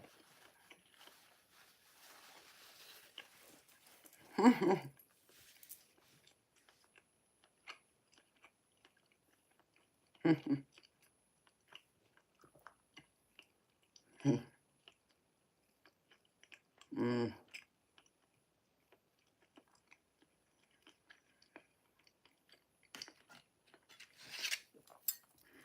Yeah, Sebastian, I didn't get a chance to eat before I got on because I woke up late. But I woke up a few times today throughout the day. I was up for a little bit, for a few hours, and then I went back to sleep.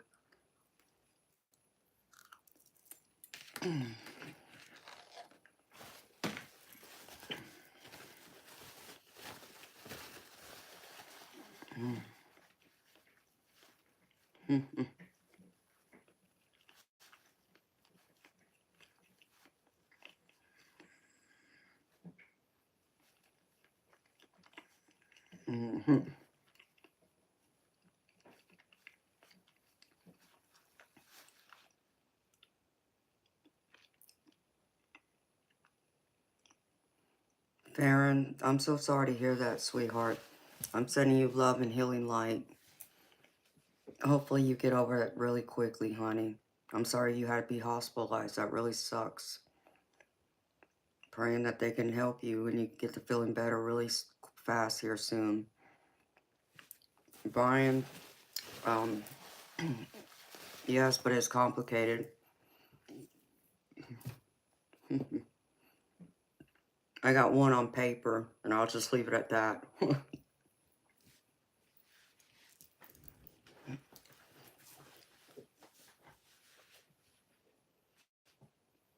I'm sending you so much love. and healing light, Farron. Hopefully the hospital can do a lot for you, sweetheart, so you start feeling a lot better really soon. I know it'd be rough to have that. In fact, I keep forgetting I need to go get my booster shot done and get the flu shot too.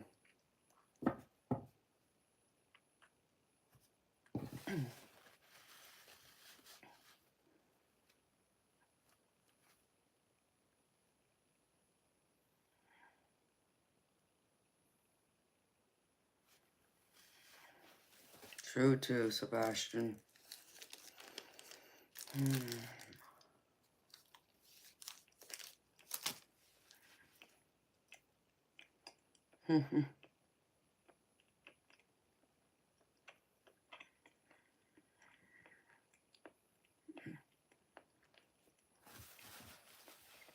sorry to hear that, Brian. I get it though.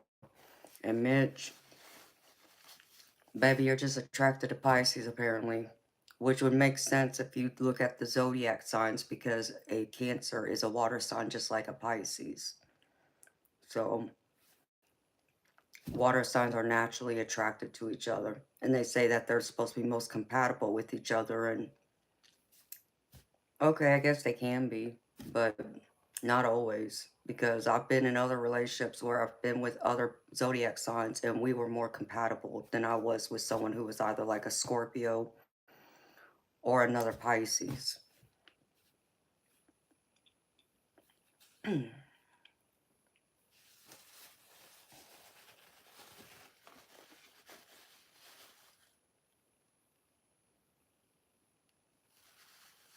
Farron, I would suggest following what the doctors are suggesting, sweetheart. I know you're scared, okay? Um, I hope your family's close by. But if your lungs are really filled up with fluid, that might be your only hope, honey. You know, I'm not a doctor and I can't give medical advice. Um, but as someone who knows you and cares about what happens to you, I don't want to see anything bad happen to you. I would suggest listen to the doctors. You know, if you're really scared, you know, talk to your guides. If you believe in God or a deity, pray and talk to them. You know, I can tell you something, Farron, and it's not the same disease, but it kind of works the same way though. The way I looked at it, like my mama. Hi, Heartscope. How you doing, baby? Oh, well, thank you, Mitch. Um, Farron, my mama had emphysema real bad, and I saw them intubate her more times than I can count on my hands and my toes combined in the 5 years she was alive. And every time she went on there, yeah, there was always the risk she wasn't going to come off it because of the disease. Because difference of it between you and her is my mama's disease was never going to get better. It didn't matter. Her lungs were going to continually get worse. It was just a matter of whether it was going to be sped up because of some kind of infection or would it naturally just progress on its own. To where the way I understand COVID is kind of like having a really bad cold, but you know, more serious than that, yes. But you know, it's not terminal like emphysema. So with my mama having that kind of disease, was I scared every single time she went on that life support machine? Yeah. But I had to have faith and trust in the doctors and the nurses, but most importantly in my mama, that she was going to fight. And let me tell you something, my mama put up a fight unlike anyone I've ever seen before. Okay? Because I can tell you a time where I thought I was going to watch her die in front of my face. Um, this was like 3 months, 3 months before she died. She went to the hospital and she was put on life support. She was intubated in ICU, and it had already been about 5, 6 days, I think it was. And the doctors had told us years before that they didn't want to see her on that machine longer than 4 days. Because by the time the fourth day rolled around, the body becomes more dependent on that machine to breathe, which means her lungs would become more dependent. So they recommended she come off that machine within those 4 days. Otherwise, the chances of her coming off it after that were very slim. The odds would be against her, right? So, um, by the 6th day, I wake up and I'm supposed to get ready for work. And my grandma comes in and she's like, we need to go to the hospital. And I'm like, okay. And she's like, well, you need to call into work, but we need to go to the hospital and see your mom.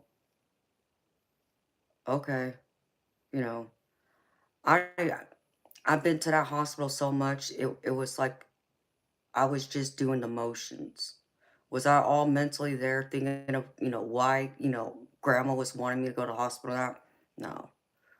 So I said, okay. And that was the only time I called in sick. And I went to the hospital. We were in ICU. And we walked up to the door where her room was. Well, the door was closed and the blinds were all down to where I couldn't see in the room. I couldn't see my mom. I didn't know what was going on. And I looked at my grandma. We're standing there just watching the room, the door, and the blinds, waiting to see what the hell's going to happen, what's going on, because they wouldn't allow us in the room. And so a couple minutes goes by, and suddenly they open up the blinds. They just took my mom off the machine. And she's kind of sitting up. She's slouched over, though, okay? So in order for her to breathe or to catch her breath, she'd have to hunched over and cough. And when I say cough, she had to cough a lot just to get her lungs to, start moving, getting oxygen into her lungs on her own. And I sat there and I watched her, and it seemed like she could barely breathe. I mean, you think of, in general, people taking a deep breath, like, my mama couldn't do that. She could barely, it was barely. And that was her full breath because she had no lungs, So I sat there and I watched her, and I watched through the window and her breathing was so labored. And I honestly thought I was going to watch her die that day. I thought this was going to be the time that, like the doctors had said, if she's on that machine longer than 4 days, she's not coming off it, you know. So I sat there and I watched, and she was fighting, she was suffering, she was struggling. It was a struggle. And I sat there and I started tearing up. And this is the only time my mom ever saw me cry in front of her. Because all the years prior, I learned to not cry in front of her because I knew if she saw me cry or upset, she would start crying. And that was no good for her because she would start hyperventilating. And then she would end up back in the hospital. But this time I couldn't hold the tears back. So, the tears started dropping from my eyes. And I'm trying my best to hold those tears in. But they're dropping and my mom's looking right at me. And she starts getting upset, exactly the reaction I didn't want her, I didn't want her to see me cry. But, she started to hyperventilate a little bit. And even the respiratory therapist walked in and said he was going to put her back on the machine. And my mama shook her head and told him no. And in her breathing, what she could get out, she told him, I'm not going back on that machine. And I just had to stand there and watch and hope and pray she was going to make it this time too. And I stood there with my grandma, and, I honestly thought she wasn't going to make it, though, because it was such a fight, such a struggle to watch her little tiny breasts.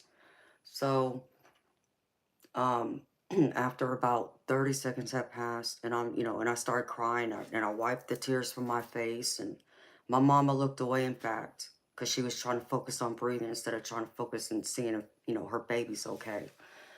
And I thought she was gonna make it. And then suddenly I got a feeling one of my loved ones was there. And that feeling, I knew by that point that she was gonna be okay. And I remember I even looked at my grandma. I said, Grams, I said, someone's here. Because that's where I got my psychic gifts from. It was from my maternal grandmother, my mom at their side of the family. And she's like, yes, it's your Uncle Charlie. And I knew, since my grandma knew that I felt what I felt, I just knew. I knew she was going to be okay. Even if I had to sit there and fight, watch her fight for another few minutes, she was going to be okay. And I saw my mama fight unlike anyone I've ever seen before. Fight to live. For every single breath she could get out, it was a fight and it was a struggle. But she made it. With the odds against her, with even all the doctors who doubted her, who said she would only live 2 years without a lung transplant, my mama lived 5 years. Never got a new lung. She was a miracle in herself. So what I'm trying to say to you is, you might be scared of going on that machine, but your body's going to need that rest. Okay, there's obviously pneumonia built up in your lungs. And they're going to need to try and get that out of your lungs so you can breathe without needing that machine. If my mama could come off that machine with the amount of lungs she had left, which was very little, I know you can too, is what I'm saying. So please don't be scared. But you need to talk to your doctors, the nurses, and you need to talk to the divine. And you need to talk to your spirit guides and your guardian angels and ask them to come in and watch over you. Even call in Archangel Raphael, because he's the Archangel of healing. Ask him to bring through all his healing so you'll be okay. I'm sending love and light and comfort to you, Farron. I know you're scared. I get why. But I believe you also have a fight in you that you're unaware of. So it's going to be okay. Because really, at this point, Farron, if they're really suggesting you go on that machine, that tells me you really need that machine. It also tells me it's pretty much if you want to live, it's that machine. If you want to die, you might as well just walk out that door. Because those lungs, I'm not no doctor, but that tells me, just based off of my experience, that something's really wrong. And your lungs need a rest now. So I'm sending you all love and light. Know it's going to be okay, honey.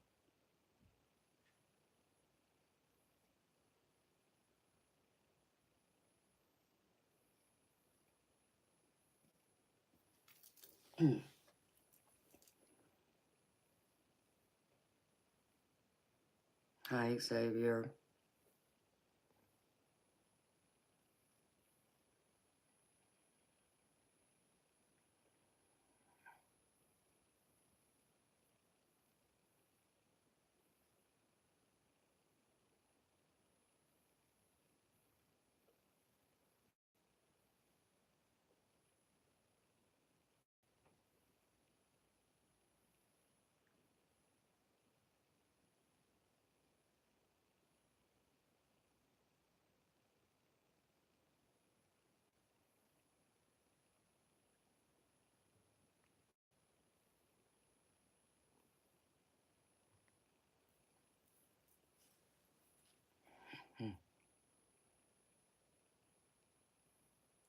I gotta use the restroom again, y'all. Excuse me, I'll be right back.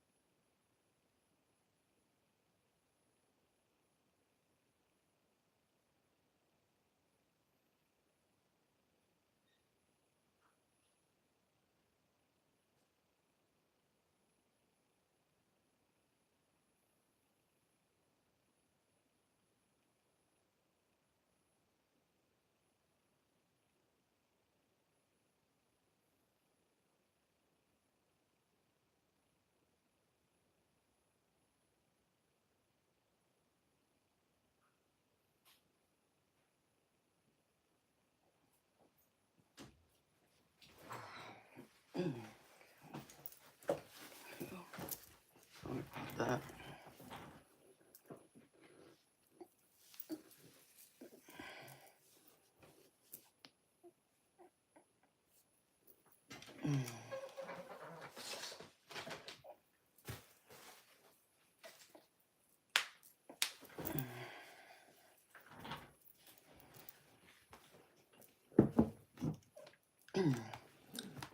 good night, beautiful Aja.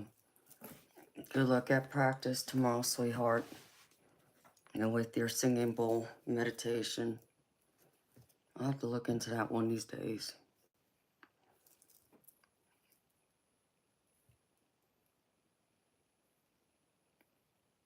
Damn, it's almost 4 o'clock. It doesn't feel like it.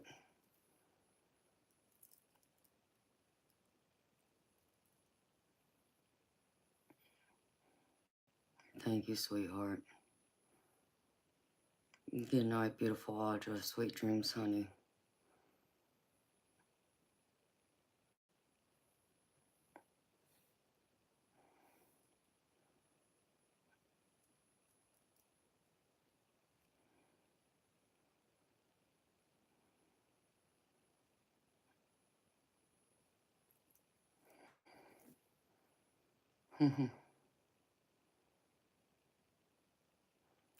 Hi, Chief Dan.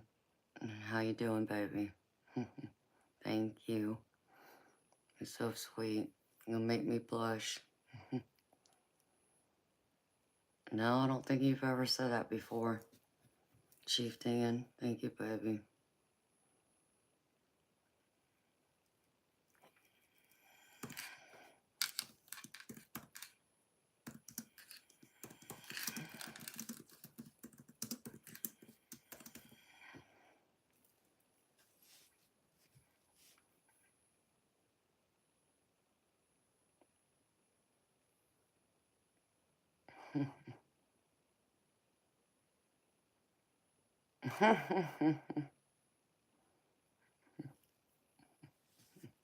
Okay, Mitch.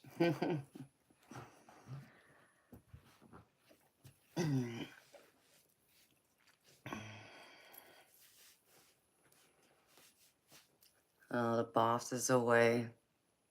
Well, like they say, while the boss is away, the mice will play. That's cool, babe.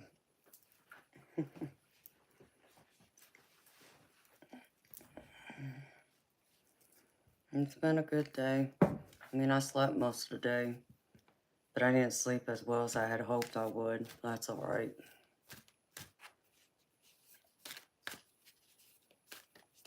One of these days, I'll get that real deep sleep that I need. I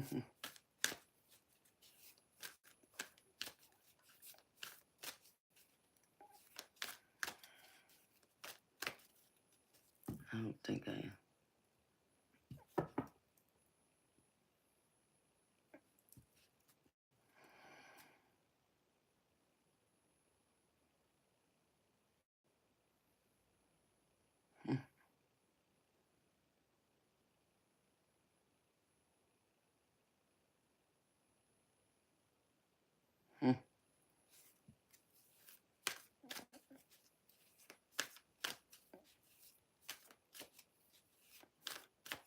You got boss man on speed dial.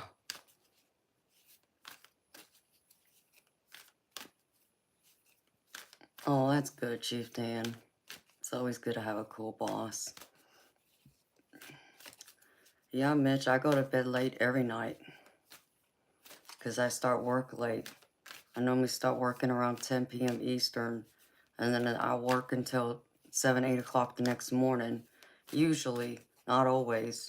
I try and get to at least 7, 8 o'clock in the morning, but there's been days where I've worked all the way until 1, 2 in the afternoon the following day, so it just depends.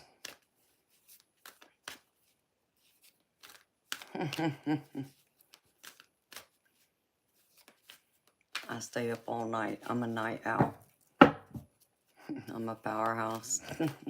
You're so sweet, Darby.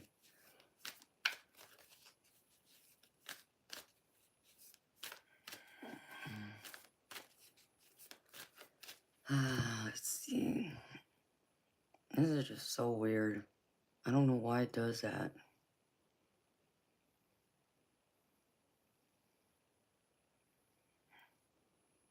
Hey, Tim. Send me a text. Just I want to see if it comes through my iPad or not.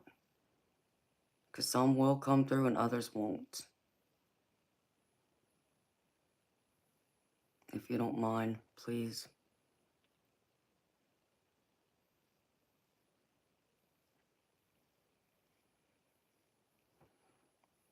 All right, Farron. I'm praying for you, sweetheart. I'm sending you love and healing light. You're going to be okay, honey. Just believe that and you will be.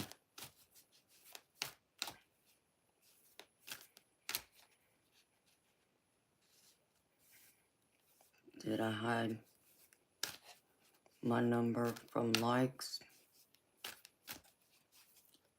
Well, I got it on there, but I didn't get it here. Nope.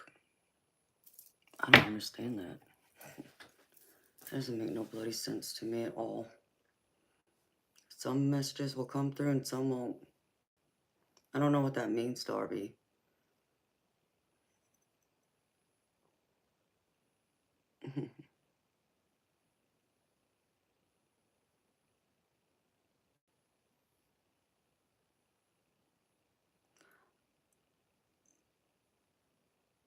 Yeah, I got it, Tim. It just didn't come through my iPad.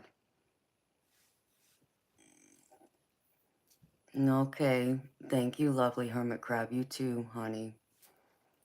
My stream should be public. Let me see.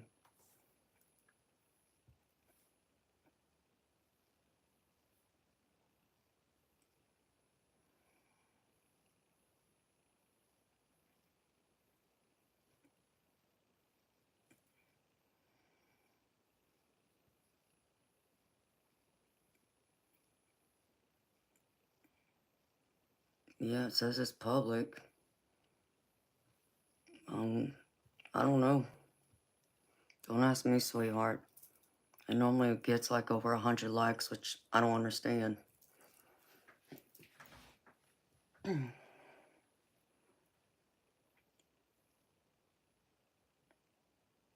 No, that's no. I mean, I see that right now. There's 107 likes. But I've never seen myself get that many. As far as like, I think the most I've seen is close to 200. Hi, Lloyd. I'm good. How are you?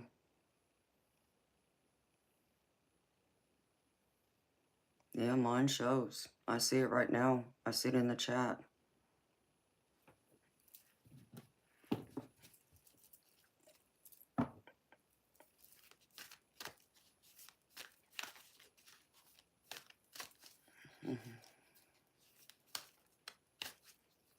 Yeah, that's what mine shows.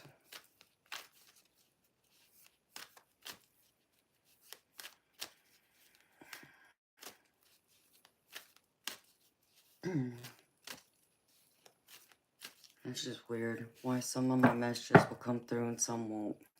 Doesn't make no damn sense.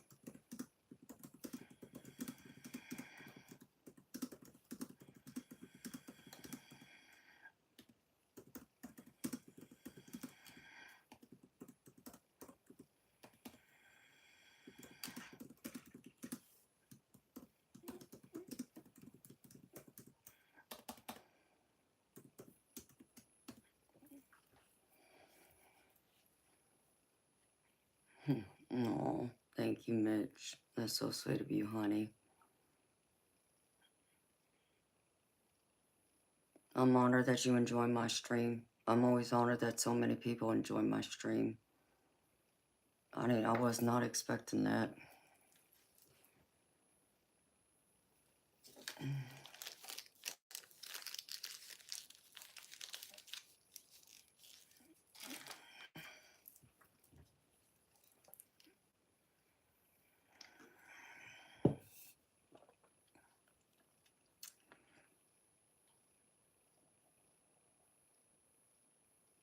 Amen, Sebastian. And that's awesome, Chief. Oh, well, thank you, Mitch. I try my best to be here for everybody and share my energy with y'all and my gift.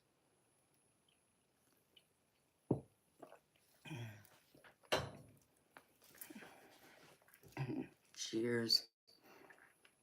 Mozzie, for some reason, Cash App closed my account, so it's not active right now. The only one that's active is the PayPal and the Buy Me a Coffee app, which is in my, if you look in the chat, my name's highlighted in yellow. You click on that and there'll be a couple links to my PayPal and Buy Me a Coffee app.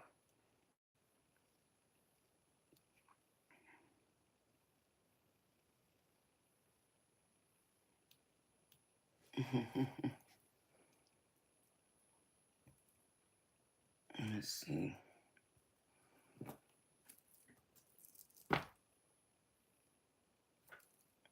Nope. That is so effing weird. And my light just flashed. Oh, thank you, baby. Thank you so much, Sebastian. It's so sweet of you, baby. Thank you. Thank you so much.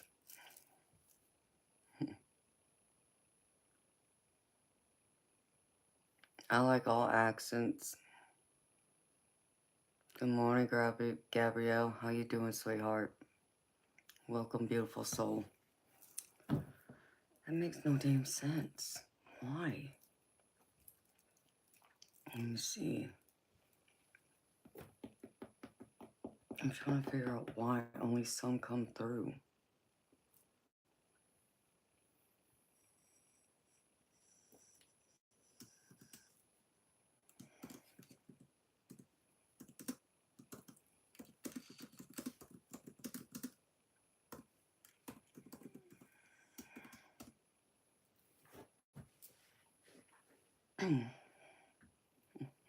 Fighting the good fight. I hear you, sweetheart. Hi, Josh. Thank you. Thank you so much. Hi, Ever Inferno. How you doing, baby? That's what I'm wondering. I'm wondering if that's why it's not coming through. So I'm trying to ask somebody right now.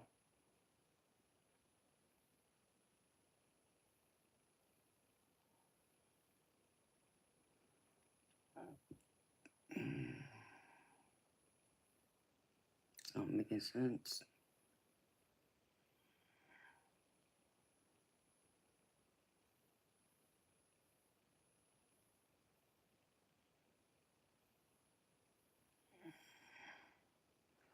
That could be it then.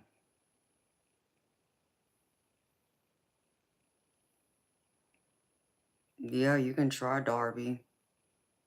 Yours is Android. I mean, try it just to see. And I think that will pretty much tell me why.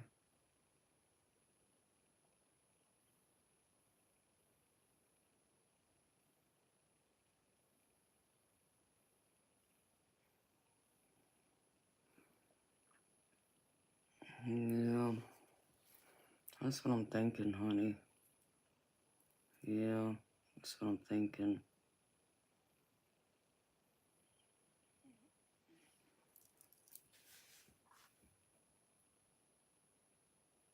I'm doing good, baby. Thank you for asking, Everinferno. How you doing?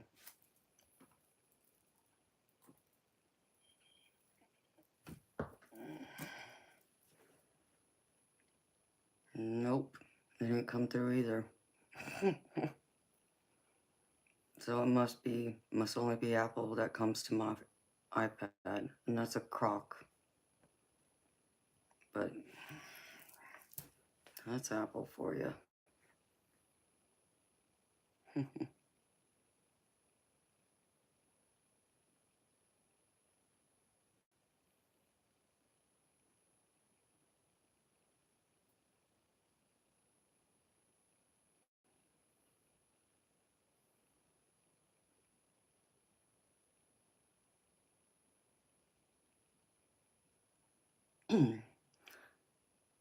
Yeah, baby. That will always come through, Sebastian, because I got my notifications on for that. But it was the text to see if it's an Apple to Apple or if it's like because someone has an Android, and that's why it's not coming through. And that's just my text messages.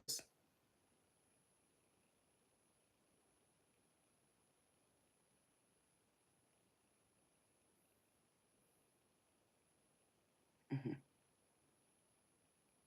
Well, Mitch, you already know I'm in Georgia, baby, so.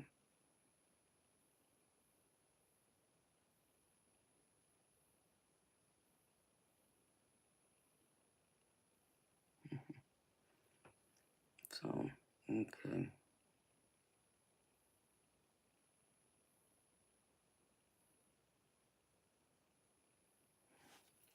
That explains it, I think. I was just wondering why.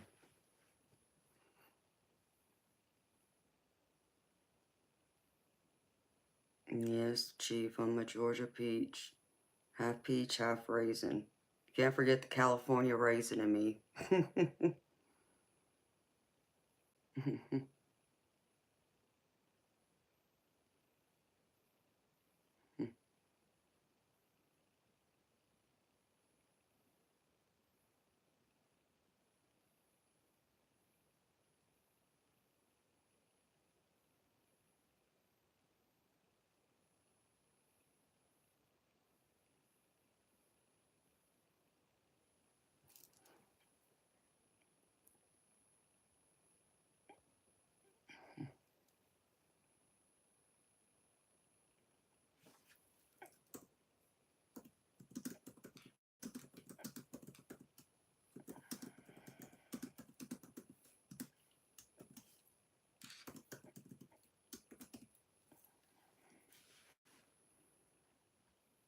You've been the Spanish translator lately.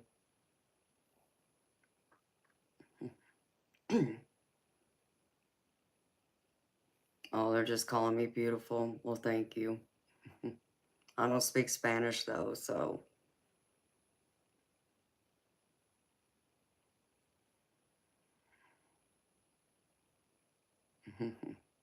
Yes, Chief. I'm a California girl. Even though I've been living here over 30 years, I'm still a California girl too. So, I'm both. I like both, but California's too doggone expensive to live there.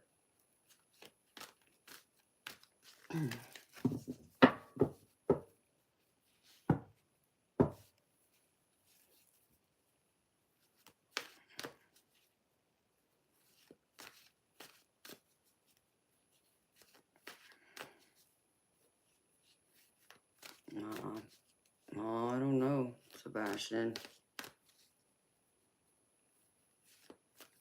Oh, it's very expensive. The only other places that I've heard are similar to California is like New York, New Jersey, that kind of area.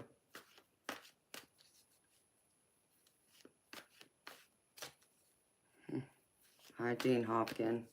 How you doing, honey?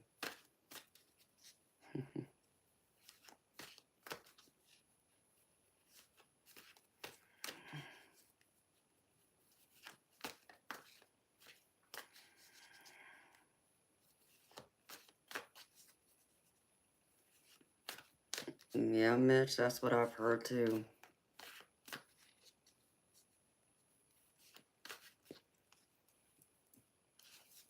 Oh, jeez.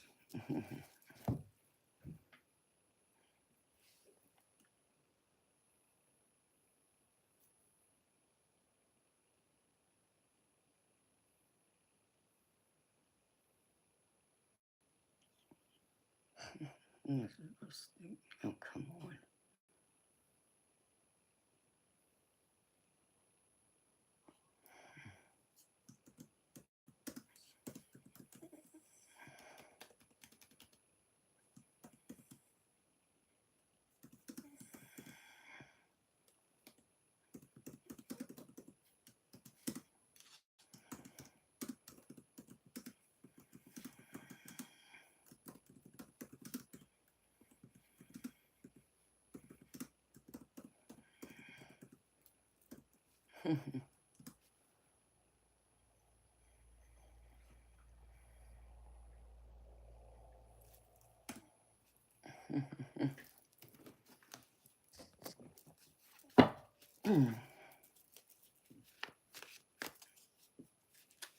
Yes, Chief, you do.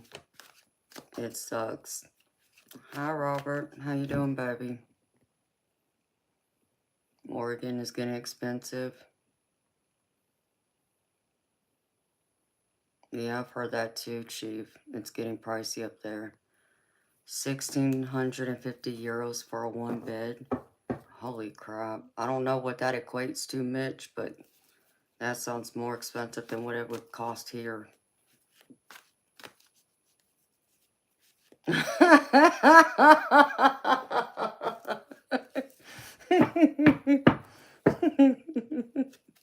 You make me laugh.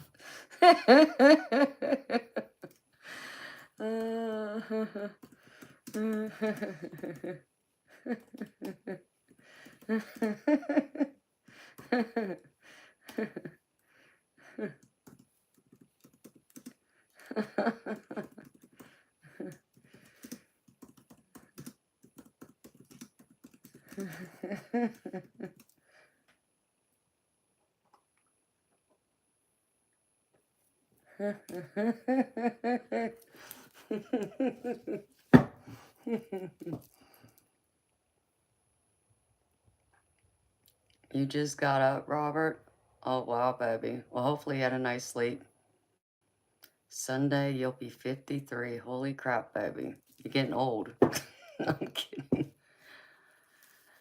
Oh. Yeah, Mitch, that's more than what I would pay. No way I would pay that much. But I hear it's getting up there like that for one bedroom. Y'all call them flats over there. We call them apartments here. I couldn't do that. That's more than my mortgage, baby.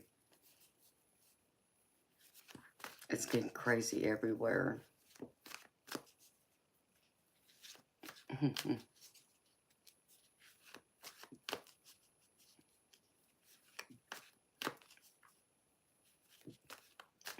Oh, I need some steel toe boots. I actually need some winter boots.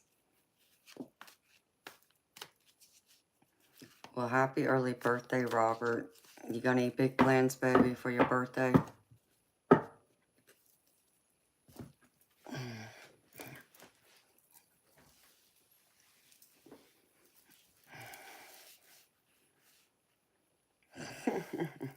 No.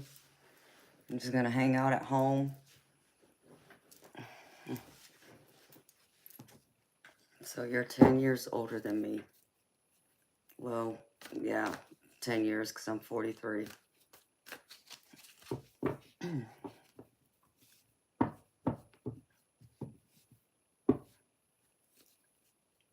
Oh, y'all want to hear something funny? Yeah, I'm pretty sure they are. I have a pair of Doc Marten boots.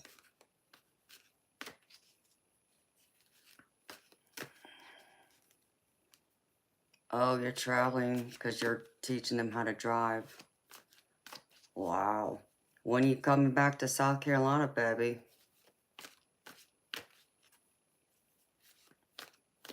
Hi, Aiden. Thank you.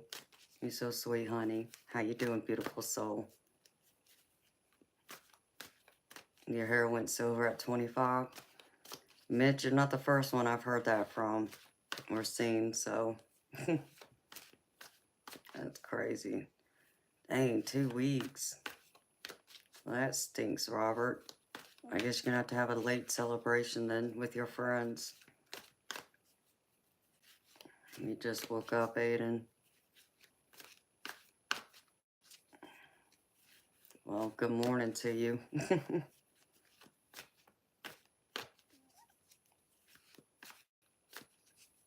Oh, I love stand-up comedy. That's my favorite.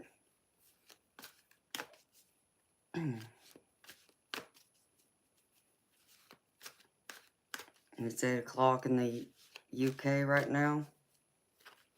I thought y'all were 5 hours ahead of me. I'm confused.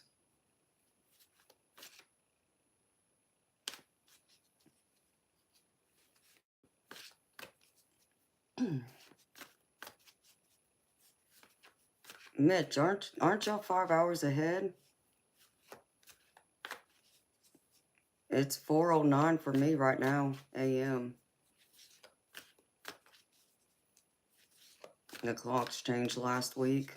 Did it change forward or backwards?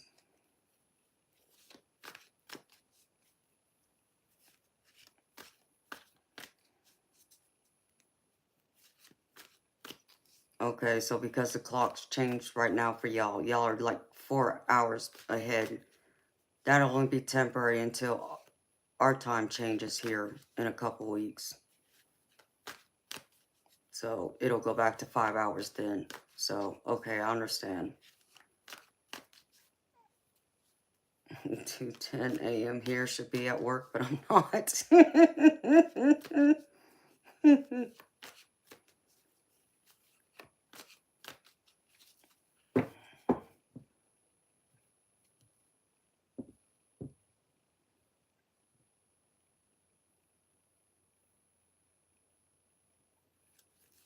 4, not 5.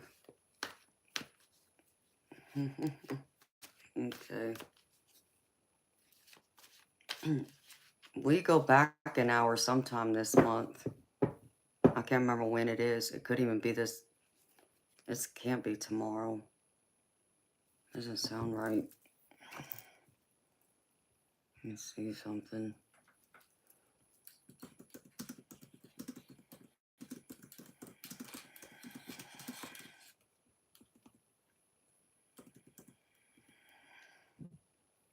Oh, it is this weekend.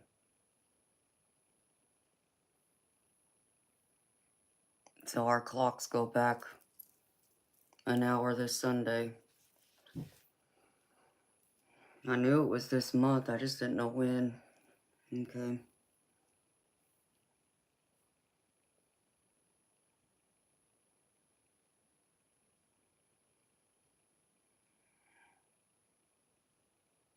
George Lopez is always funny.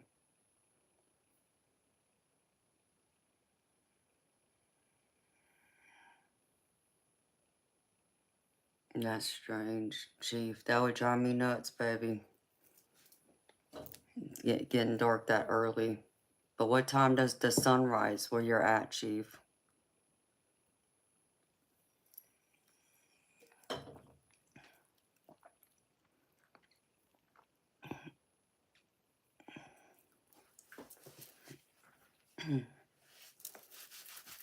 No, I'm getting cold.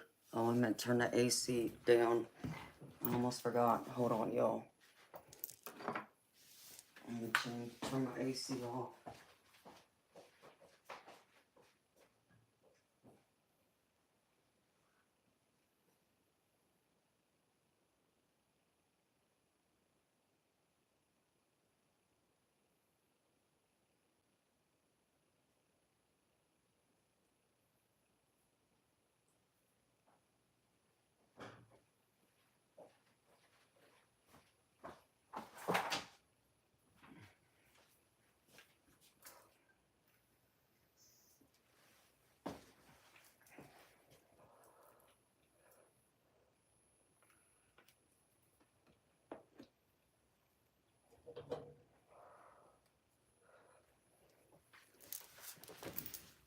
I'm trying to figure out why I felt cold. Knowing I got on long sleeves, I shouldn't. It's because the AC was still on.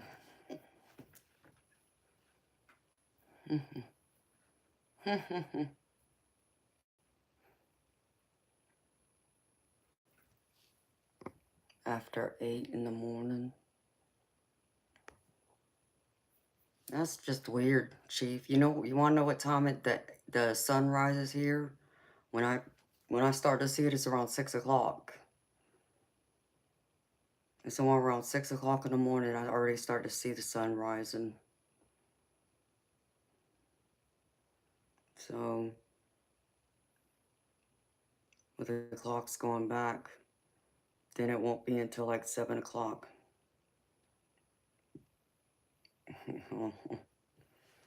Oh, jeez.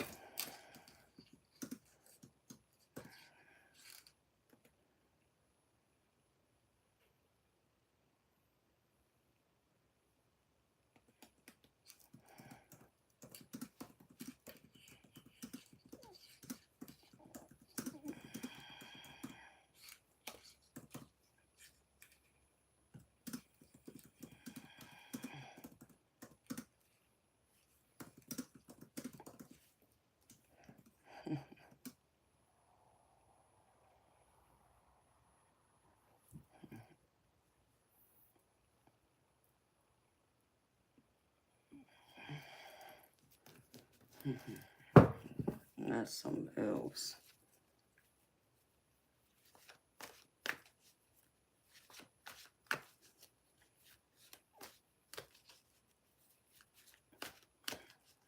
No, really, Chief? No, that would be cool to see. That would be neat. To still have light out until 11 at night. I wouldn't be going to bed. Well, no, I take that back. I'd probably sleep until 11 then. I think that would mess me up. I don't know. My whole sleeping schedule would get really messed up. Oh my goodness. It's crazy.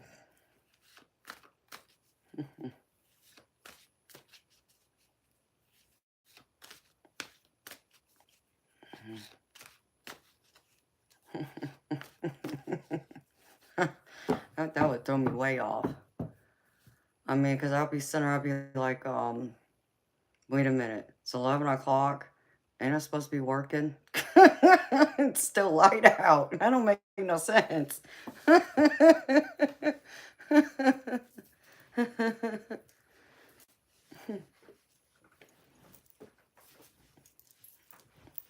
Oh, yeah, I could believe it, Chief. I think that's why I would have a hard time living there, because not that I would suffer with depression, but I mean, because I would feel the depression from others, so. Sleep, yeah, Mitch, you're right. That's when I can sleep.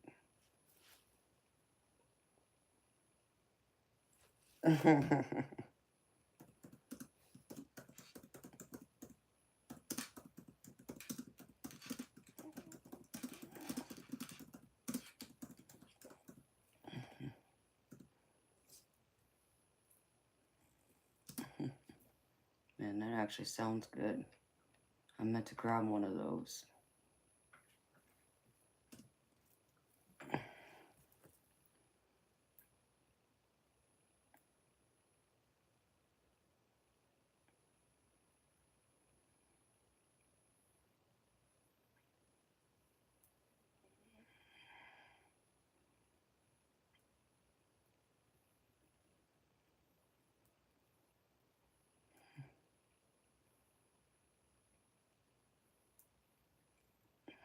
Yeah, I need a sucker to be right back.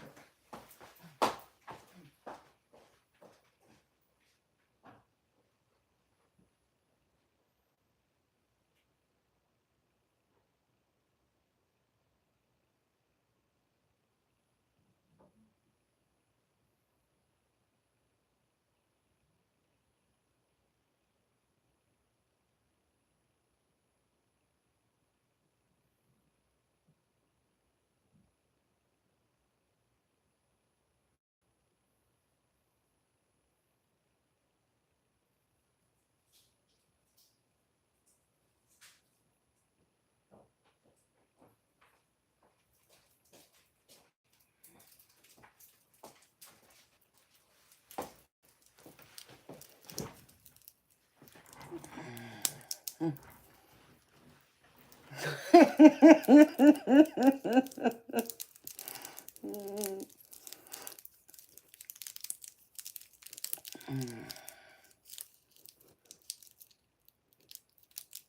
doing all right, Tim? Welcome back, Christopher. You okay, baby?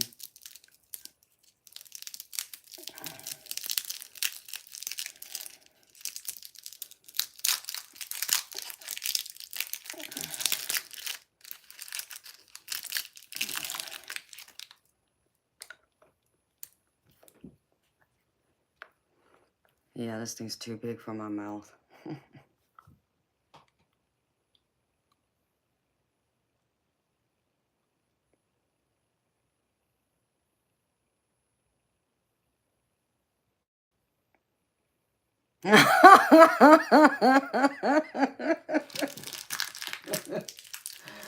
Oh, Jess.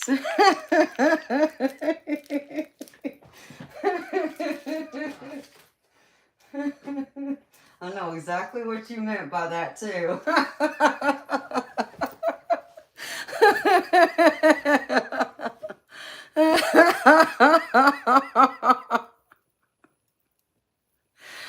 Oh my gosh. I know exactly what you meant, Jess.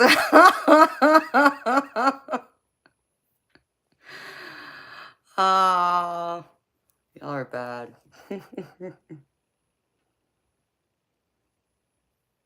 McDonald's. That sounds good.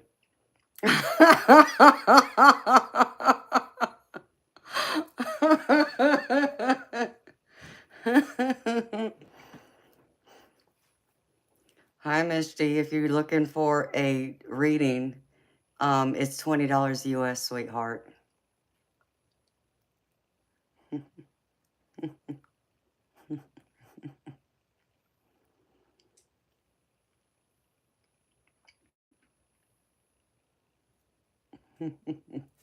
Jess, you're so funny.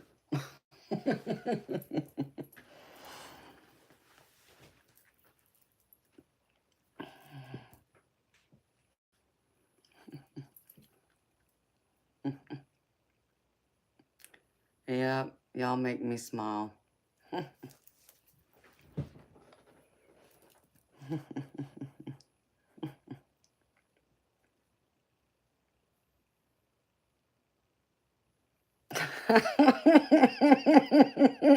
I know I should have pulled this out last night, huh?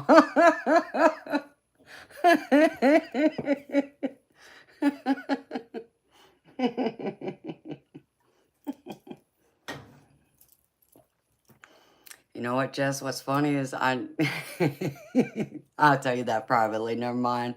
Never mind.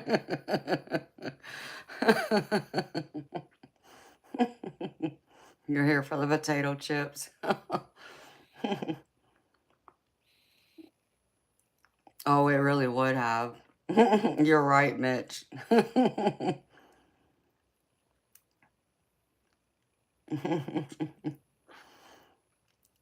Yeah, Chief, you missed my seductress outfit I wore.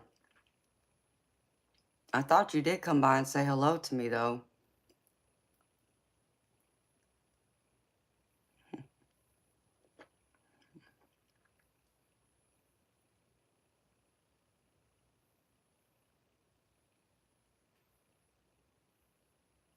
Exactly what the trolls will say. I mean, they would say a lot, wouldn't they? Yeah, I thought I saw you yesterday. That's right. So you did see me in my seductress outfit I wore for Halloween. I had a point to make wearing that yesterday. Oh, thank you. I almost took off the robe, but said nope, because the trolls would have been in here like white on rice. The trolls would have never left. Not last night, they would have. Thank you.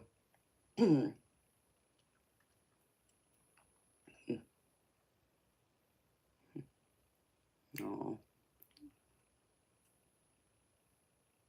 you don't make me smile.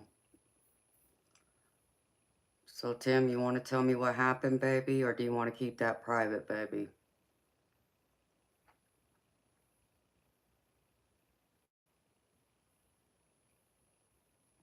Are y'all talking about the drive-thru at Taco Bell? Or are y'all talking about going inside? Because I know sometimes the drive-thru is ridiculous. I can't stand it. I'm better off just parking my car and going inside and ordering it from the counter inside, saving my gas. Yeah, I hate the drive-thru. I even do that at the pharmacy. It's like, why am I going to sit here and waste my gas and wait 10, 15 minutes when I can easily park my car and get out, walk inside and grab what I got to get and be gone, you know, by the time they get to my car, you know? I understand, Chief.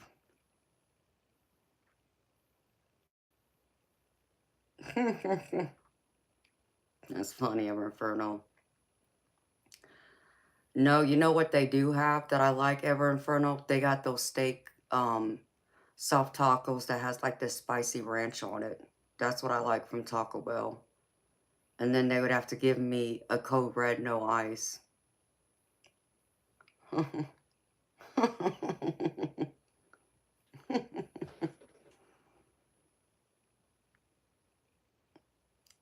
I mean, hey, Sebastian, they all would have came in here last night if they had saw me with what I had on.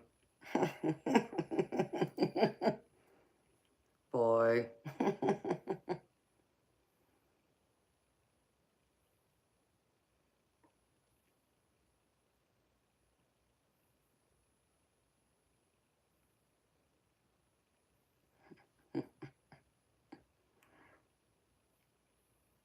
Hi, PRBB. Thank you, baby.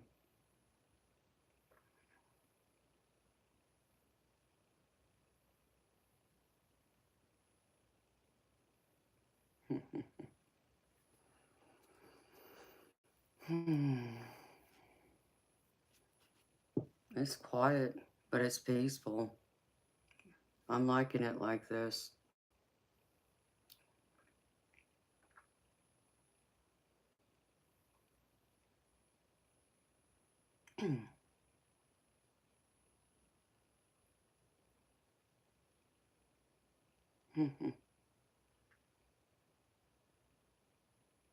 Thank you for all the heart emojis.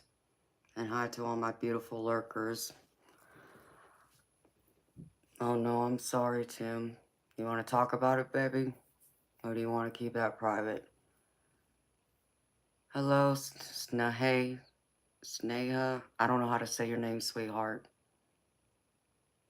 But if you want a reading from me, it's $20 US, honey.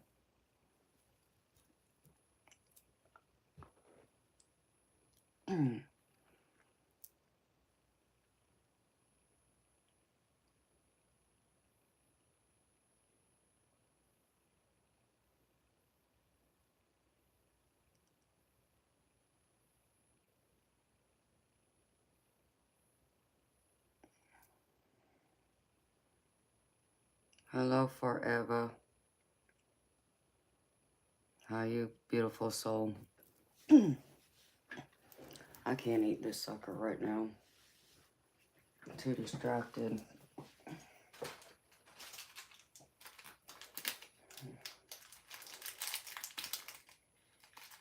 I do need something sweet, though.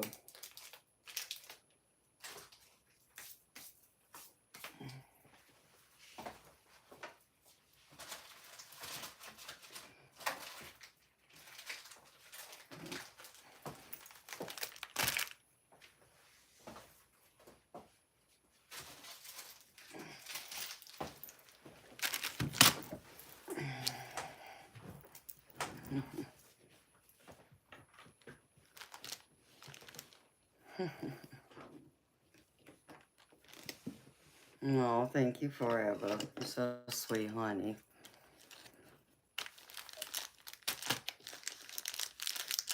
I would have blew their minds, Sebastian. I believe it.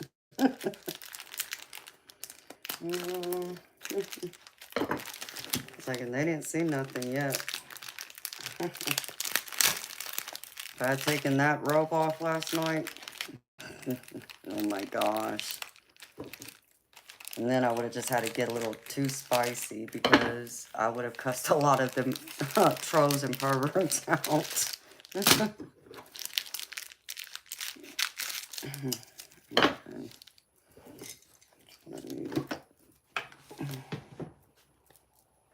Oh, well, thank you for subbing forever.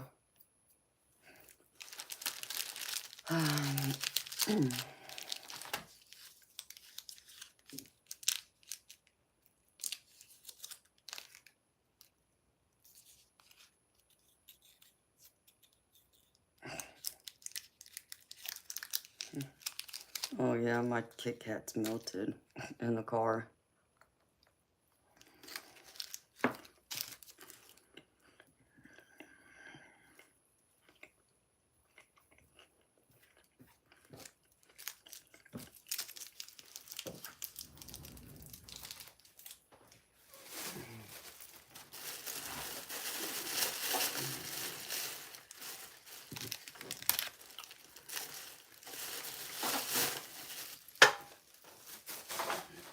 Garbage out.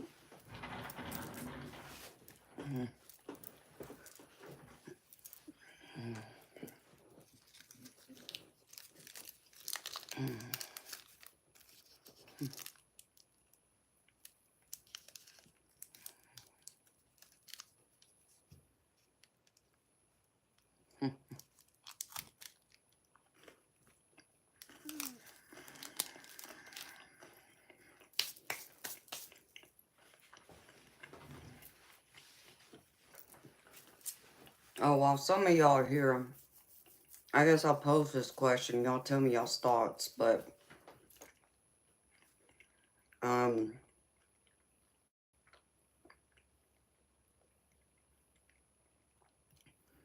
probably post something on my community page soon.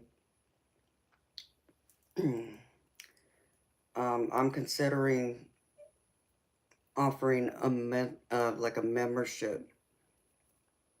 Would y'all be interested in that?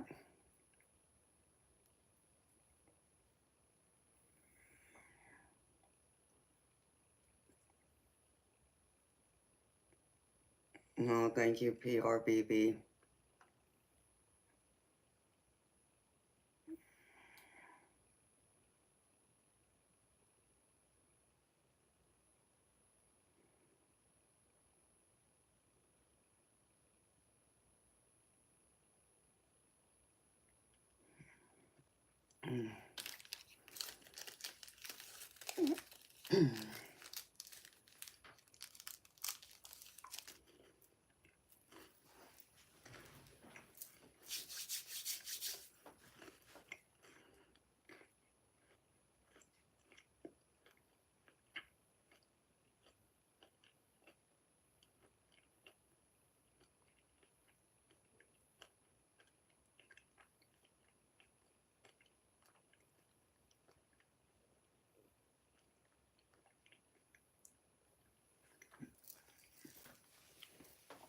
The question is, would y'all be interested in like a mumbling, can't even talk right, hold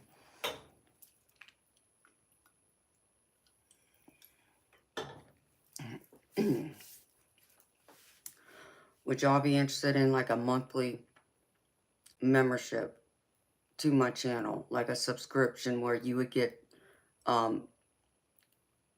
perks for being a member that wouldn't be available to anyone else who doesn't have a membership? I don't know what those perks are. I gotta think about it. It's just something I'm thinking and considering.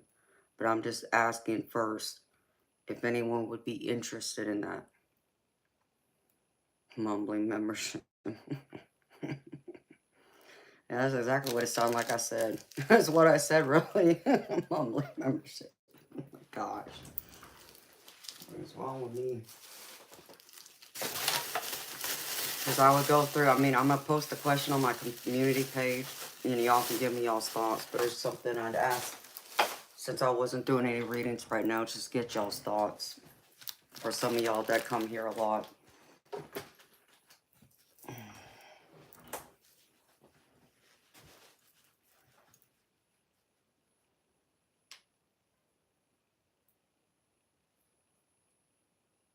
On this platform, PRBB. Potentially Mitch. Yes, Ever Inferno. Tim, I know you said yes. Sebastian, you wouldn't.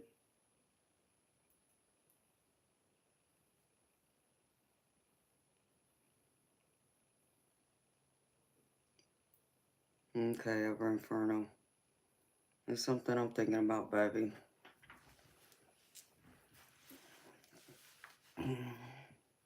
Before I started, I just wanted to see what some of y'all's thoughts about it are. If y'all would even be interested, because that would mean it would take more of my energy and time that I'd have to schedule out. And I wouldn't be complaining, you know, because y'all would be paying me to do that. I'm just curious, just wanted to know.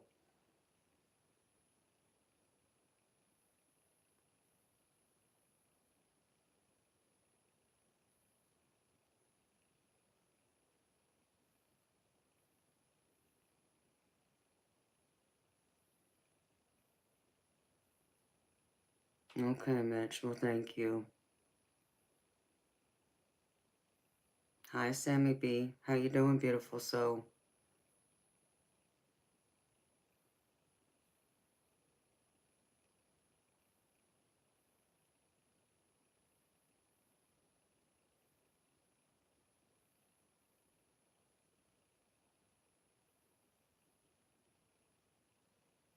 Mohibcon? I don't know what that's supposed to mean. What I know, though, is that you can learn to say hello to.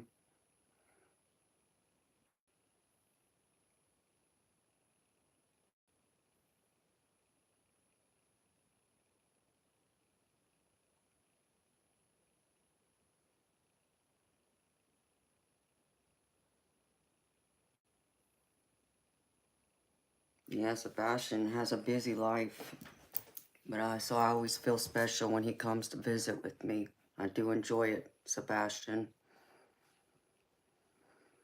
Mm-hmm.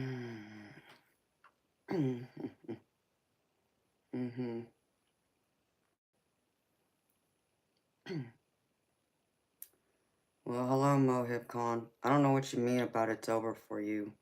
So,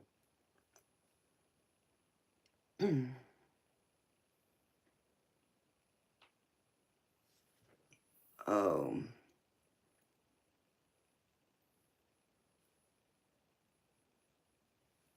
yeah, I always like seeing you, Sebastian. You make me smile, baby, when you show up. Mm-hmm.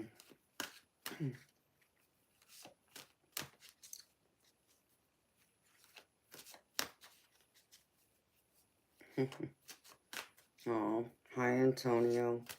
Thank you, baby. How you doing? Baby Joe, I'm in the United States.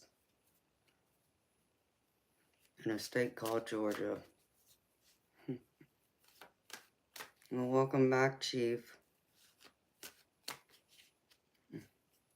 I'm gravy. I'm so gravy, I got some sausage and biscuits to go with my gravy, baby. How you doing?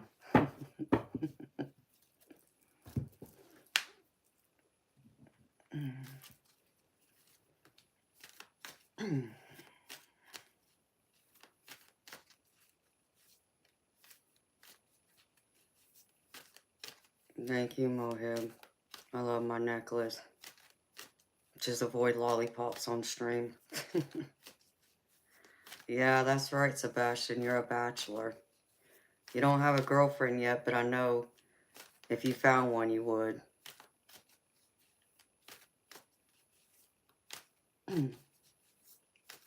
Okay, honey.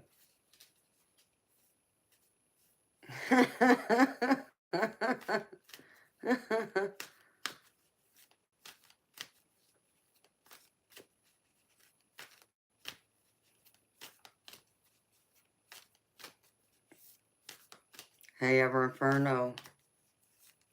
Hey, baby.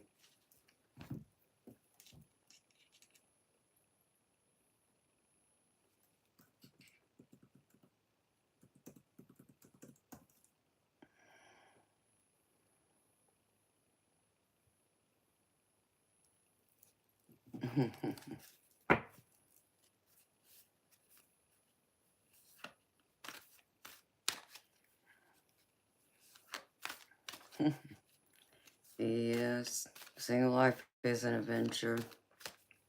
I mean, Sebastian, so you still haven't met a pretty lady yet that catches your attention, baby? I'm really surprised. I know there's ladies out there that are getting you because you even said you wear that coconut and all that because you know the girls like it. Isn't that what you said, Sebastian? Wasn't that you that said you use like coconut oil and all that? Because the ladies love it?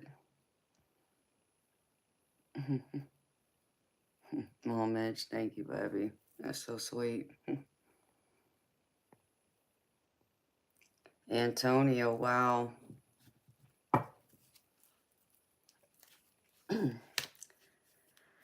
Dialysis. That's rough. That's rough, baby. I've had people who've gone to dialysis who need kidney transplants. I'm sorry, baby. I hope your dialysis is going well.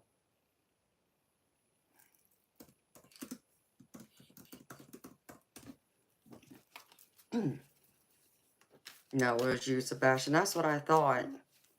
You wear all that coconut oil because you like them ladies just smelling you.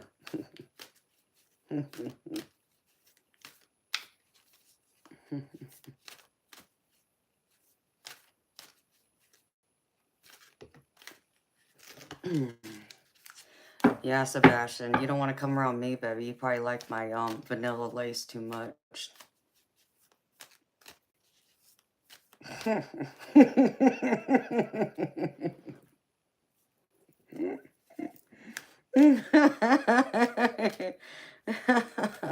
Oh, is that right? I kind of thought the same thing.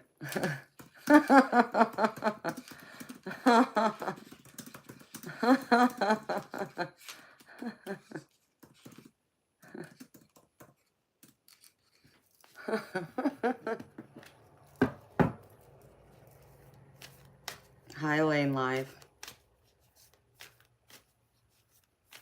Oh, it's not for you? Okay, Antonio, I got you. Well, I have respect for you, baby, taking care of your mama.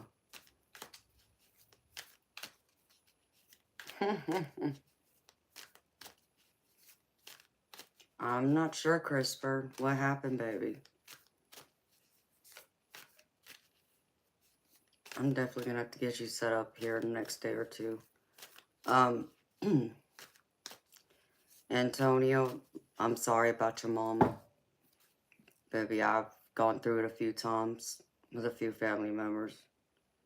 And my daddy actually had kidney failure and he died. So I'm thankful to hear that your mom is still going, and I hope she's staying strong and as healthy as can be, because I know dialysis is rough on the body.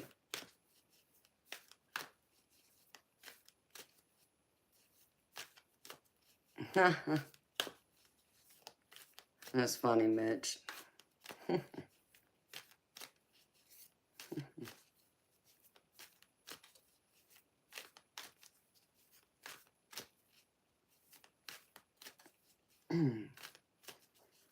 I'm keeping you in my thoughts and prayers, baby.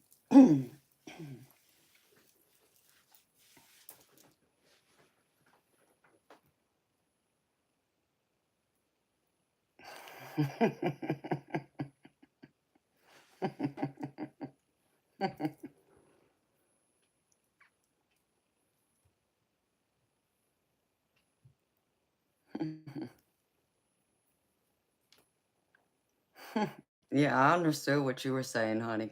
I understood.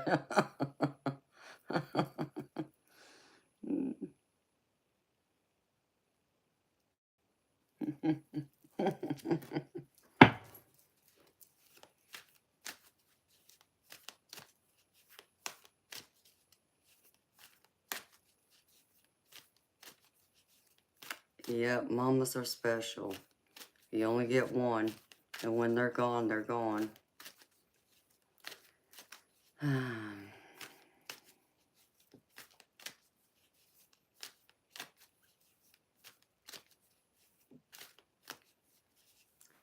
Sebastian, I mean, yes, they're right, baby.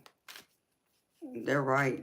But, you know, the thing about it is, though, is that when you meet that one and you make that commitment, you know, like when I mean commitment, I mean like, you know, the marriage, you know, the ring and, you know, wedding, then your wife is then supposed to be your first priority. Because if you know, it's depending on what your I can't even talk right, what your religious beliefs are, but like me as a Christian, you know, it means that um, you, how is it worded? Holy crap.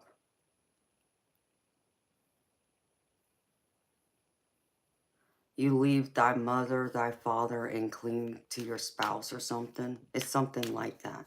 So then it's like your wife becomes your immediate family, and then your parents and siblings become your extended family, because it's supposed to be then your spouse and whatever children y'all have is supposed to be your immediate family. So they should come first. So that's the only difference, baby. Something to think about. And you know,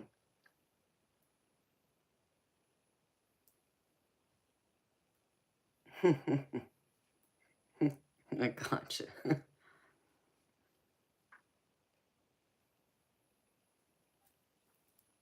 Right, Christopher.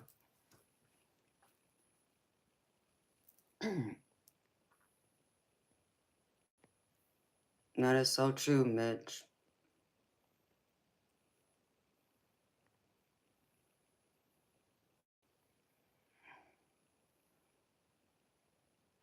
Suffering. What do you mean, Chief? The third is suffering.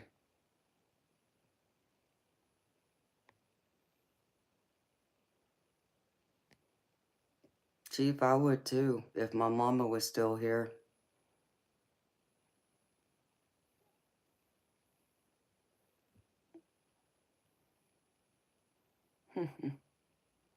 Three is suffering.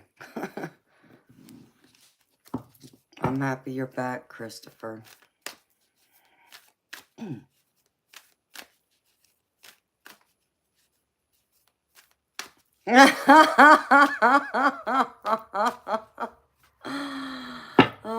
I'm telling you, I don't know what's wrong with me. I mean, I've done that a few times. You would think I'm like, you know, done something, and I haven't. That's what's so weird. I'm getting like tongue-tied. Oh, I'm glad you agree with that, Sebastian, because I know, oh man, I've heard so many stories, baby, about people being married, and um, both my friends and family have come to me and said that like their wife or their husband isn't, you know, putting them as a priority, and they get put to the back burner and take their, you know, parent side over them, and it creates this whole problem in the marriage. And there's been some in-laws, let me tell you, there was some parents that intentionally was trying to drive a wedge between them, intentionally. It's like, and that's wrong, especially when you know that. You yourself know it, but you can't see your own spouse to see that. And I understand that's their parents, but they can't see your side and they're not defending you. No, I, I couldn't be that. Wouldn't be able to do that.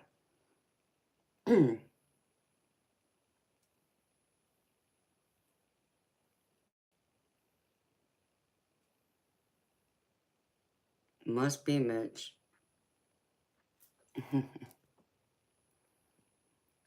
Oh, Chief, I just didn't quite understand what you were saying, baby.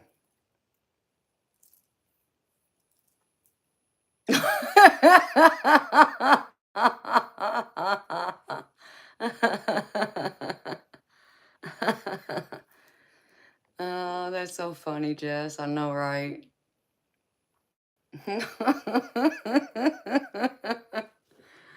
uh, That's absolutely right, Sebastian. And that's why it gets complicated, because some people can't do that. You know, because they'll say exactly, well, that's my mama, that's my dad. I'm supposed to, do them, yes, to a certain degree. But you forget, when you married that person, they became number one. They're supposed to be number one, even above your mother and father. And that's where it always gets complicated. And many marriages disintegrate partly because of that. And it's sad. I hate to see that.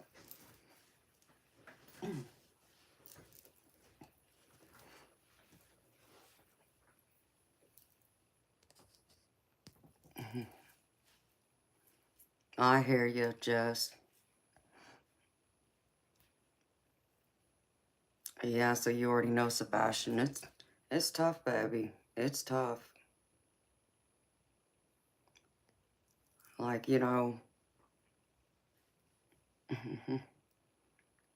hi, Jason. You too, baby. Have a great day. And it's like, I I'll share this little quick story. When I met my mate, who's my husband, but um he told me right off back that his mama was not accepting of anyone getting involved with her kids who weren't of the same ethnicity, right? And he's, Caucasian. And so he wasn't sure how she was going to handle this with me. Even though I'm half Caucasian, I'm still, half, of something else. So I just said, and I told him, I said, listen, as long as you stand your ground with your mama when it comes to me, and you don't put me last, that, you make sure I'm your priority, and you don't allow, your mother to try and come into our life and, try and run our marriage or our life or anything like that, she can love me or hate me. Simply just because of my ethnicity, whatever. She doesn't know me. And I will give him that credit. He did. He fought for me every corner with her because she did. She threw everything at him when it came to me. In fact, I recall just like a couple years after we had been married, she even says to my stepdaughter one day, and God rest her soul, but she said to my stepdaughter one day, I don't understand why your dad couldn't go out and marry and find himself a good white woman. Why did he have to marry her? It's like, wait a minute. I am half white. Oh, but I'm not 100% white, so I'm not good enough. I got it. I mean, it was remarks like that, she would say. And she would cause problems. And every single time she was out of line. And most times she wouldn't say anything when he was around. She thought she would get away with it. But he also knew I'm not going to sit here and lie about some nonsense like that. And he knows me well enough to know that I'm not going to over exaggerate or make things up. I'm going to repeat back to him exactly what was said verbatim. He knows that about me. So when she would say things and I would tell him, he couldn't believe it. Couldn't believe that she would act that way. So he would handle her. And then there was he just had his shoulder fixed. He just had rotator cuff repair surgery. So we were at home and he was laying on the couch, had his arm in a sling. And, I just got him home from the hospital, in fact. And she's over there already because she lived in another state, over there ringing up the phone, trying to check on him, make sure he's okay. Well, he's not in no mood to talk. He's in so much pain from being cut open. And so, I'm like, well, do you want me to talk to her? Yeah, just tell her I can't talk. Fine. So I talked to her, and I told her, listen, he's fine. He's just in a lot of pain. He can't talk to you right now. He'll give you a call later if he feels better. I swear, not even 2 hours later, she calls back in. Want to talk to him. He's still in pain. Do you not understand? I told you. He will call you when he feels up to it. He is in too much pain right now. Let him try and get comfortable and sleep. You know, you keep ringing up the phone means you keep waking him up, even if he can't fall asleep. So, and then it got towards the evening. She calls again. Want to talk to him because he still hasn't called her. And she can't believe my words that, you know, he's okay other than, you know, at the time you could say he was being a big baby in pain from, you know, just having his shoulder, you know, cut open. And I was getting ready to leave him for a minute, to drive down the street, to go up to like Taco Bell to get something to eat for, you know, dinner that night. And so, you know, I answered the phone and I told her, I said, listen, he's still in pain. He's still going through. He's just not comfortable. He's not ready to talk. I'm trying to figure out what to get us, you know, to eat. I was getting ready to leave, in fact. And I told her, you know, I was planning on going up to Taco Bell, you know, to get something to eat because he loves Taco Bell. So, what would you know, that woman says, well, you know what? Instead of going out and buying food and spending money eating out, you could be sending that damn money to me. No, she didn't. And she said it loud enough. My husband was laying right there, and he couldn't believe what she was saying to me. You know, and he finally got on the phone and told her, Mom, shut up. I'm in pain. Leave her alone. It's none of your business. And hung up on her. It's like, I can't. It's like, woman, do you not understand? I'm trying to take care of your son here, but you want to keep harassing me, and then you want to sit here and talk about, and you know, you're supposed to be concerned about your son, but you're more worried about us sending you money? Come on. It was absolutely ridiculous on that notion. And I walked away, and he heard it. That's all he needed to hear. And I was lost for words. That's all I could tell you. I was lost for words. It's like, you're supposed to be so worried about your son. Oh, until you hear I'm spending money on food eating out because I didn't, you know, get a chance to make him anything to eat. Whatever. I mean,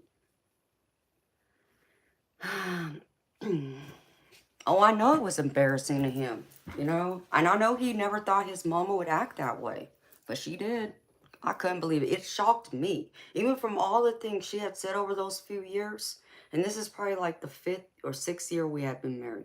Even after all those few years, the crap she said, to say that, wow, woman, it's like, wow. I had no words. None. I couldn't even think. Mm-hmm. Exactly.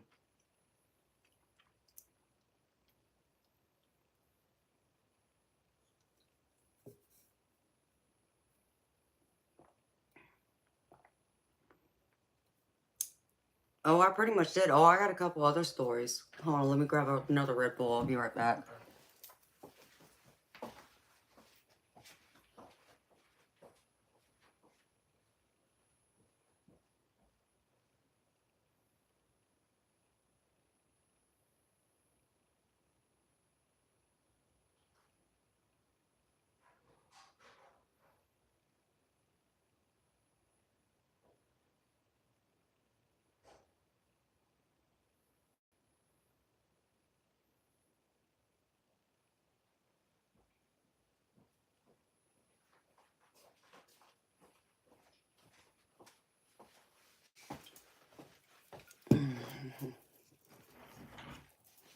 And then, um,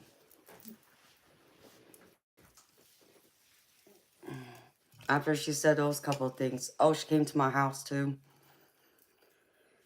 And I had just painted the formal living room and the formal dining room purple, but it was 2 shades of purple. But the rooms were right next to each other, but there was like this archway in the middle that separated the 2 rooms to where you knew they were 2 separate rooms.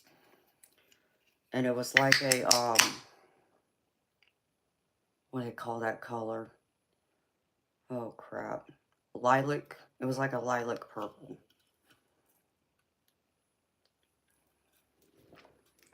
And she came to stay with us for, it was about 4 months, or not 4 months. It was about 4 to 6 weeks, somewhere around there. And as soon as she walked in the house and she saw what I painted the living room, and I already had decorated the room and everything. She walked in my house and she's like, "It looks tacky." No, you didn't.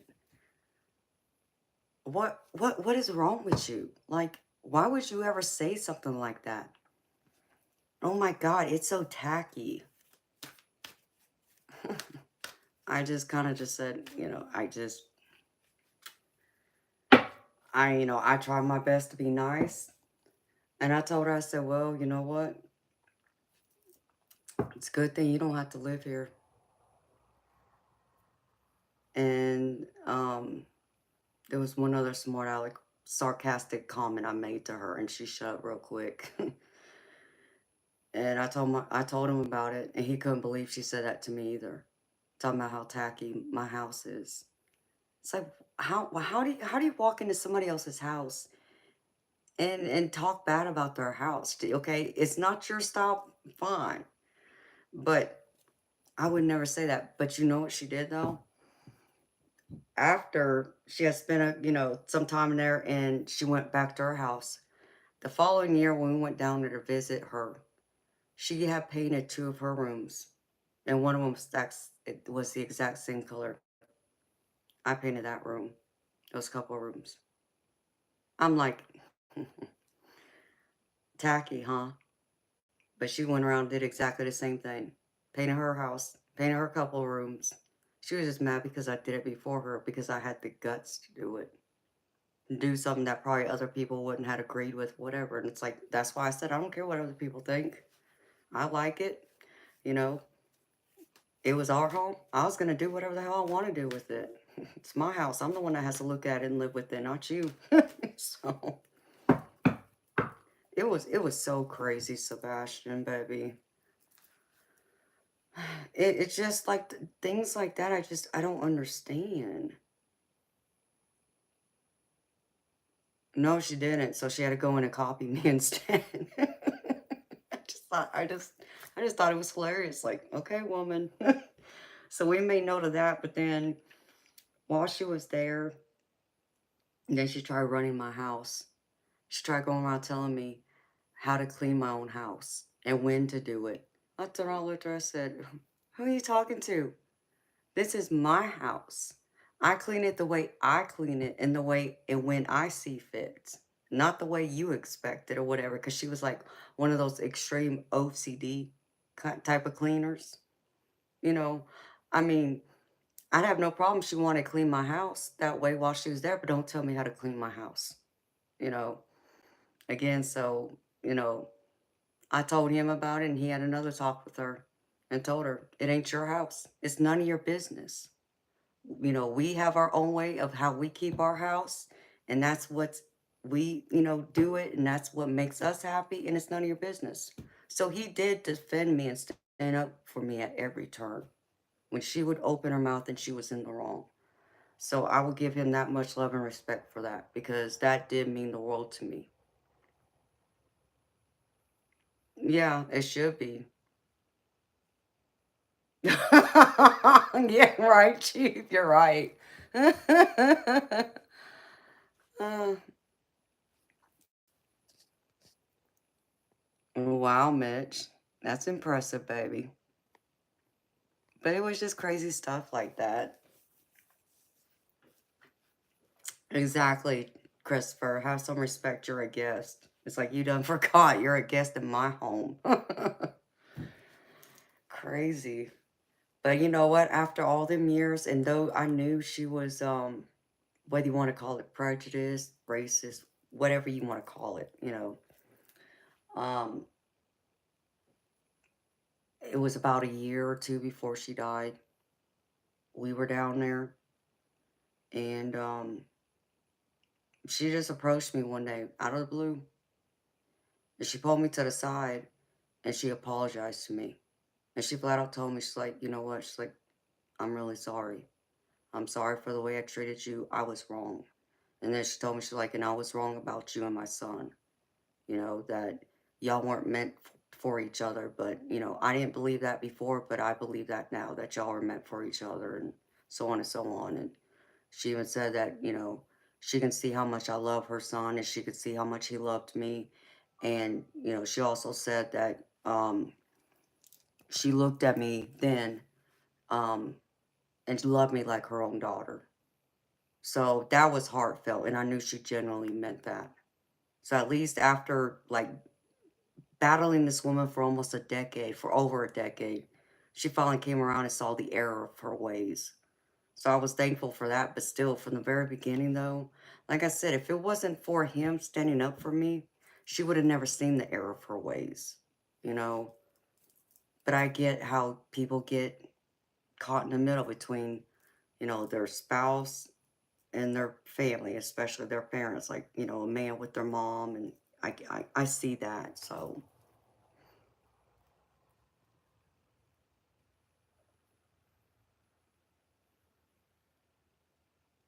Yeah, she was, Sebastian, and I think she realized she couldn't break me. I think she realized just how strong I am, you know? I don't think she realized how strong of a woman I am, because even he told me that he can see some of the same traits in me he saw in his own mom, and one of them is my strength, you know? But he always told me, he was like, I've never met anyone quite like you. You know, it's your confidence. It's who you are. You're different. It's how you think. It's how you see the world. It's how you change, you know, people's mind, their perspective from looking at things from a different point of view than what normal people would look at it from. And then he also told me, he's like, but it's your, you know, it's ultimately, it's your heart, the way you love deeply, and it's also your strength, and you have a will unlike anyone I've ever known before. You know, that you have a will that can't be broken. That's what he said to me, so, and he meant that.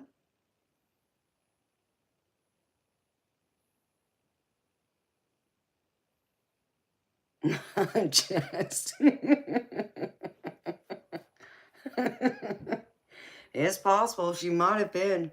I mean, you know, I like to believe she was sincere, but yeah, she could have been doing that too, trying to buy her way into heaven. Like, God forgive me. I'm sorry. Oh, well, thank you, Mitch. It's just something, you know, how people act, but yeah, I've been through a lot, especially with that woman. Because I know there was another time she said something else, and I can't even think of what it is now, but God, I had my moments with that woman. And all I could say is it's a good thing we lived like 8 hours away from each other, because if she lived down the street or with an hour, oh Lord. God help me then.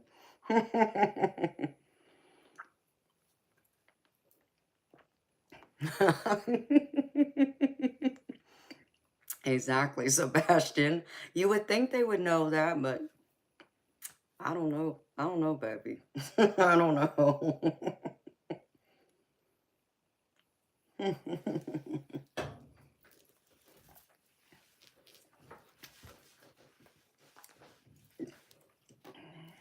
So, and then I've had my problems with his ex. Oh Lord.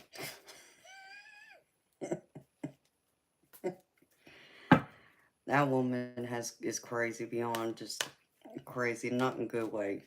And she got issues. That's all I'm gonna say. That woman got some issues.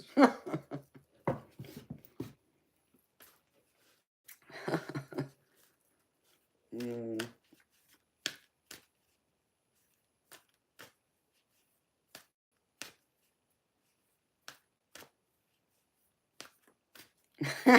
Jess, you're probably right.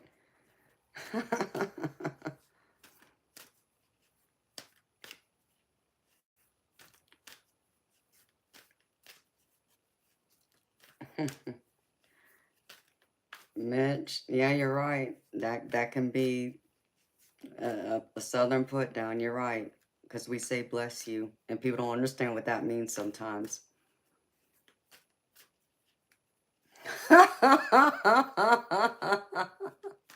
Sebastian. Yeah. I hope she is too, Chief. I hope she is resting in peace. The ex is still alive though, but she's a whole nother mess in a mess in a mess in a mess. Oh my gosh.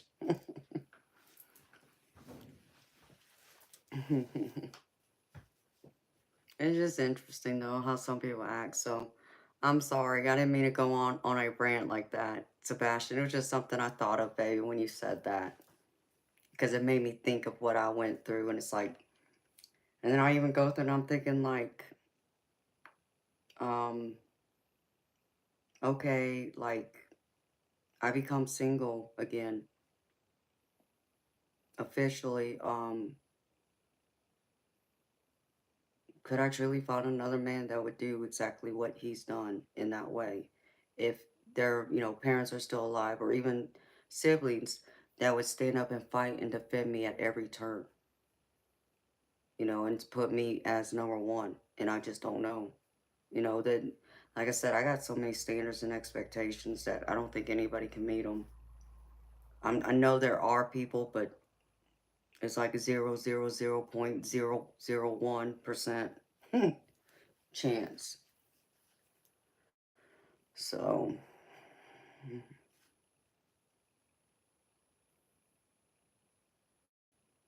probably not on YouTube, Jess. Yeah, I hear you.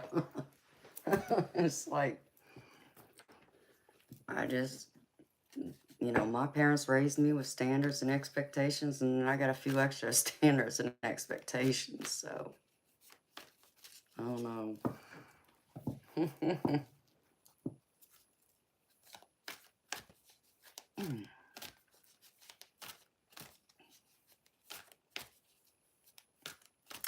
Oh, that's very true, Sebastian, but you know what?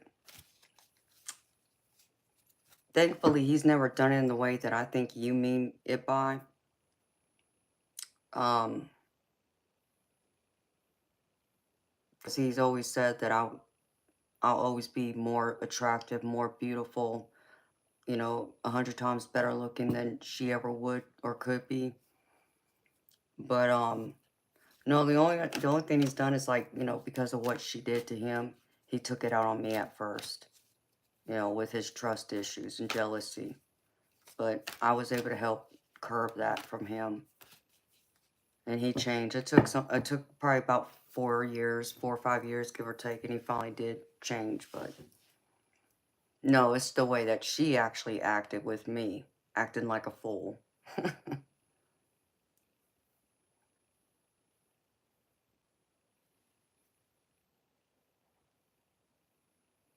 And that's absolutely right, take profit.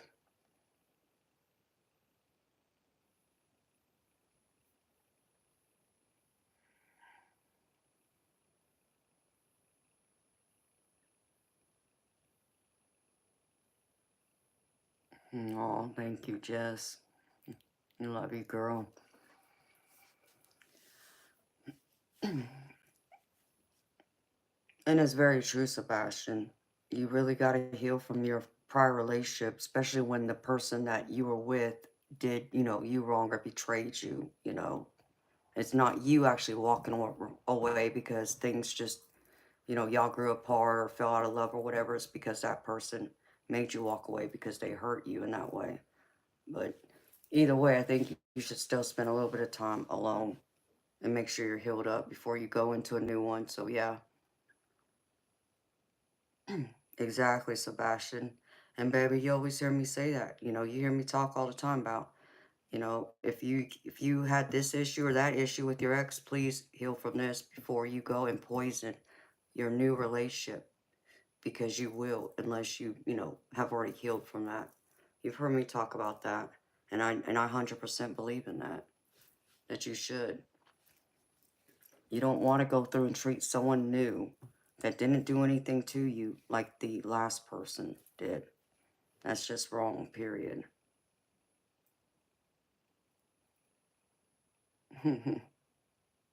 Bunch of crazy nonsense.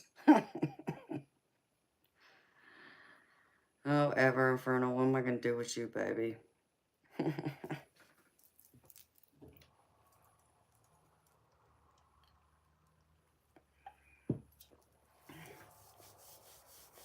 Oh.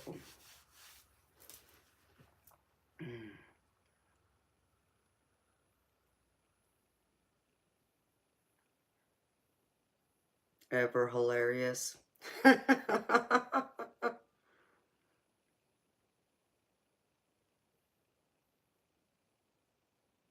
Very true too, Sebastian. Because you learn from them. That's exactly right. Hi, Steve. How you doing, baby?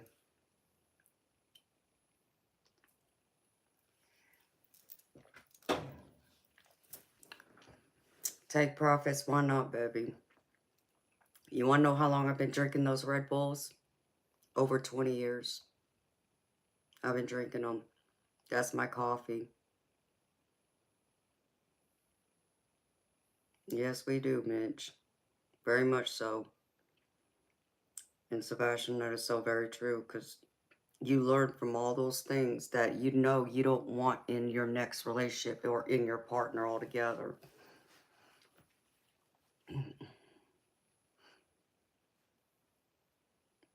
So, I did learn. I've learned a lot. And I grew a lot from all of them.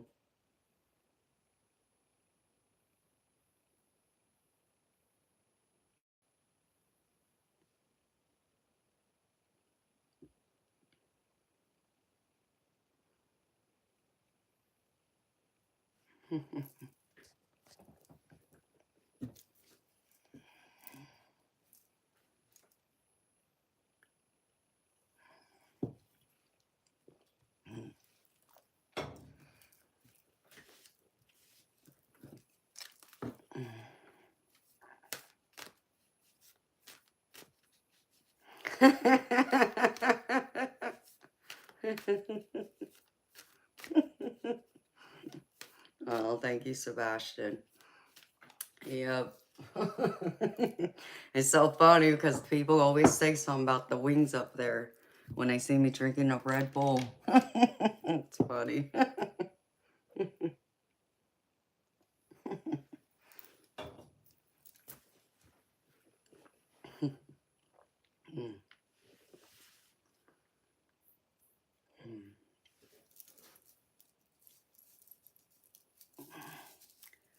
I hate long sleeves. It's gonna suck when I start bowling again because none of my long sleeves will fit me then.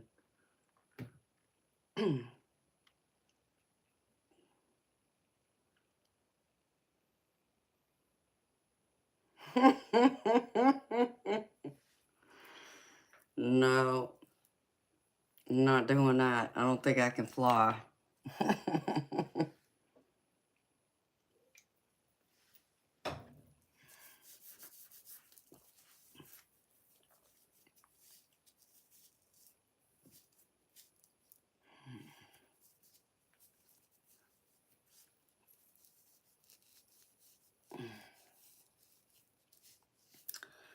Because, Sebastian, when I start bowling a lot, my muscles, like my biceps and triceps and all that, get bigger.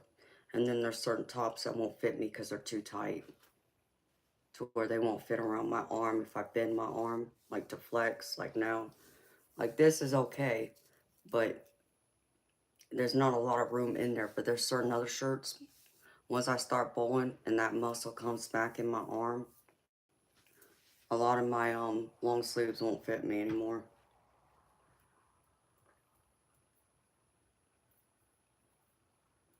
Yes, Chief. 10 pin bowling. Yeah, that's why.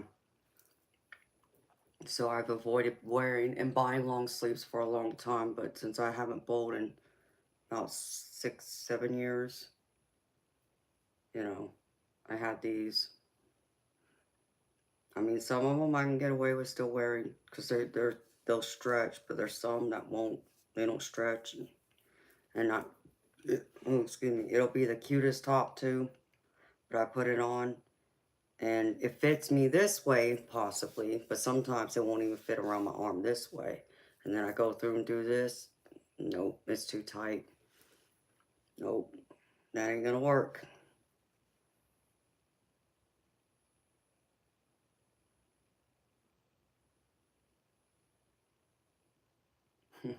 Mitch, that didn't even sound right, baby. You mean what weight balls do I use? I throw an 11-pound ball.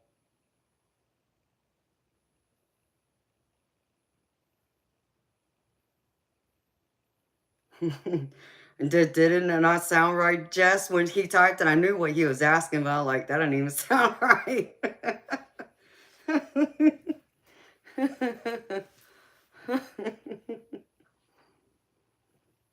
Oh, Chief, that stinks, baby. I love bowling. Bowling's in my blood. My parents bowled, and my mama was damn good at it. So.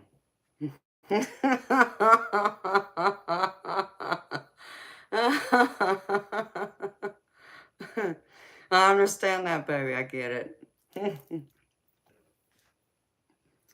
Yep, I throw a 11-pound ball. I got my own bowling ball, my own bowling shoes. 5-pin. I've never seen 5-pin. That would be interesting. That would throw me off though, because I'm used to 10-pin bowling.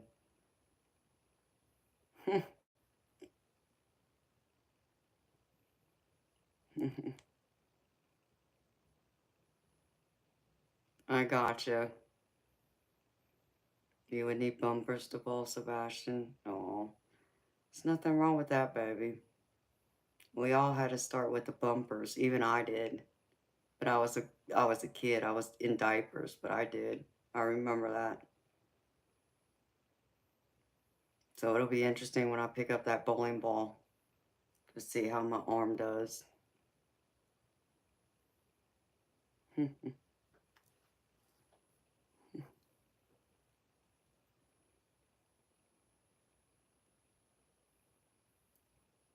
No. Yes, it is fun with the bumpers. I've had fun even using bumpers because I've gone to kids' birthday parties and they have the bumpers up. I mean, I just don't laugh. It's like, this is so funny. Because unless I get a strike, I'm screwed. Understand me. Unless I get a strike or the pins are at the very front, I'm screwed. Because if they're on the side, like if it's a 7 or 10 pin, I ain't going to pick that up because then bumper's going to throw my ball off the way I throw it. It won't go. Ah.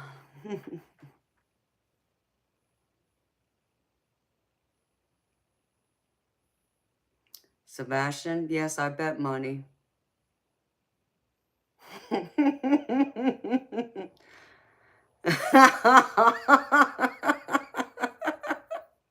Cheap. Yes, it is good for that too. You have a question. What is it, baby? Ever Inferno?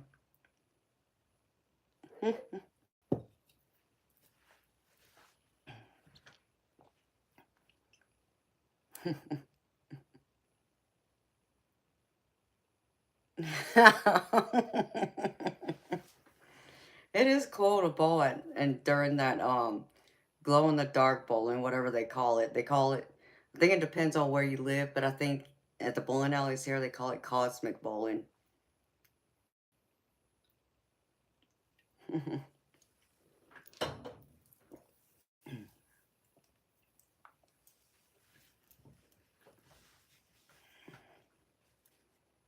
What do I want for Christmas from Santa Claus? Oh wow, Ever Inferno. What do I want for Christmas from Santa Claus? Wow. Mm. A big bag of money so I can get my car fixed. And so I can save some money to get out of here. That's what I want.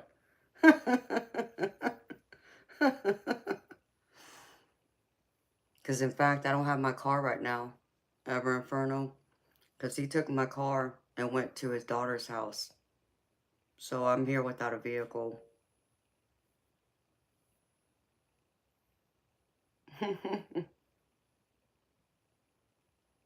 Yeah, I don't have a running car right now. So that's why I'm waiting for him to get back with my car so I can go to the bowling alley. Because today's the death anniversary of my dad. Yeah, Sebastian, he's supposed to bring it back. I just don't know when he's going to be back. But he better come back today.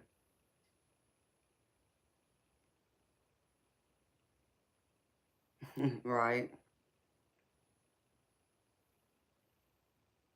It's alright, Ever Inferno. Thank you, Mitch. Um, Money would always help because it would help to be able to take care of a few things, but I mean, actual things, I don't know. I have to think about that, Ever Inferno. I mean, I'm a diamond girl, so I always take some nice diamonds.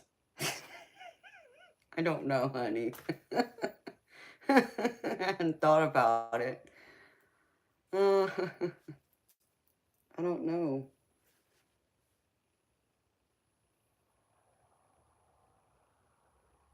And it's November, so I gotta think about it.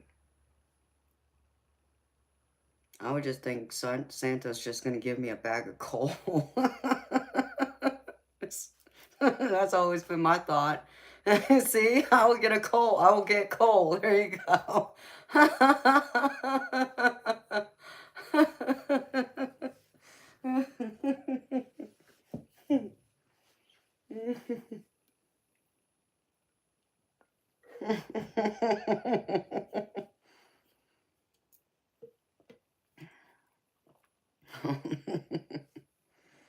No, thank you, Sebastian. I'll make diamonds out of coal. Yeah.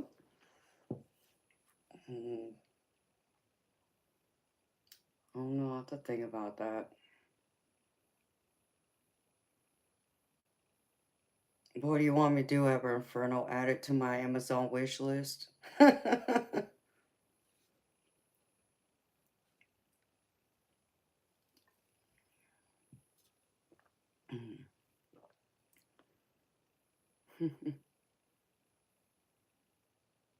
Hello, Faith.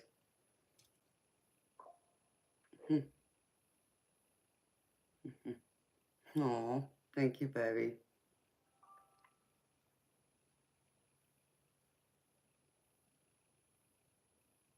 Yeah, Jess needs a laptop, Ever Inferno. She does. I think hers is fixing to crash on her.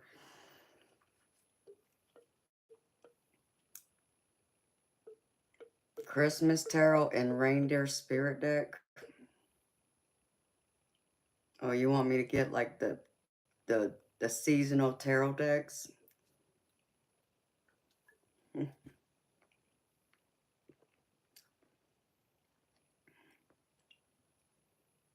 I have to be on your good list.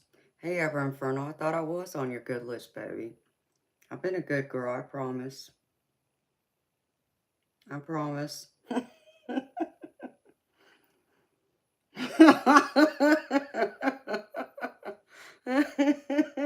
Just for real, homie.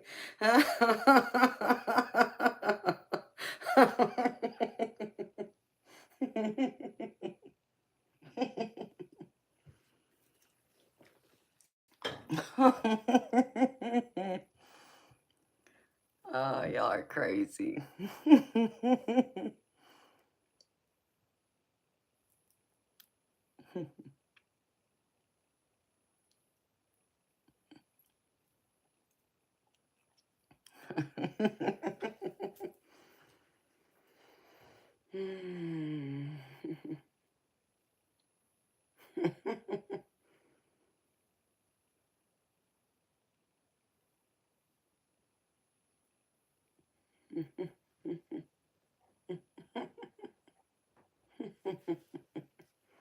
Whatever. I need another Red Bull. I gotta check something. I'll be right back, y'all.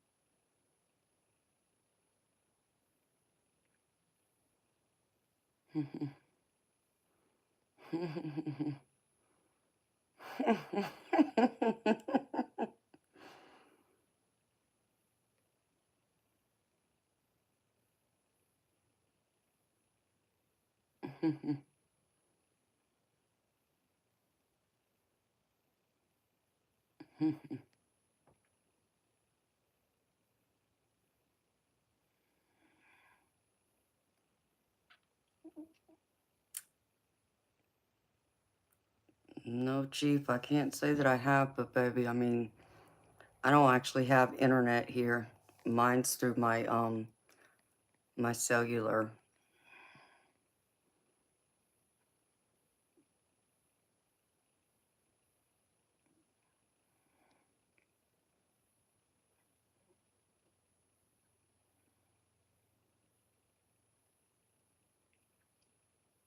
Yeah, Christopher, I'll try and work on getting you in there soon, baby.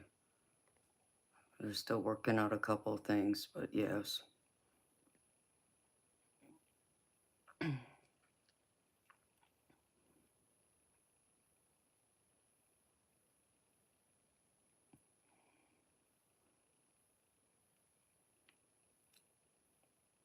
Why, Jeff Chain? Yeah, it's in.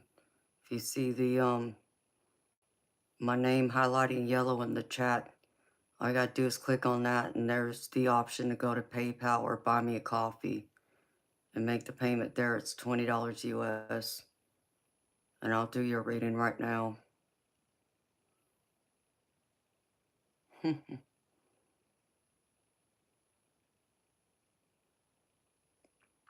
Yeah, I have unlimited, Sebastian.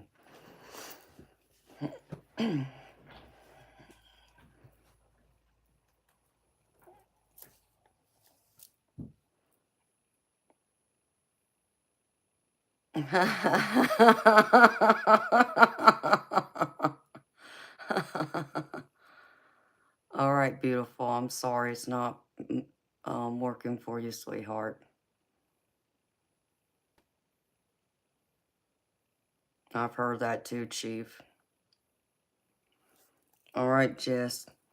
I'll hit you up later, beautiful, after I get some sleep and wake up and you get some sleep too.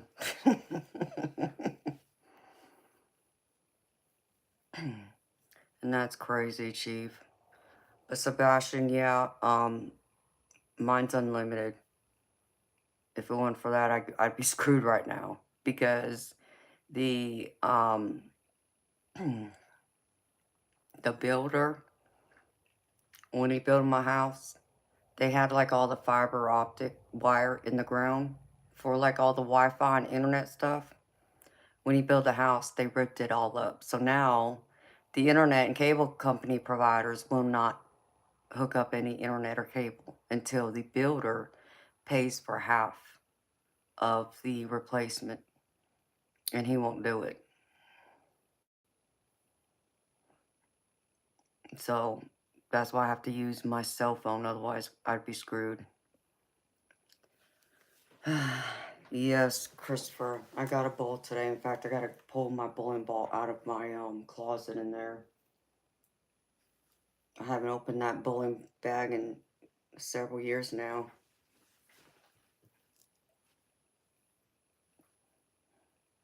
What do you mean, Christopher? Oh, it was a very dumb move.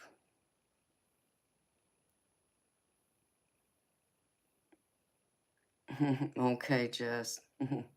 I'll give you a shout tomorrow, sweetheart. Get some sleep, honey.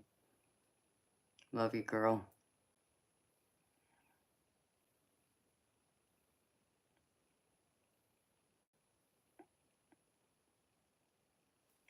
Connect to what, Mitch?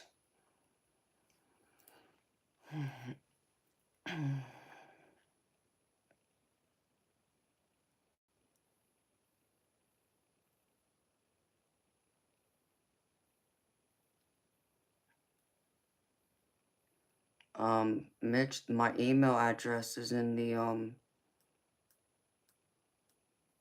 it's on my, description. If you were to, like, click out the chat, you would see more underneath the actual video, like right next to how many hours the stream's been running. If you hit more, there will be a description box and my email's listed in there. You can reach me that way.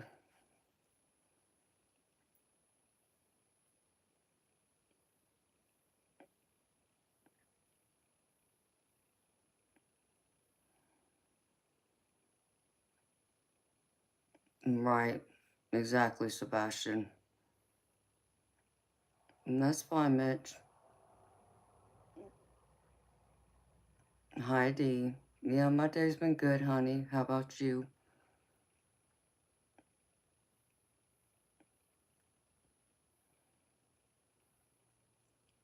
Christopher, I don't even know what 2,500 amounts to, baby, in US.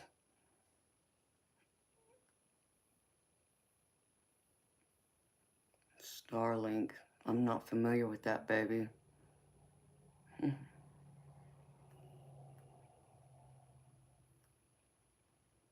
Okay.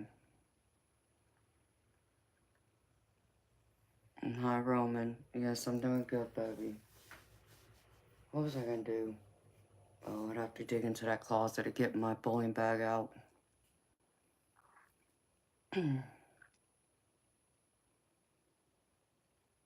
Very eventful. Well, hopefully it was a good eventful day.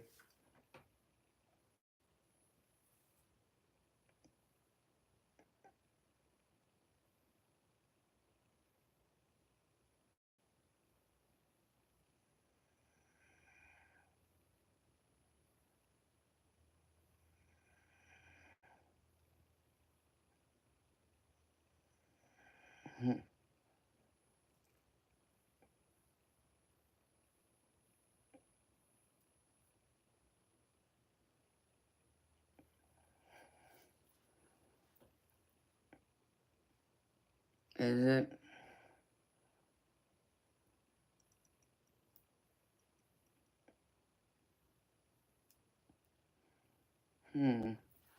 Yeah, I don't know anything about it, baby.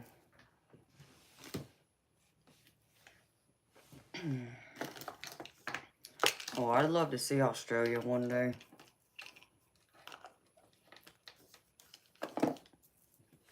I will one day.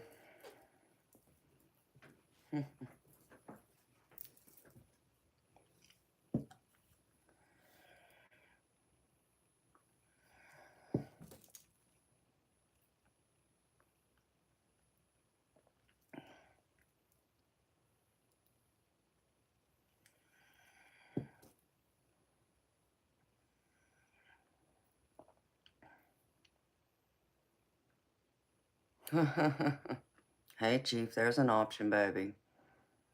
That's awesome, D. I love hearing that, honey. That people are having a good day, enjoying life.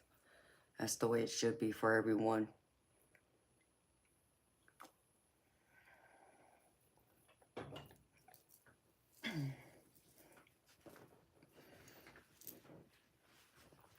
Oh.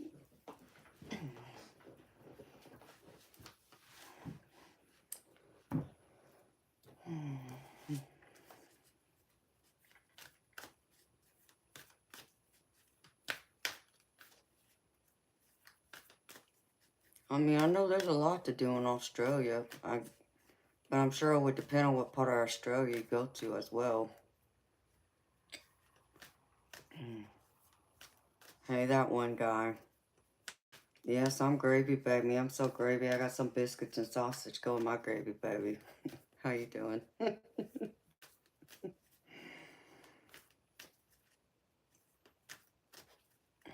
Nice, Mitch.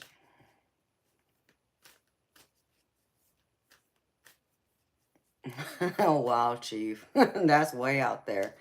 But you're out there in Alberta, right? And I heard it's like out there like in oil country.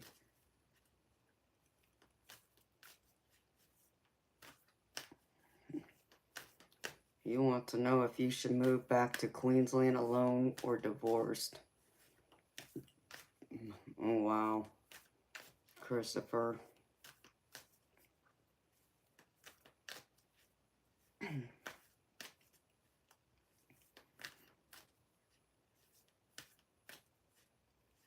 That's what I want to see too, Sebastian.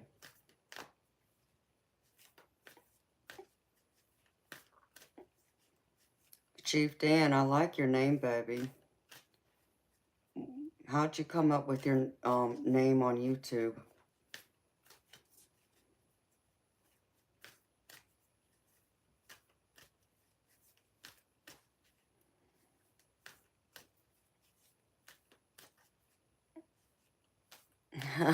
Hi, unicorn sprinkles. I love spiders. I love spiders. I have an exotic spider right outside my house that made a web right there, right above my AC unit. It's beautiful, and it's supposed to be, it's from like Southeast Asia. It's a beautiful spider, so it hitched a ride with someone that came over here. Oh, okay, Chief. I, I didn't know. Wasn't familiar with it, baby. You love spiders, too, from a distance. Yeah, unicorn, you see, I'm one of those weird ones out there. See, my,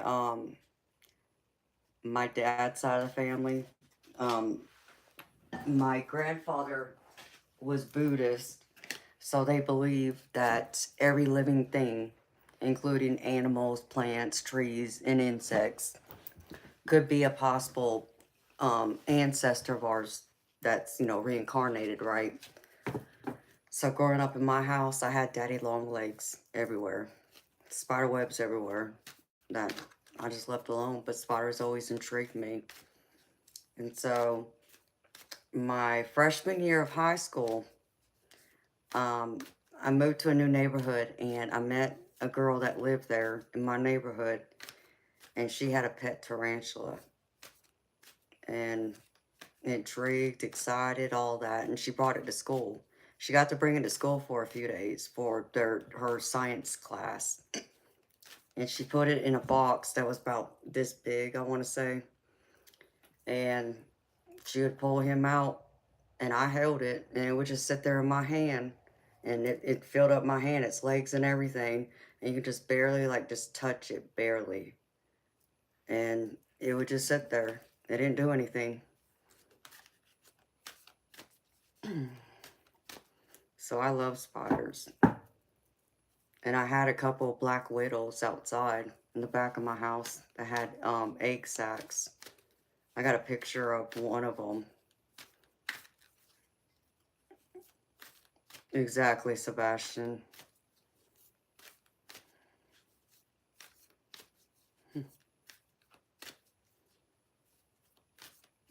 And so, one of these days, I'm gonna get a pet spider. I'm gonna get a tarantula. That's what I've been wanting.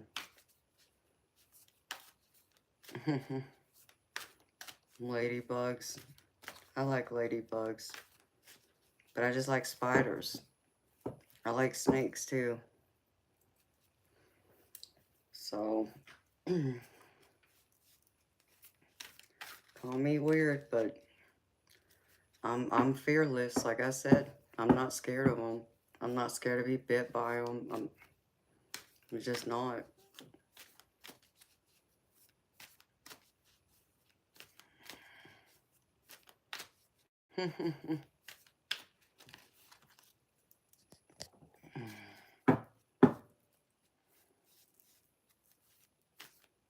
You have pet snakes, you love them, just can't do spiders. I understand, unicorn, I get it. You can't kill no spiders in my house, though.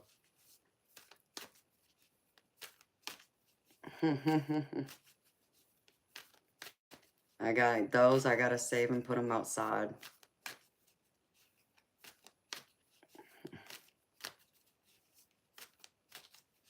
Thank you, unicorn. Good morning, Rick. Thank you, baby. Gonna make me blush.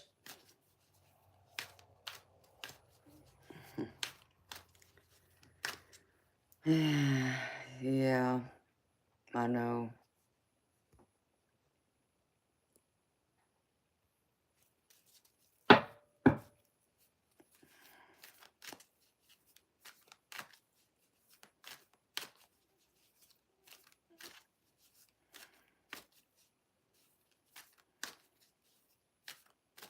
Thank you for the heart emojis.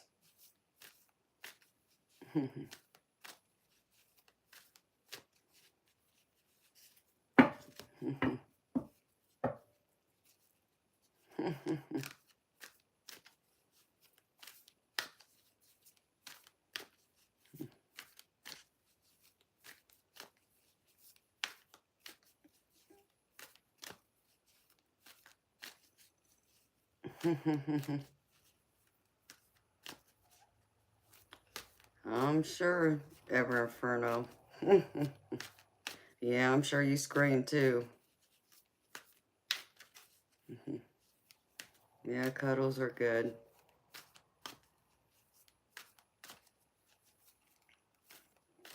You guess you did what you had to do, Sebastian? I don't know what that means, baby.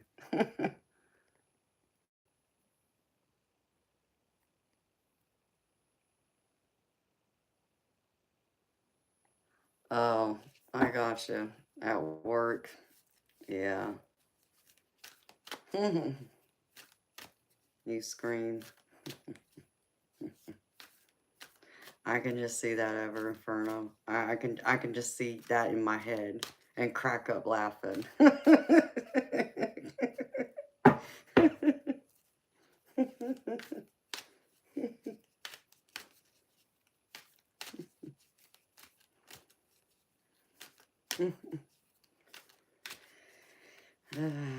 Apocalypse dog. Okay.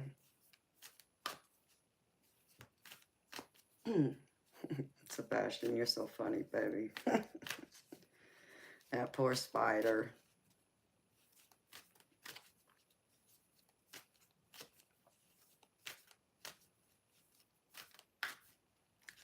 Yeah, Sebastian, that's what I worry about too.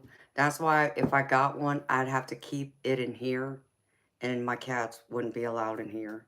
I mean, I don't allow like Toby to roam in here anyways. I mean, he may run in here, yes, but as long as the exhibit is, secured.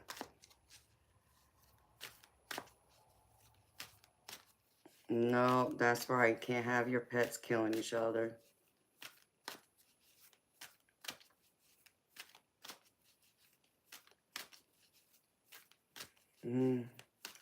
Amanda, you know what? I don't care. I am weird. You're right. I'm different. I'm unique. That's what makes me unique. Because, see, the mold that people fit around me isn't the mold that I am.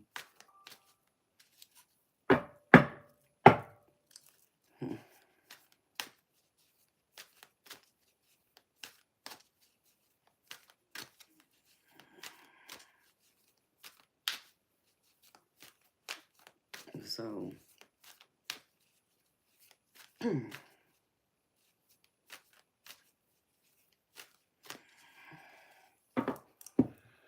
he doesn't scratch the door,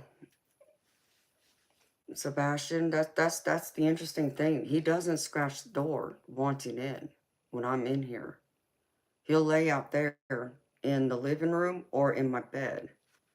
So it's, I think he'll only come around. I've heard him like cry a couple times wanting my attention, but he doesn't scratch the door wanting in. Now, when I open the door, if he's sitting right there, he'll try and run in then, but that's the only time. Or if I'm coming back into the office and I open the door, because I keep this door closed when he's here, roaming free. And when, the others here, but like when I'm coming back into the office, every now and then, like when I'm streaming, y'all seen him, he runs in here, and then I gotta try and get him out, but he doesn't scratch the door, and that surprises me. I don't know why. Now, them cats, like Majestic and the kittens, they've scratched the door over there. So,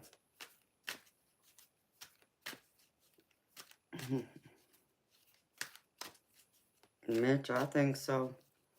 I know I'm unique and different, so.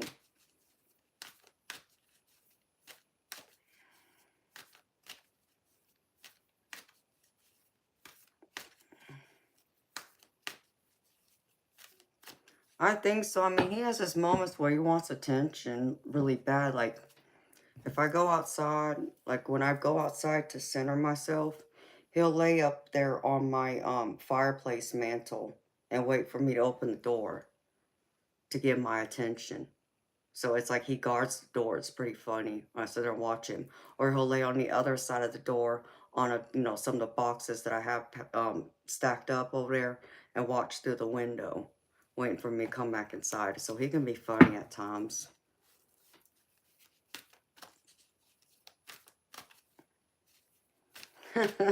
Chief, that's funny.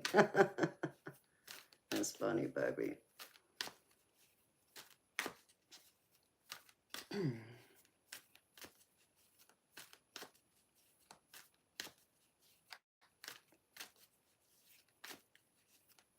Yeah, I think he's just more laid back. He has his moments. He gets testy, but then sometimes when I come back inside, he's laying on the fireplace mantle. Then he wants to play, cause then he wants to play with my hair. In fact, I got pictures of me laying in bed and my hair's like laid over my pillow, and he comes and lays right next to me and he starts pawing at my hair, and then he sits there and chews on it for a minute, and then he falls asleep on it. He's so funny. He is so funny.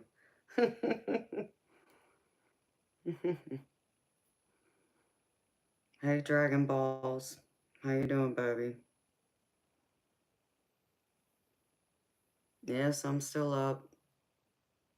There's some mornings that I'm here until 8, 10 o'clock in the morning. Just depends. Yeah, I know, right?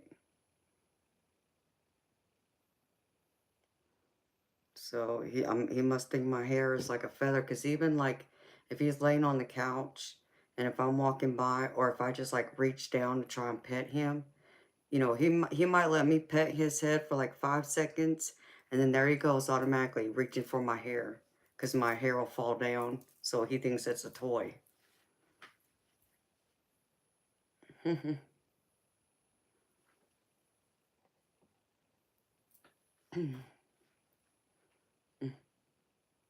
Thank you, Mitch.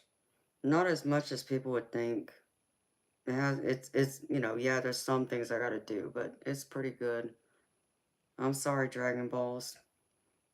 Hey, I get it, baby. I'm working right now. This is my job, so. Thank you, Chief Dan. Daniel, I'm in the United States. I live in Georgia.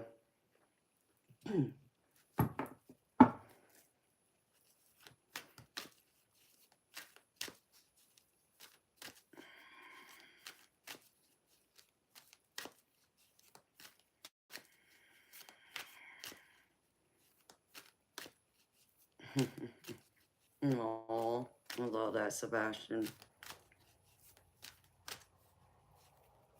Yeah, Sebastian, I had a hawk out there the other day in my yard.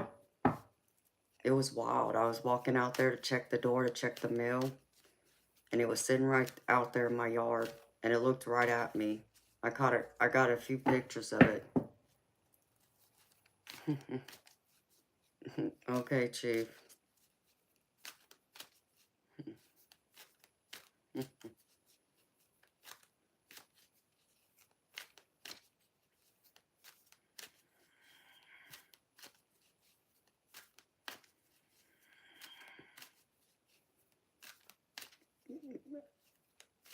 You're welcome, Chief.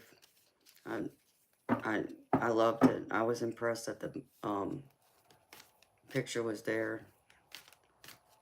Mitch, I'm not sure what you mean, baby. Mm.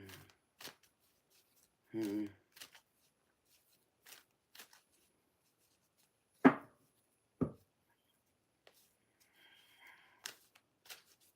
Mm.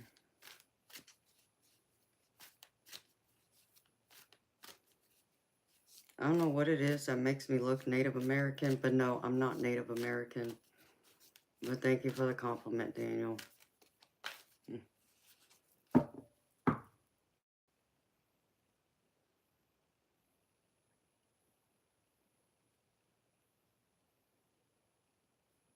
No, Mitch, I haven't.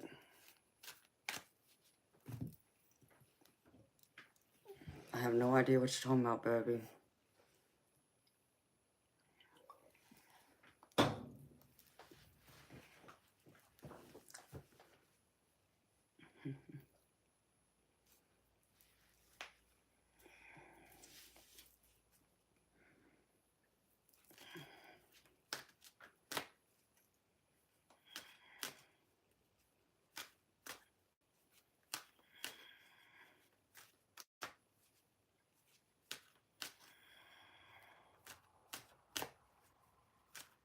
Hello, Renee.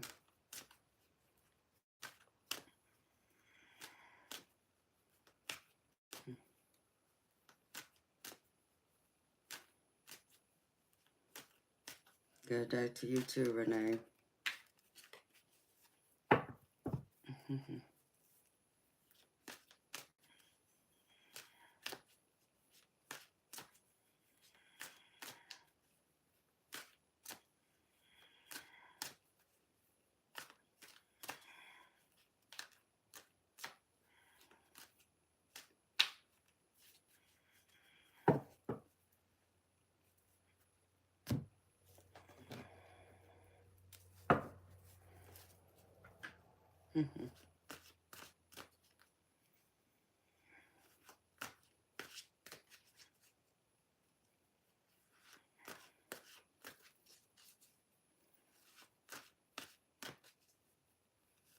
Very true, Christopher.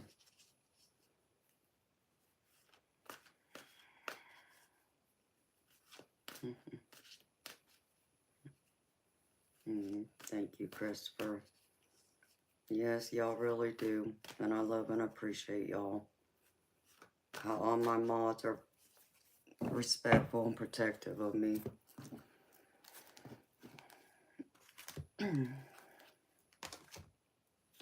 I don't know why I did that. Put it in the wrong place. Must have been that lollipop, as Jess would say.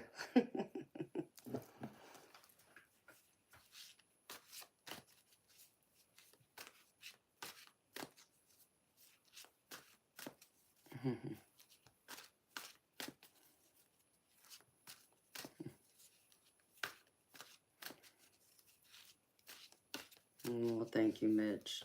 I appreciate the laughs, babe. I get it. There's just some things that draws them in. That is, it gets annoying and it disrupts it, especially when I'm trying to read for people.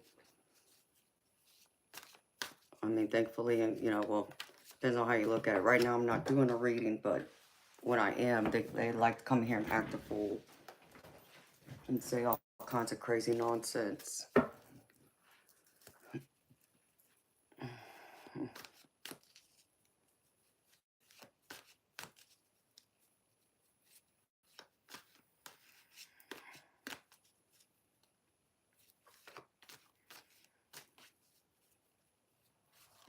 Yes, Alec, I'm still up.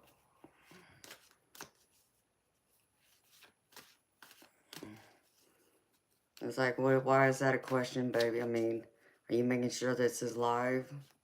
It's like you see me on here talking and shuffling, right?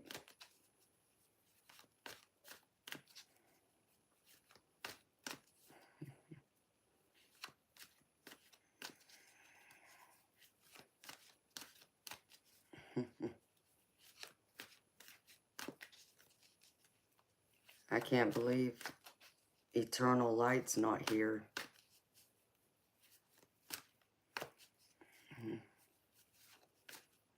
Good morning, McDeath.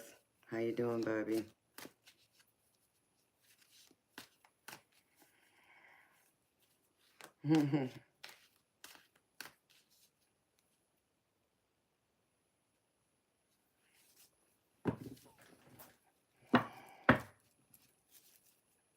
Yeah.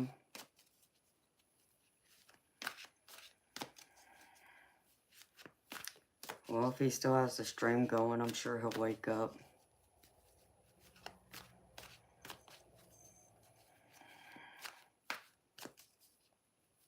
Alex, I mean, you're right, baby. Some of them don't do streams lives like mine, or as long as mine. Welcome back, Forever. You're kicking still, McDeath? That's good, baby.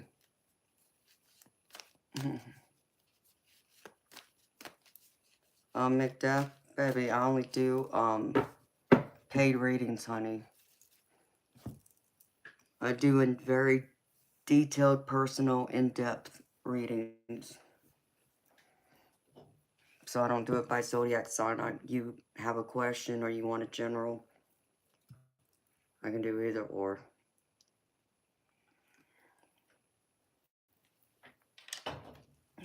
It's $20 US. Where did that crap go? Bro, what did I do with it? I did leave it behind.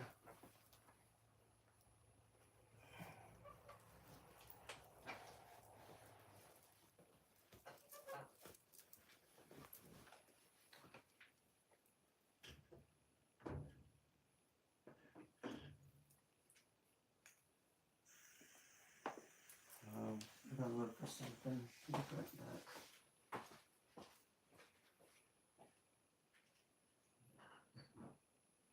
What did I do with it? So I know I just had it.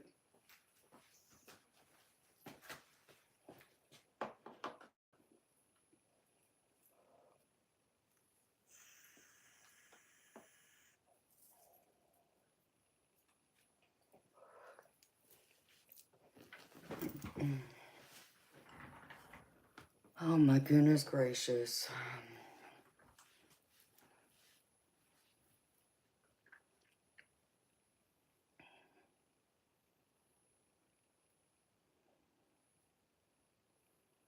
Oh wow, Alec. Sebastian, many channels will do it by zodiac sign, but it's like a general based on a zodiac sign. So like you'll see some readers, and they do pre-recorded stuff. It's rare that you will see them live. I'm not saying there aren't lives out there that do general like zodiac readings, but let's just say for an example, since I'm a Pisces, they'll do a Pisces reading for like a week or for like the month, but it's a collective for just that specific sign. To where they do all the other signs the same way. And sometimes it resonates, sometimes it doesn't. It just depends. It's like anything else. Unless you get an actual personal reading, it may not even resonate with you just because of you having the same zodiac sign, because we're all on different timelines and such. Hello, Indigo.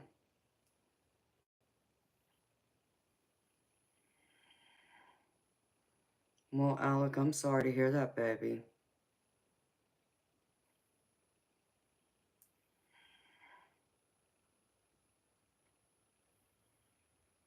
I'm sorry to hear that, Indigo. Indigo, I already did a general reading at the beginning of this stream, baby. You can always rewind it and go back to the beginning. Unless you want a paid reading, baby. You know how that works.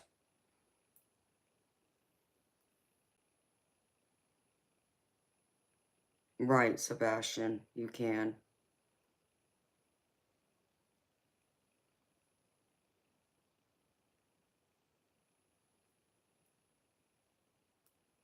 It's okay, Indigo. I understand, baby. Some people forget. I try and do the general collective reading at the very beginning of each night of the stream. I don't always get to it at the very beginning, but most nights I do. I try and start the stream off with the general collective.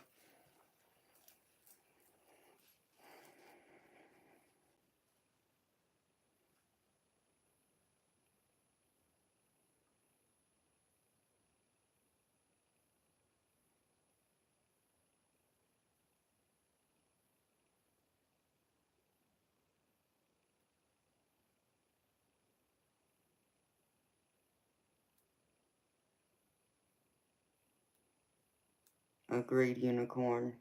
And Indigo, I'm sure there is, baby.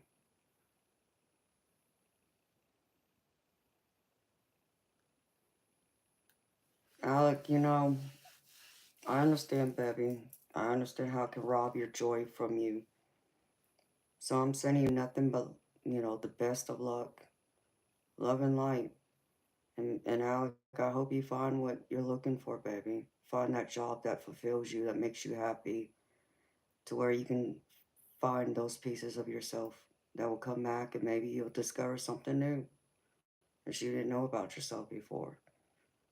I give you all respect and credit in the world for moving on, knowing that that job no longer is for you. So many people won't have that courage to do that when they feel stuck or unhappy in a job. So I admire, respect you for that, baby, very much.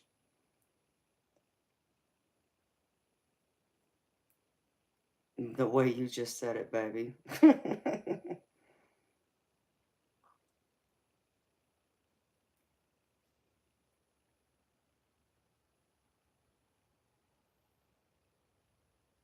Exactly, Sebastian.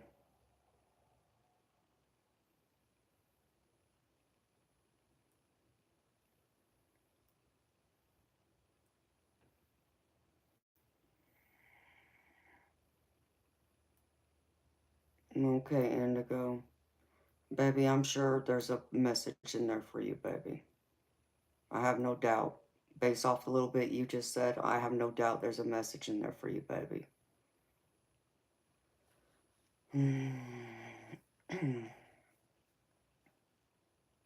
The money is nice, Alex. I mean, exactly, Sebastian. And Alec, I get that, baby. Welcome back, Chief.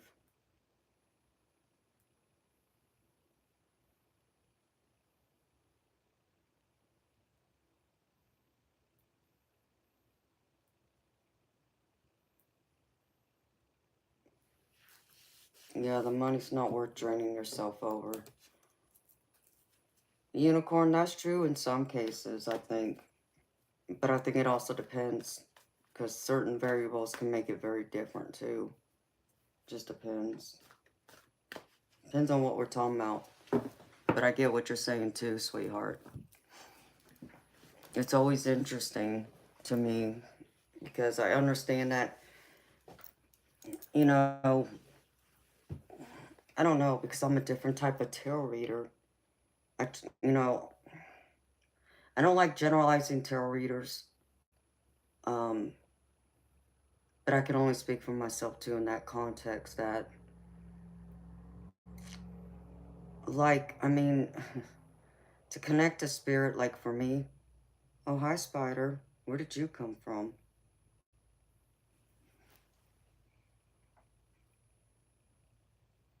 I don't know what kind you are. You're a baby. What are you doing? I can't tell what you're doing. I got a baby spider on my keyboard. But I just feel like, oh no, Alec, you definitely got to get out of that, baby. You don't want to be an alcoholic. I know you got more strength and you're better than that, baby. It's time for you to remember that, though. So I give you so much love and respect for recognizing that and now willing to get out. No, thank you, Mitch. That's so sweet of you, baby.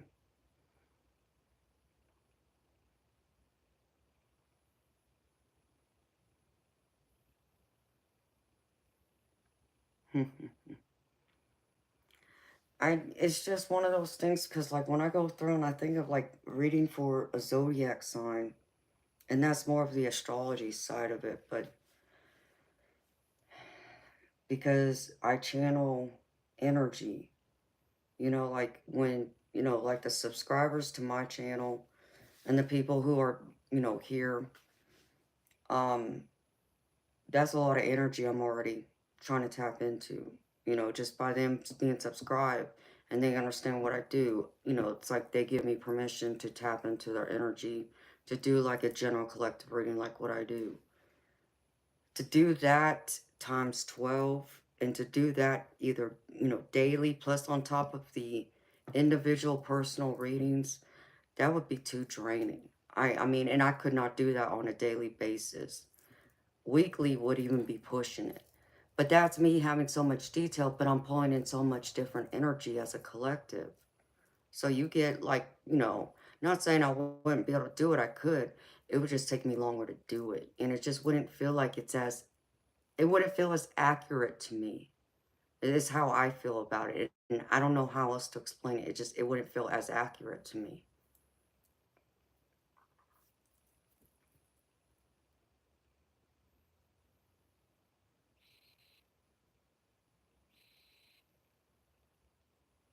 Alec, take care of yourself, baby. You gotta love yourself.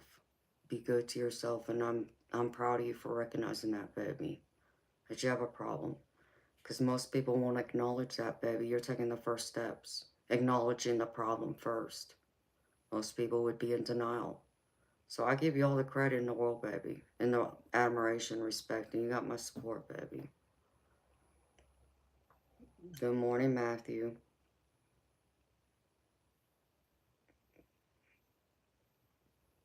Hi, Chandra. I'm gravy, sweetheart. How you doing, honey? So that's the only thing I don't know if I like that. Like I like doing the collective readings for y'all as a collective, not, separating it out by zodiac sign. It's a different feel. I can't explain it. Like I said, if I had if I had a lot more subscribers, then I could, break down and spend more time doing the zodiac signs because that would take a lot more energy out of me to do those free readings without, pretty much like compensation for it. Like someone would have to sponsor me per se. So that's why I couldn't do it. That's why the way I do it is the only way that works for me right now.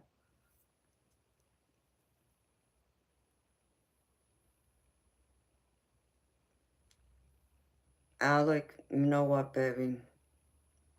I don't feel like you're tainted, baby. I feel more like you just lost your way. Like you just kind of like took the car off the road and landed in the ditch.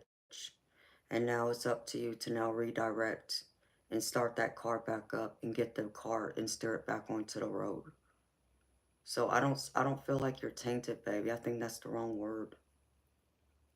But like I said, you got to give yourself a lot of credit and respect for you acknowledge, you have a problem and you're willing, and it's not just you acknowledging you got a problem, you're willing to take action towards changing it. Most people don't have that kind of courage. They don't have that kind of strength. So I really do give you all the credit in the world and respect for taking those steps because most won't, you know. And I know you'll find your way back. But you got to be good to yourself. You got to love yourself. And remember the person you were before. And now, you know, go deep within to find him again. And bring him back to the surface.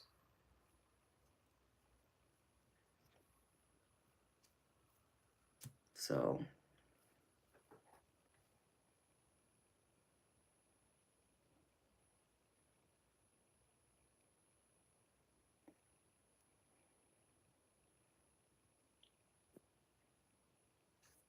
yeah, exactly, Sebastian.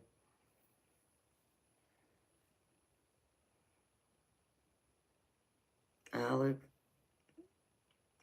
and you're taking the first steps towards that, baby. I give you all the love and respect for that. And that takes a lot of bravery, a lot of strength. Because most wouldn't even acknowledge it. Or they would acknowledge it, but then they would say, but, you know, the money's great, and I got this, and I got that. They would be too tied to what I would say is the devil card in the tarot deck, which is the one that, you know, you're chained to like a, you know, an addiction, or you're, you know, chained to like, your material possessions and money. You know, that's so much of the devil energy in the tarot to me.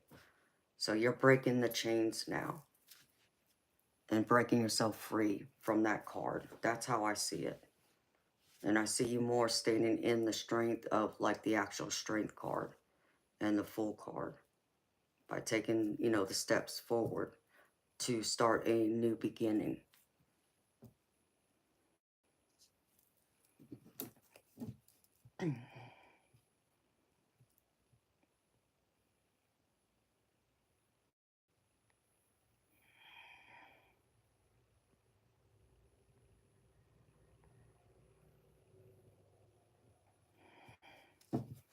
Oh, thank you, Mitch.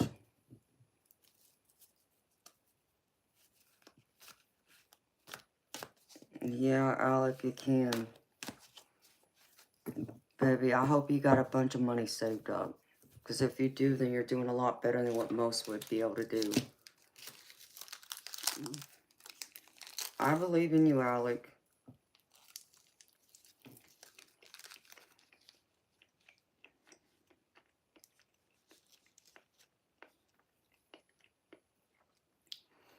Hello, DJ Jackie. I'm not sure where you're at, sweetheart, but it's morning for me. It's 6:30 a.m. here in the United States in Georgia.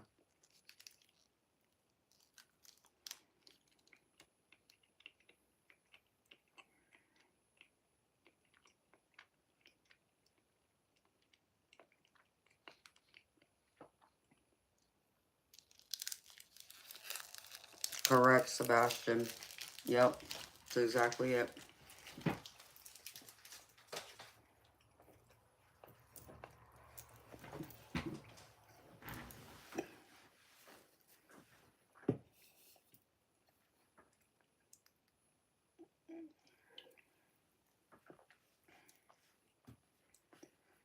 Okay, Alex. Whatever works for you, baby. As long as you're going to be okay right now. Hi, beautiful spirit.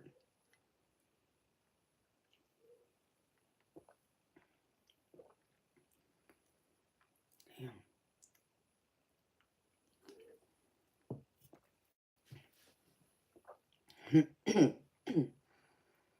Okay, DJ. Jackie. That's cool. Never been to South Africa. Chief, I know, baby. I need my car so I can go get my damn steak. That's what I need. I keep saying I'm gonna go get my steak and I don't ever get up early enough to go. Because, you know, by the time I get up and wake up and then hop in the shower and then get dressed, it's time to come to work to do the stream. So, that's alright, Alec. That's right, Chief. And Mitch. That's exactly right. Gotta be. Alec, it's alright, baby. I got the time right now. If I was reading someone, I wouldn't be able to really talk to you about it, so. Because I wasn't sure how long I was going to be on this morning for. If I don't get any more paid readings, I'll probably end the stream here within by 8 o'clock. Because I want to come back by this afternoon. Because I've been trying to get, ooh, excuse me. I've been trying my best to get on here in the afternoons, too, on the weekends. But I've been on here too late in the morning to where I'm too tired to get up and be back here in time.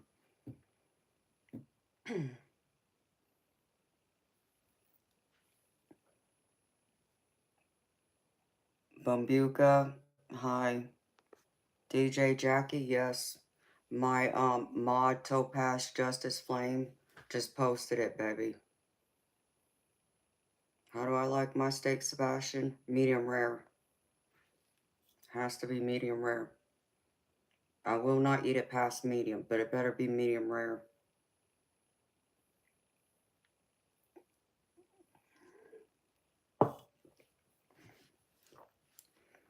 I'll accept medium, but understand, I'd rather have it medium rare. I'll accept medium rare, or medium, but if it's past that, I won't touch it. Will not touch it from a restaurant. And it has to be medium rare.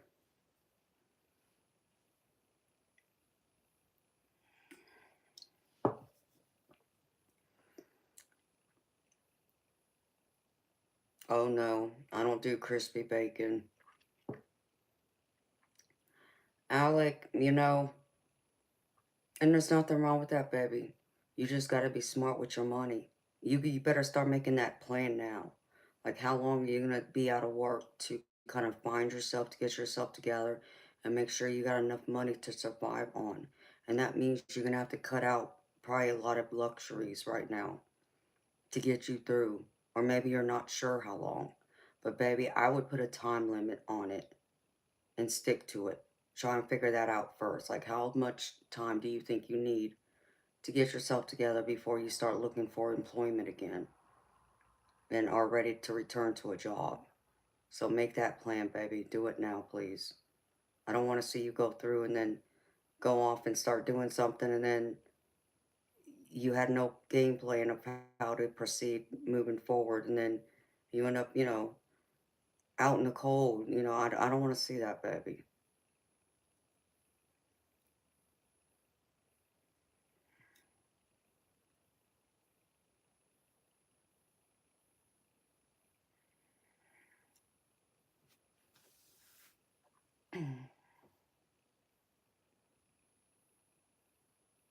It's rare.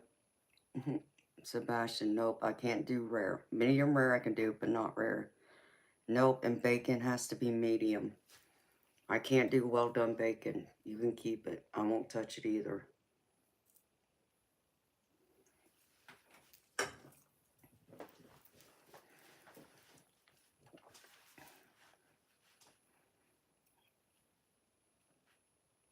Okay, baby, that's good.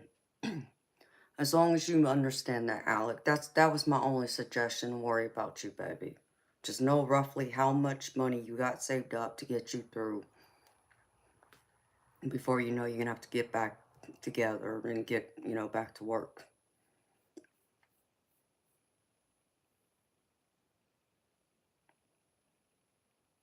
No, I'm sorry, DJ Jackie. I do the readings right here, Jackie.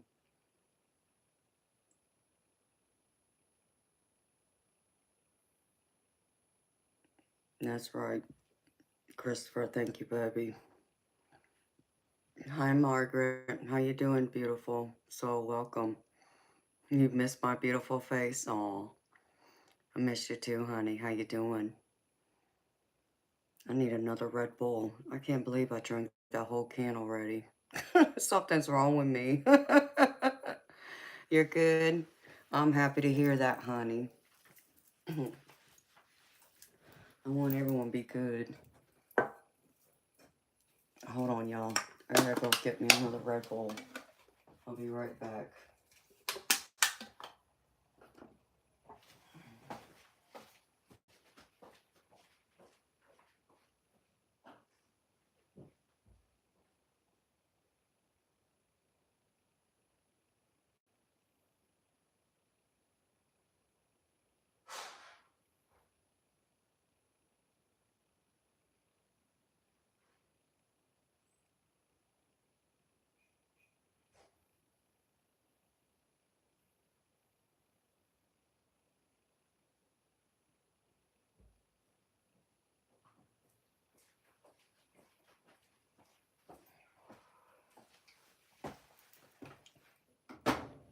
Okay.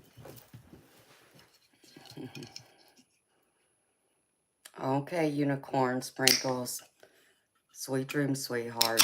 See you later.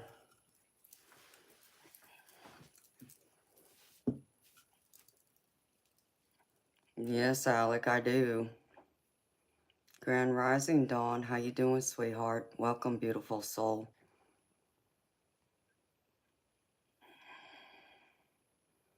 I drink some Red Bulls. That's why I get those big, huge cans.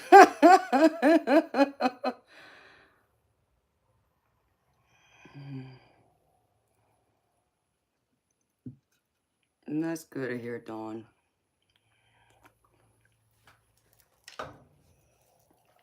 Oh, man. Ouch.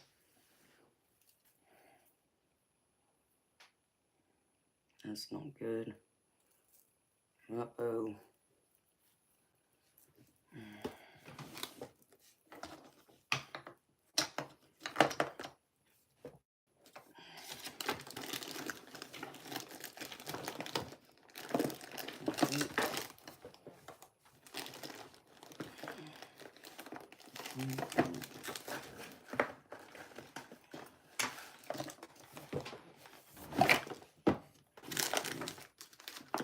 No, medicine's in the other room. Of course I would.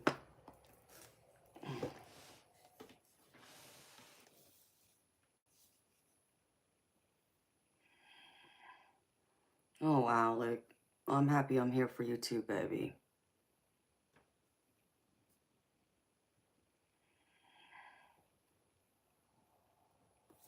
Hold on. I gotta find my medicine.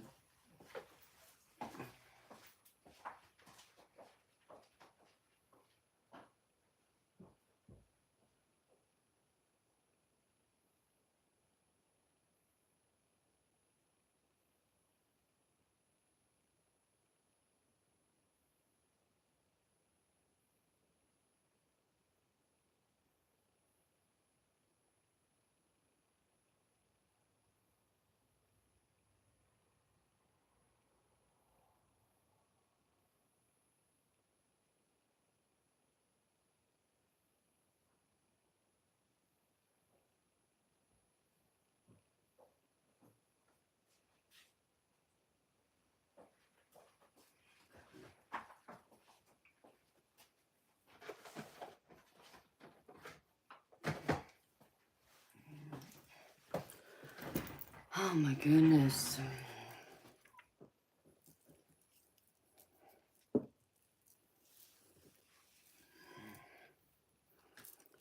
My enormous teddy bear. I mean, he's big.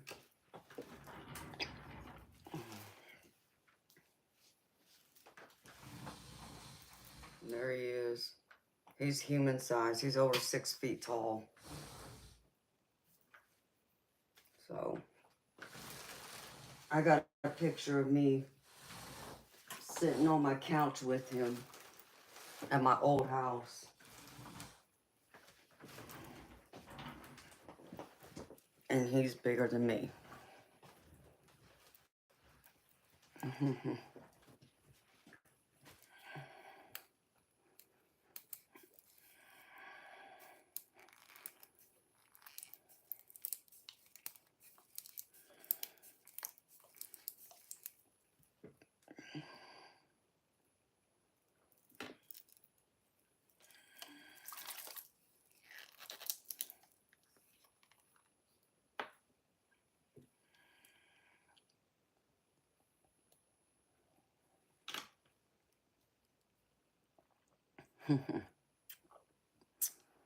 Are you, Mitch?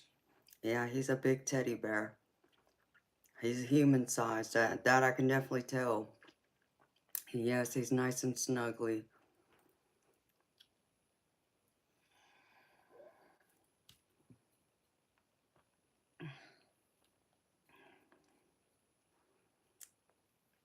Good morning, Audra. You're back up. Yes, it is, Chief.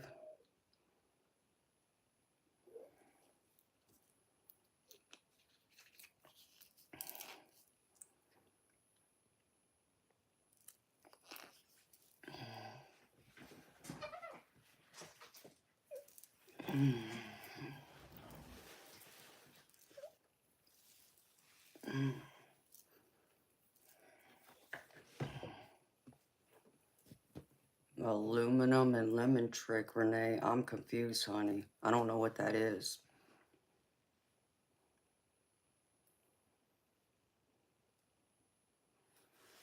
Audra, you only slept for a few hours like me, sweetheart.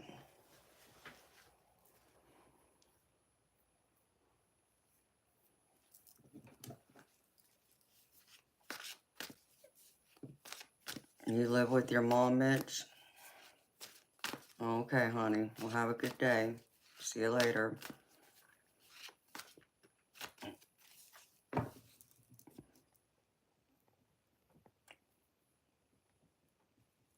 Renee, I don't know what that means, sweetheart. The lemon and aluminum trick. No, I'm confused, sweetheart. No, hugs to you too, honey. Oh, she is visiting? Okay, honey. Well, enjoy your visit with your mom. Take care of yourself, sweetheart. See you later. I'll be back tonight. So, I'm here every night. The only days I take off possibly are Monday nights. But I didn't take this past Monday off, so.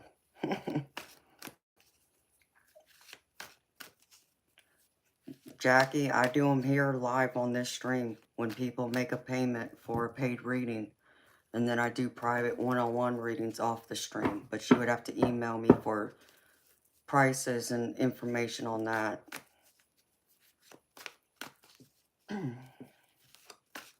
So, this is my job. So, this is what I get paid to do. When people pay me for readings, then I do them.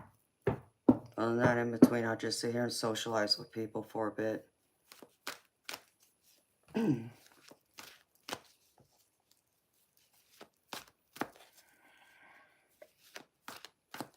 Oh, okay, Renee.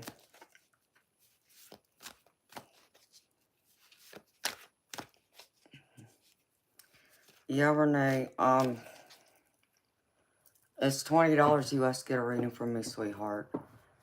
I do my readings, like, I'm here every night, except for possibly Monday nights. I normally start my stream around 10 p.m. Eastern, and then I'm here until the following morning, depending on how the night goes, if it's busy or not. Sometimes I might end it early, sometimes I may go into the afternoon. I've done that before. It varies. But I try and stay on here for at least 8 hours. When I can get on during a weekday, I will during the day, but it's rare. And I try and get in on the weekends during the day, but it depends on how long I'm on here during the night, too. So, the other way you can get a reading from me is in private, and that's one-on-one, and that would be, like, off the YouTube stream, so it would be just me and you, and nobody else would be watching or listening in, so it'd be more private, but you would have to email me for pricing on that.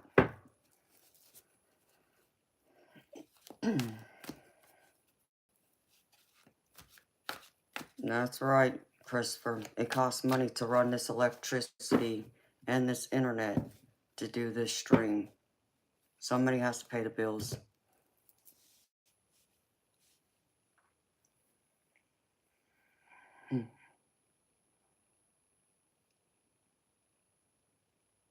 Okay, DJ Jackie. If you want one here, you'll see there's my name highlighted in yellow in the chat.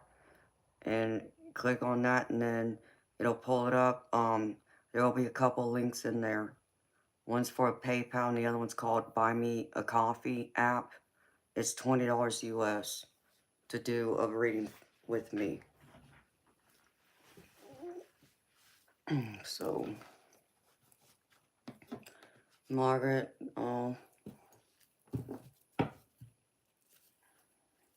Margaret, well, I'm happy. It helps calm you down, sweetheart. A lot of people say my stream calms them down. They say my voice is very soothing, calming, relaxing. I've heard that from a lot of people. Good morning, Mikhail, thank you, sweetheart. You're gonna make me blush. Thank you. How you doing? I'm the most intuitive reader you've ever encountered, Christopher. No, thank you, baby. I'm happy that y'all really resonate with me, and y'all really like my readings, that they really do resonate with you. And love to hear me laugh.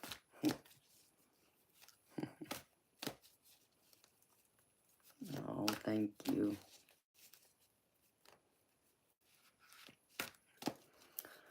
No, Renee, I haven't set one up yet. I need to. I just haven't gotten to it, sweetheart.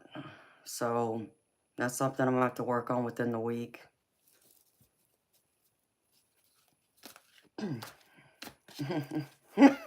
Sebastian, you're not the only one who has told me that, sweetheart.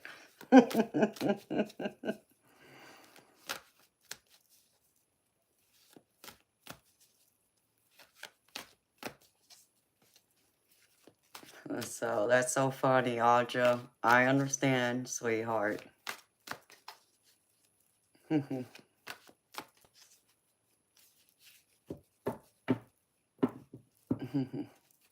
Oh, Margaret, honey, I hate to hear that, honey. I'm glad you found me, that you feel that way about me and my stream, so thank you. I understood what you were saying, Sebastian. I did, baby.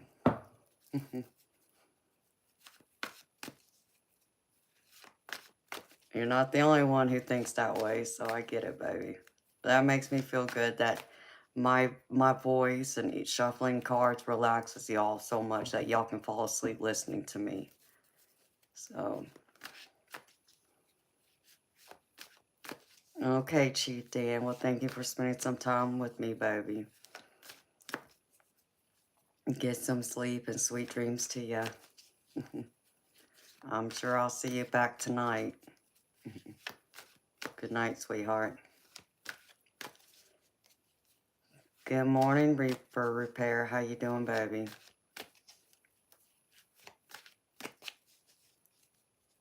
Good morning, little Brit. Thank you for liking, sweetheart. How you doing, beautiful soul? All right, Chief. See you tonight, honey. Oh, thank you, Margaret.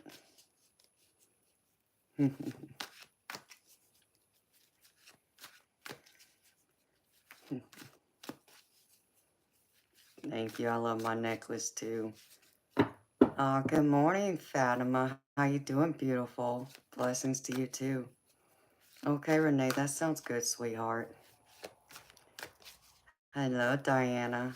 How you doing, beautiful soul? Welcome.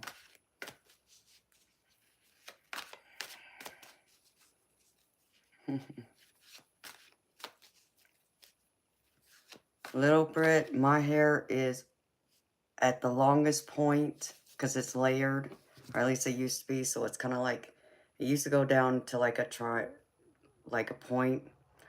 So I think at its longest point is to the back of my knees. Miss Margaret, my necklace was made by a talented young man named Jonathan Daly, and he has a shop on Etsy called Treasured Dracorvians. It's a crystal grid necklace. He makes them, so this was custom made just for me. And it's like based off of your zodiac signs, like when you were born. It's also based off of what spirit guides tell them to add to your necklace. If you're looking for like a crystal grid for like to help you connect better with the divine, with spirit pretty much.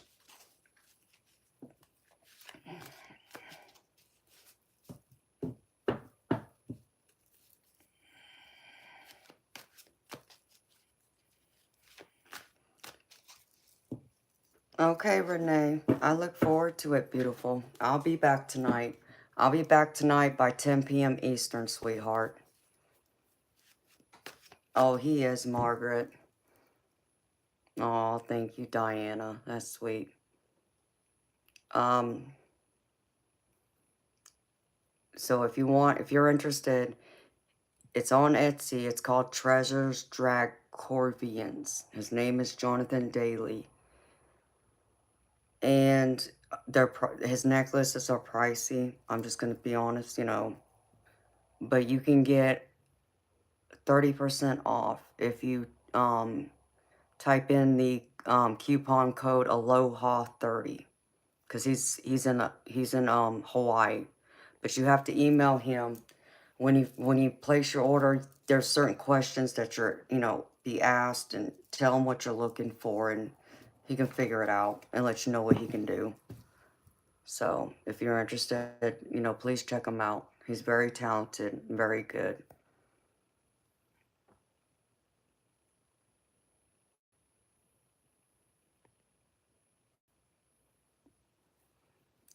Um, Hi David, how you doing, baby? Welcome. So, Jackie, I normally stream from 10 p.m. Eastern to, I try and stay on here until um, 6 a.m., 8 a.m. the following morning. It just depends. Sometimes I end it sooner if it's, there's really isn't a whole lot going on. It just varies. I try and push it to the following morning, my morning. Because like right now it's 6:51 a.m. So sometimes I'll stay on here until 8, 10 o'clock in the morning. On a rare occasion, I might even be here until noon. It just varies. But I try and stay on here for at least 8 hours a night. But if you subscribe, you should get the notifications for when I go live.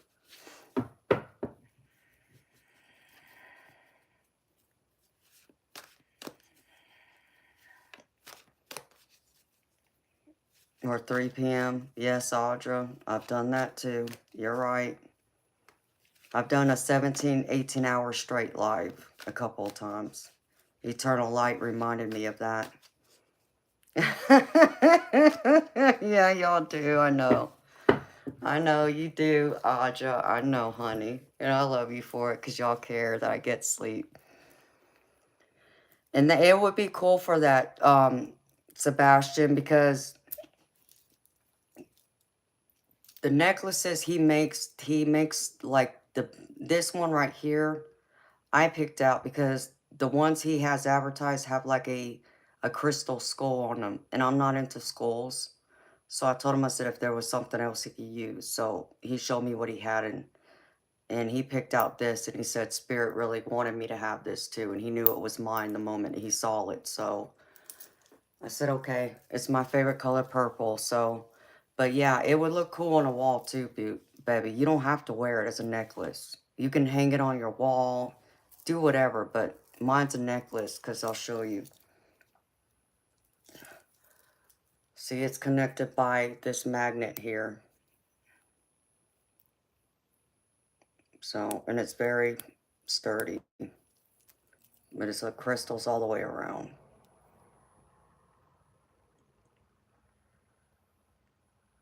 Different crystals.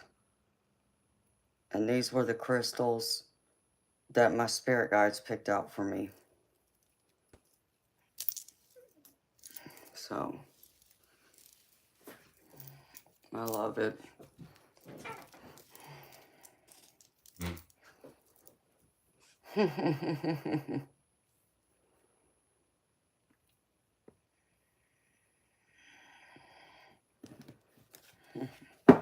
Thank you, Diana.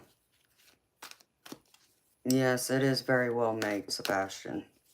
But you gotta wait. The other thing I'll tell you is it might take him a month, maybe a little bit longer. It just depends on when he gets that order.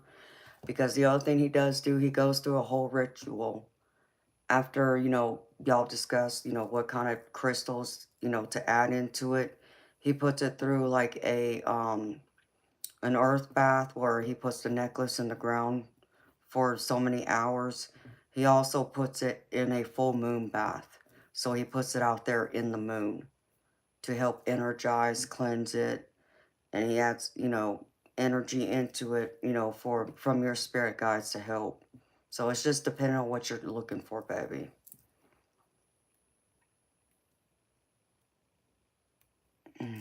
Oh, thank you, baby. Thank you, Audra. I saw that. That's what I get for taking it off. So, yeah.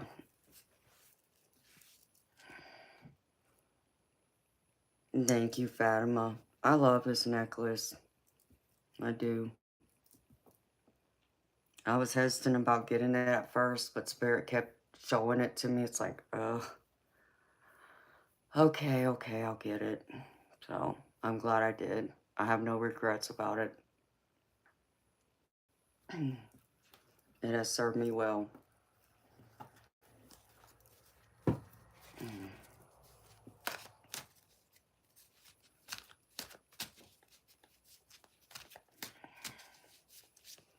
So what time is practice, Audra?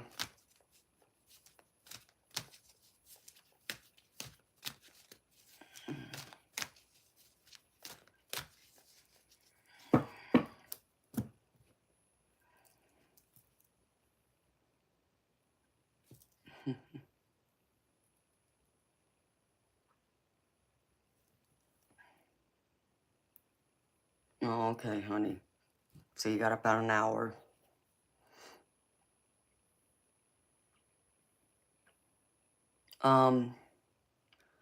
Yes, Sebastian, he's on Etsy. That website. Alberto Morero, sure, baby, but it's $20 US for me to do a reading.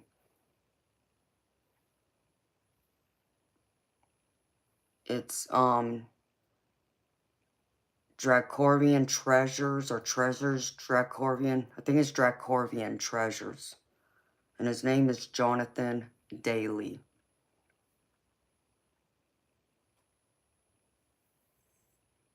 And it's a crystal grid necklace. And just make sure you type in, if you purchase from him, make sure when you go to the checkout, there will be like an area where it'll ask for like a coupon code. And it'll type in Aloha 30. And it'll give you 30% off of the necklace. Which is a good chunk. So...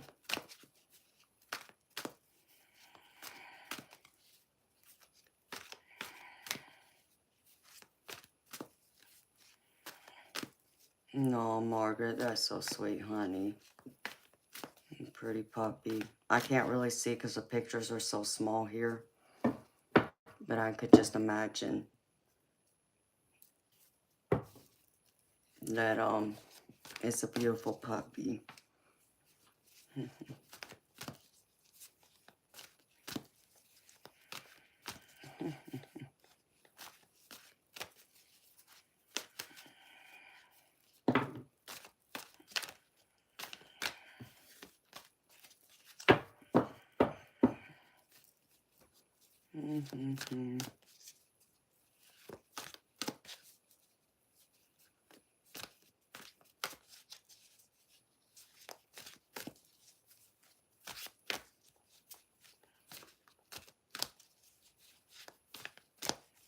You're welcome, Sebastian.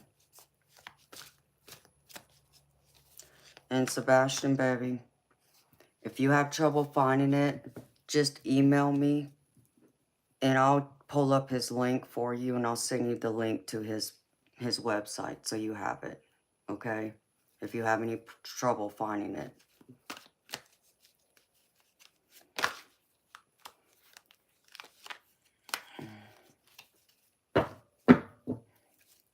No.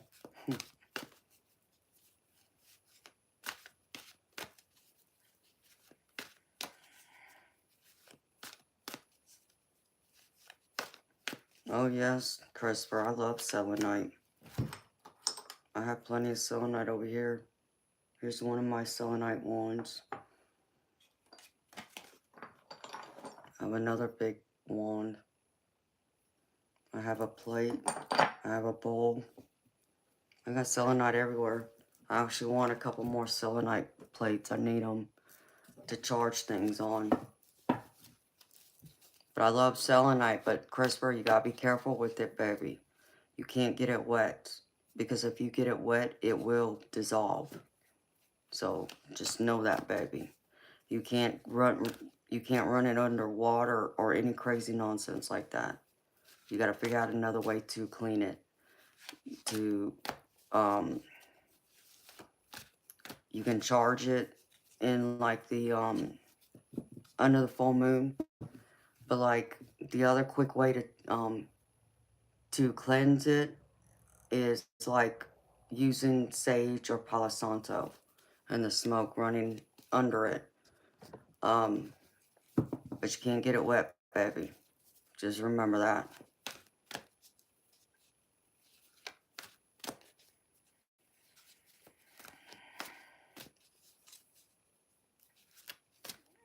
Margaret, that's so funny.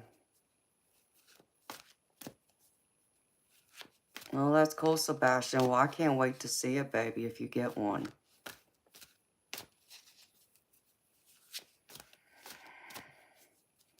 Margaret, that's so cool. You want to know something? My kitty cat, my stray cat I just saved earlier this year, his name is Toby, too.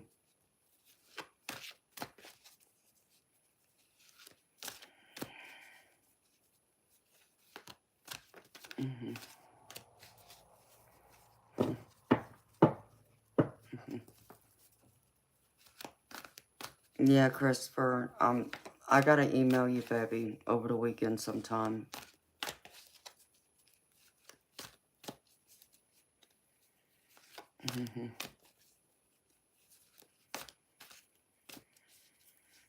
Okay, Margaret, well, you have a great night. Sweet dreams to you, sweetheart. See you next time. I love the name Toby. Toby is actually short for Tobias, which Tobias means something like gift from God or blessing from God. It is something like that.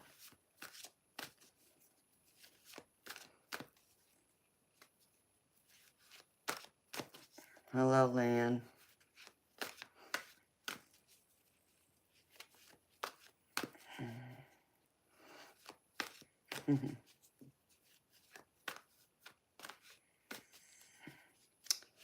Yes, Fatima, I'm definitely keeping the white one. I already made that decision. I'm keeping him. I just got to come up with a name for him still. And I haven't even had a chance to think of a name for him. He's doing good. He's just like, you know, you pick him up, you know, if I put him on my shoulders just to hold him, you know, he wants to just dig his claws into me. He doesn't want to let go. So I got to like get him on the floor and lay there and let him just kind of like walk all over me and, you know, kind of get him more comfortable with me holding and carrying him up high.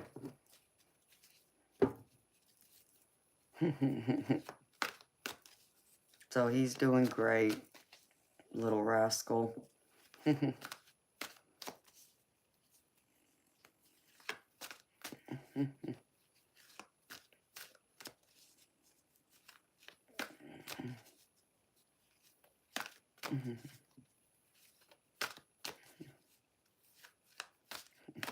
Thank you, Christopher. Appreciate you, baby.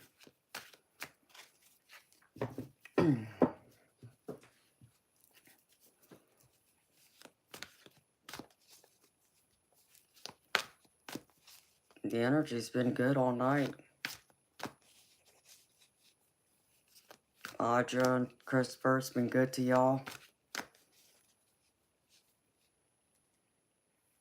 Yeah, he's good. He's a little rascal, but he's good.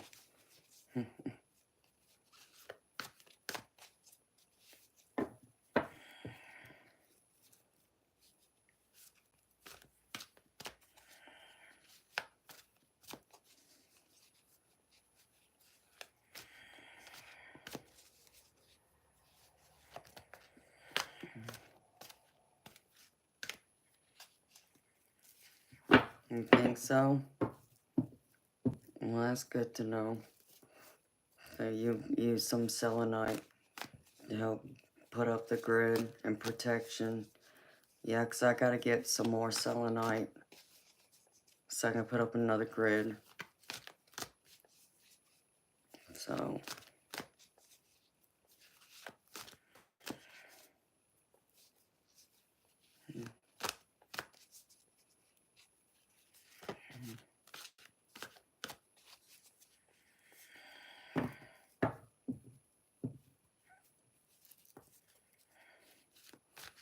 so I'm glad.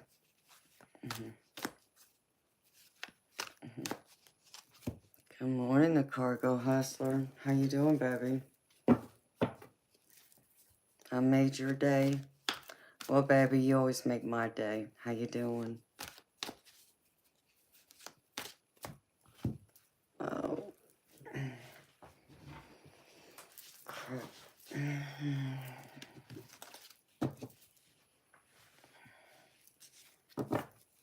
No, Audra, she hasn't.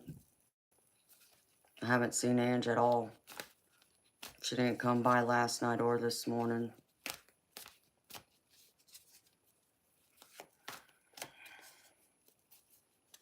And Heather never comes anymore.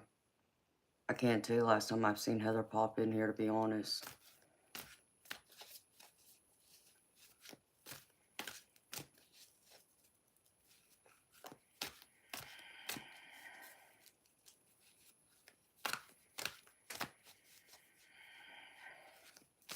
Yeah, I haven't seen Eternal either.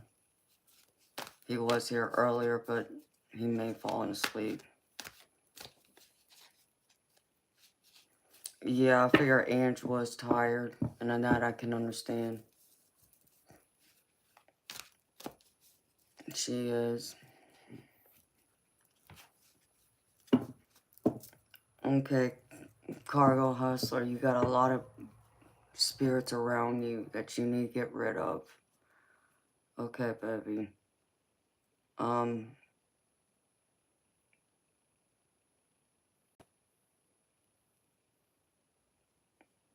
That's right, Christopher. Business is good. You gotta grind.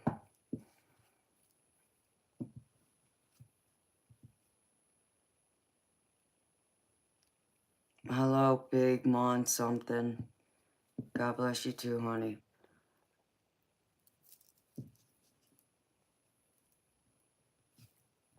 Cargo hustler, what have you done, baby, to try and get rid of the spirits? Like, I guess I need a lot more information, baby. Like, what steps have you taken to interact with them? You know, like, what have they done to let you know they're there? And then, what have you tried to do to get rid of them?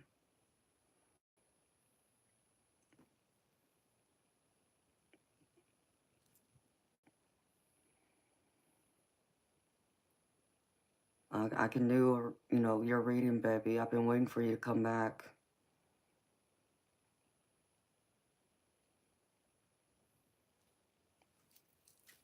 I mean, it's like, you know, these, are you just feeling them and you think that they're there? Or, I mean, what is it, baby? Because, you know, some of them could be your spirit guides and your loved ones who have passed on, your great ancestors that are trying to help you. But if it still makes you uncomfortable, baby, then, you know, you should be able to tell them, you know, a couple times just to leave you alone and send them away with love and light, and they will leave you alone. So it just depends, baby, like what exactly is going on with you. I need some information.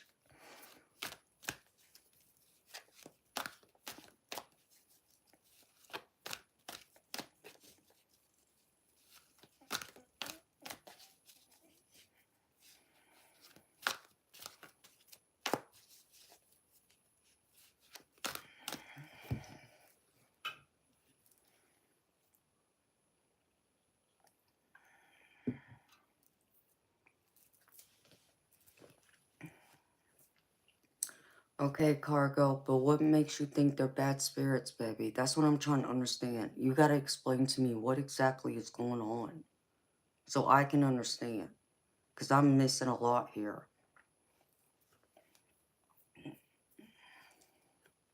And then I need to understand, like, what exactly you've done to try and get rid of them, if anything at all.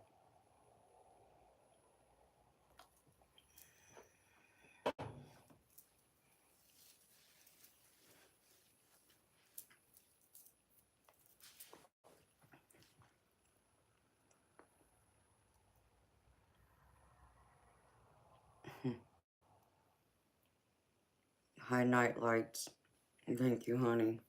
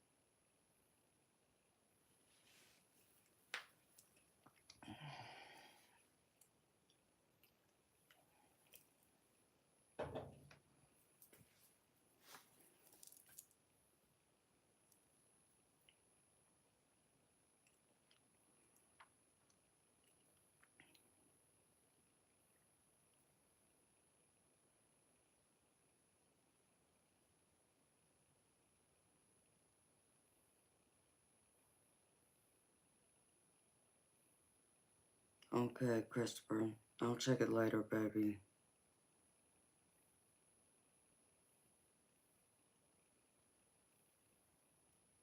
Cargo hustler, baby. I need to know, like, what makes you think they're bad spirits? Like, what is it exactly?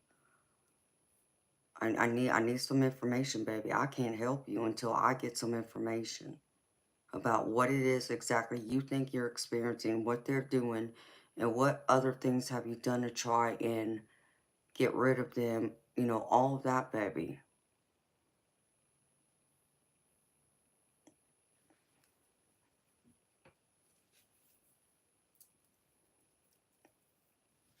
Yeah, Christopher, I'm gonna go here soon. Because I do need to get some sleep, baby.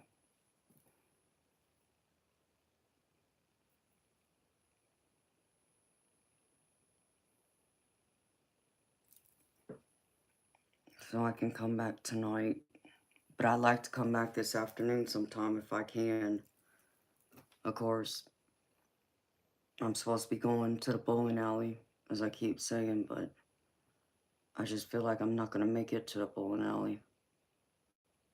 Something just tells me I won't. That I'll be sleeping, or my car won't be back in time before I gotta come back and work tonight.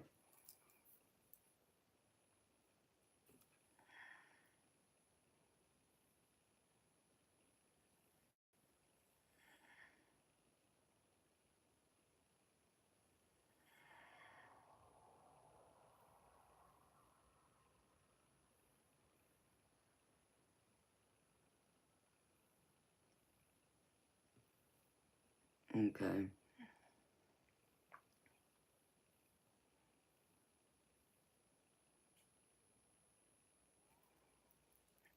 Alright, not here.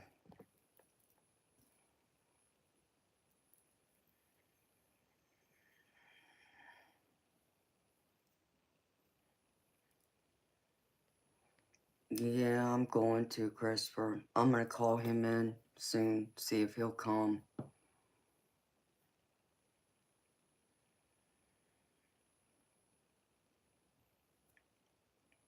Diana, I just let the fly around, unless it gets on my nerves. Then I use some bug spray. Okay, Fatima, thank you, sweetheart. Same to you, honey. Have a wonderful, beautiful day, Fatima. Thank you for stopping in and saying hi. Tell Odelia and John I said hello too.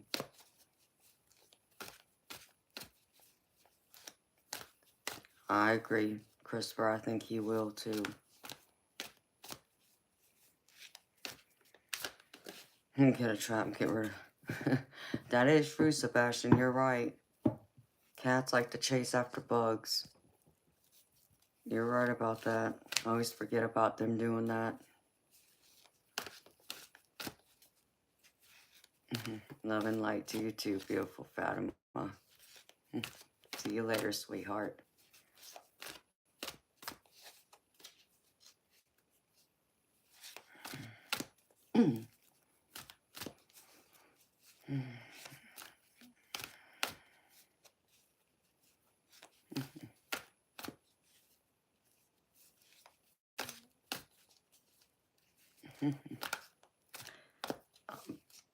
Blessings, Thomas. How you doing, baby? It's been a while. How you feeling, honey? How's it going?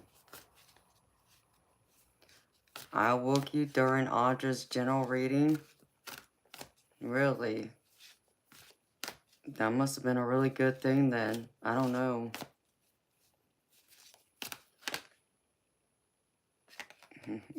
That's cool, Sebastian.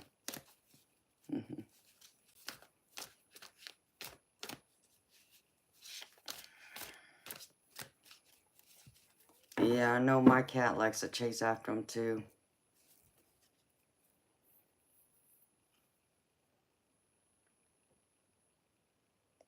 Are y'all on the cruise right now, Thomas? Or is that where y'all are heading today?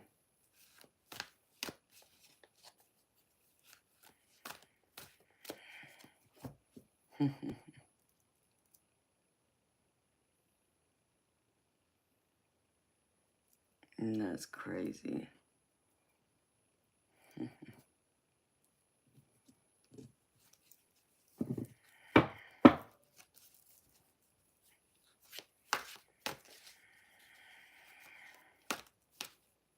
You're not born until 11 a.m. How long is the cruise for, Thomas? Lamont, I don't answer health questions. I'm not a doctor. That's for a doctor to answer. And it costs $20 US for me to answer any questions using tarot. So, my energy isn't free.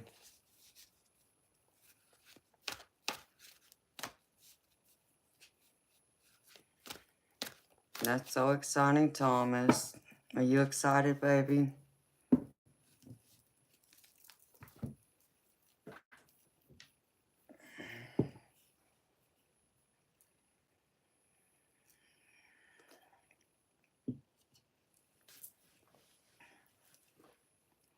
Oh, 7 days. Wow. That's awesome, Thomas.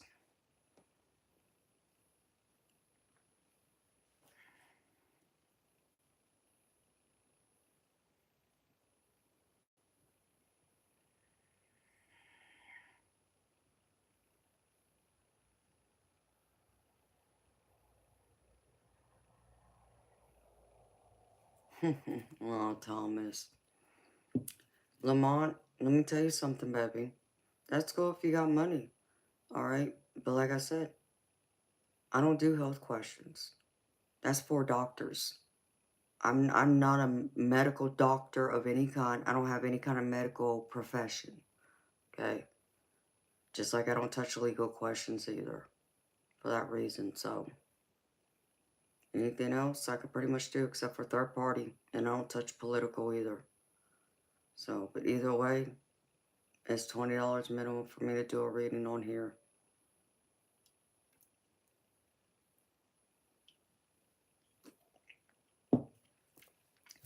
And if you don't like that, sorry, but I'm not sorry.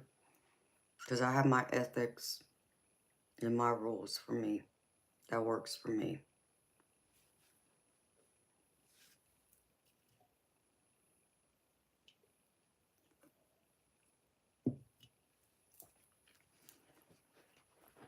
Right, Audra? I don't understand that. Like,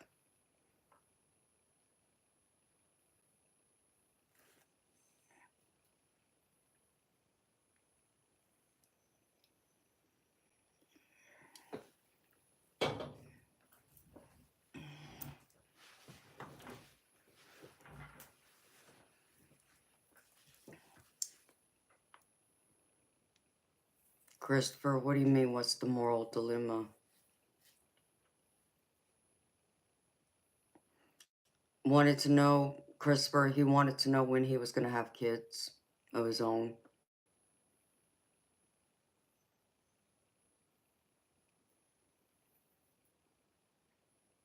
Hello, Anthony. How you doing, baby?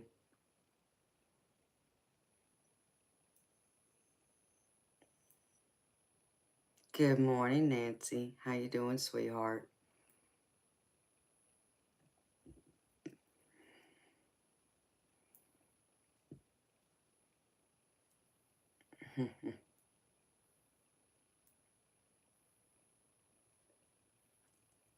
Yep. I mean, it's not even just that, Christopher. It's the fact that I'm not a doctor. I don't have any kind of medical degree. I'm not a nurse. I'm nothing like that. I'm in no position to try to diagnose somebody or explain why, whether they will have kids or not. That's just wrong. That's how I feel about it.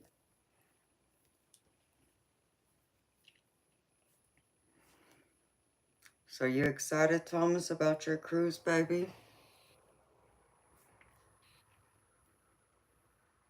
I'm so excited for you, baby.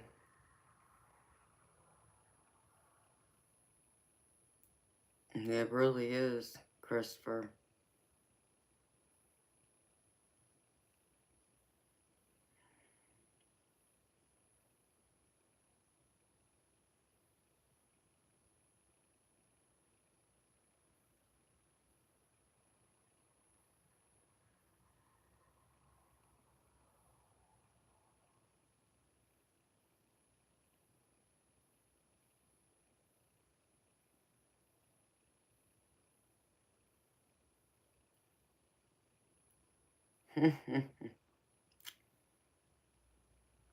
That's absolutely true, too, Sebastian. Some would, because some don't have those kinds of standards that I do, unfortunately. And you're going to find that, but just ask for lottery numbers. Okay, Audra. Well, have a good practice, sweetheart. Thank you for stopping in and saying good morning to us. I always love seeing you, sweetheart.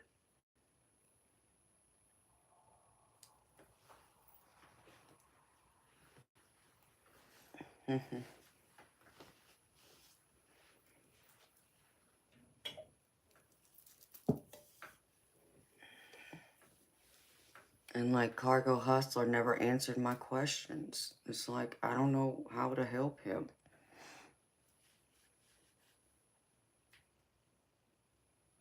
Hi, I'm Rekka Rex. How you doing, sweetheart?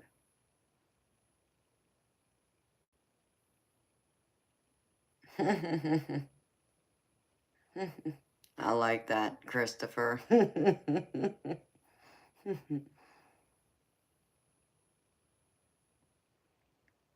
How you doing, Rekka Rex?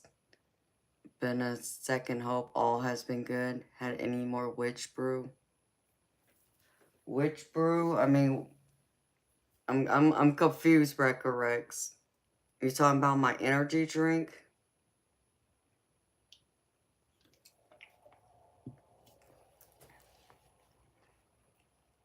Have a good practice, Audra. Go kick butt, girlfriend.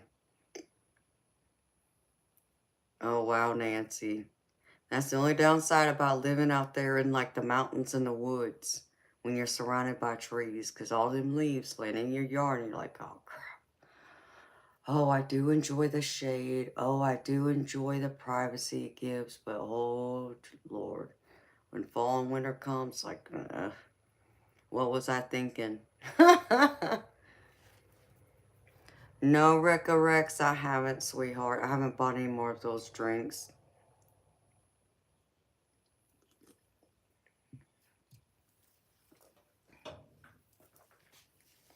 How you been, sweetheart? I haven't seen you.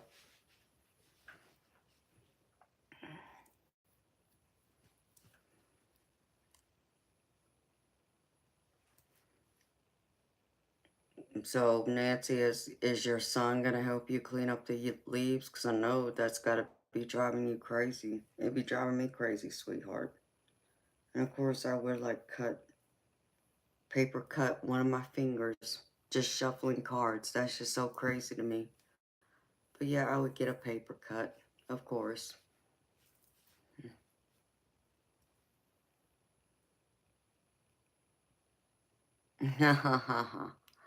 You're gonna do it, Audra. I know you can do it, sweetheart. Believe in yourself. I know you can do it, honey. Hi, little spider. What kind are you? I don't know what kind you are, but you're tiny. I got a spider little friend over here. I don't know where it came from.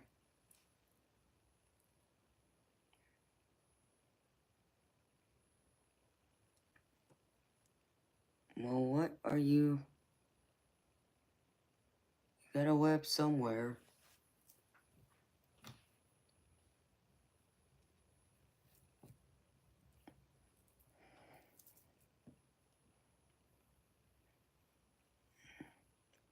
I don't know if it's a jumper. I mean, it's tiny, Audra. It's very tiny.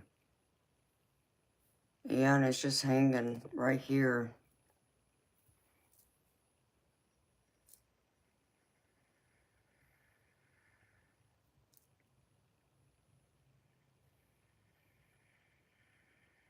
Yes, I do. Okay, DJ Jackie. That's understandable, sweetheart. I get it. I respect that, sweetheart. Thanks for letting me know.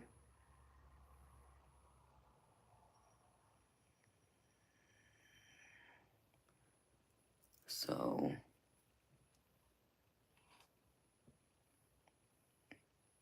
I can't even tell what kind it is. It's tiny, though. It's like a baby.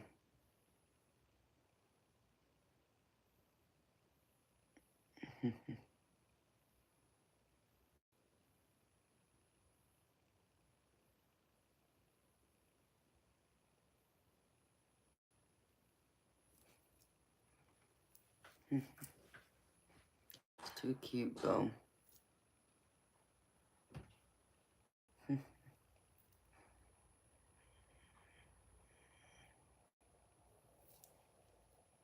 It's gonna get light outside, I know.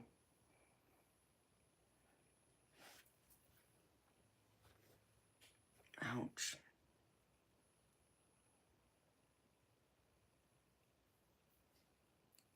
Ouch. What do they call that? Occupational hazard? Yeah, it must, Nancy, because it's hanging over here. It's hanging over here right by my ring light.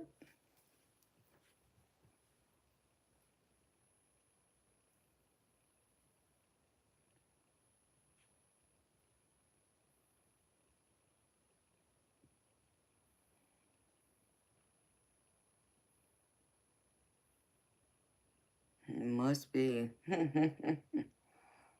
He's cute, though. DJ Jackie, I'm not sure what you mean. Is in another way. I don't understand, sweetheart.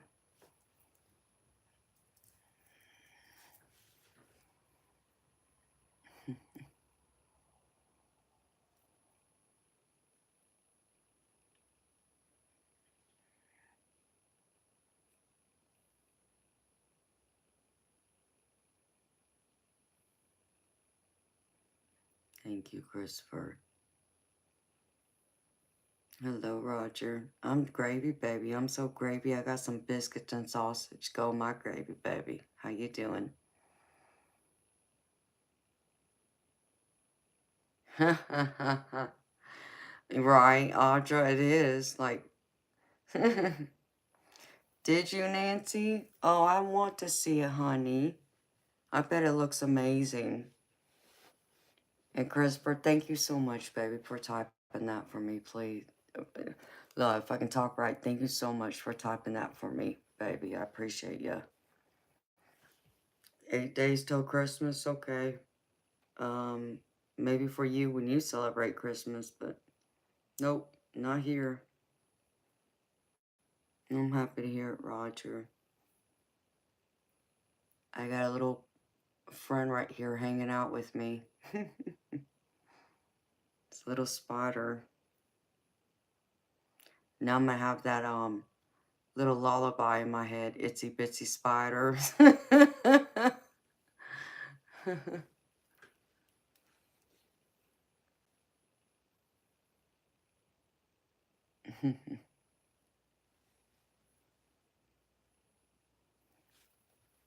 It's sweet.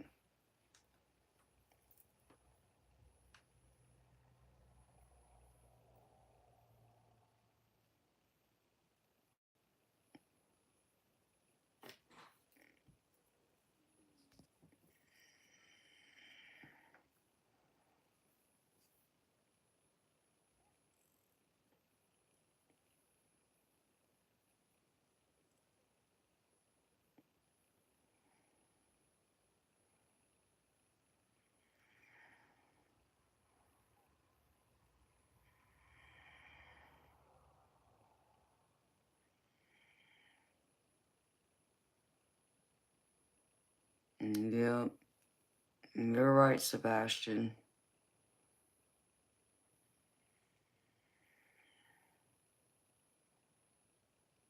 Oh my goodness, you're right about that too. That would drive me crazy.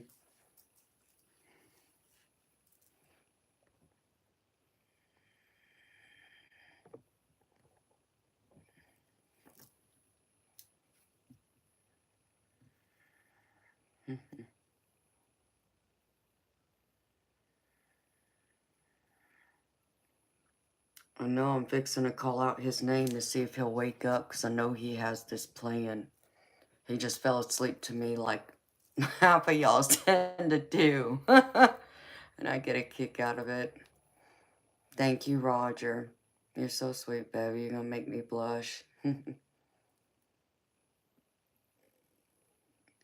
Oh, Nancy, you would love a couple of the webs I have out here. I'll have to get pictures if I get a chance and send them to you.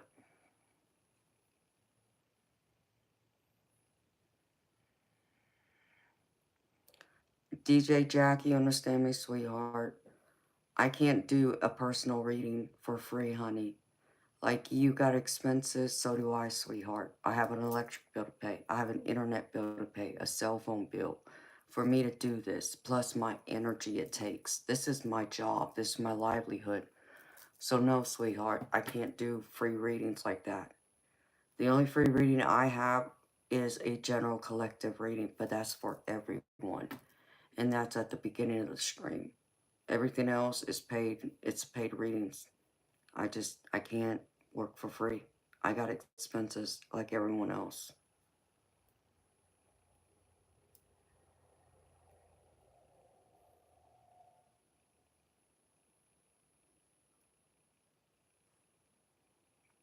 Hello, Raphael. And that's cool. Well, welcome. I had a friend in high school from Papua New Guinea. Yes, Nancy. I got probably one or two pictures of like one of these intricate spiders that's from like Southeast Asia on the side of my house. And it's beautiful. It's amazing. In fact, Nancy, um, I'll text you later, sweetheart. I'll talk to you about something later. I've been meaning to, and it's just I've had so many things going on, but can't wait. Yeah, I know you want to come here and start nonsense.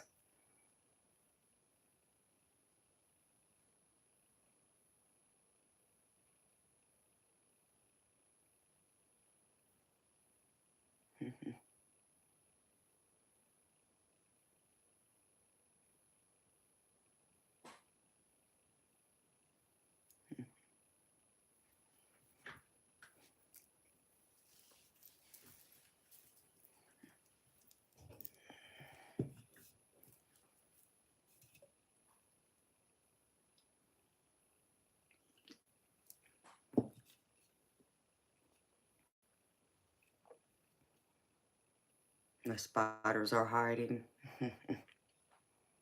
No, the spiders are all out. It's this time of year where they come out during the fall season. I see them a lot.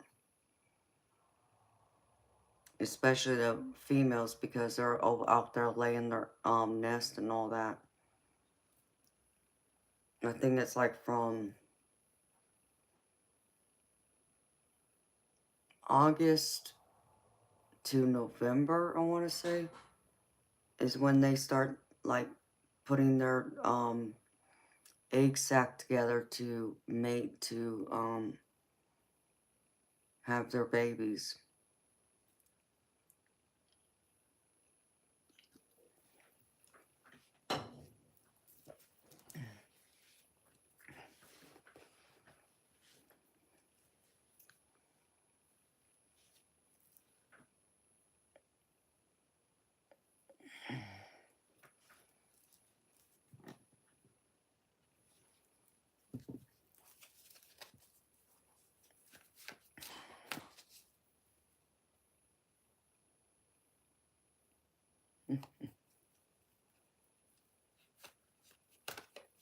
I understand, Sebastian.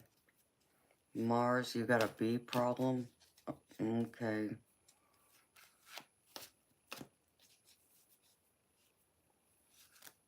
I got you, Sebastian.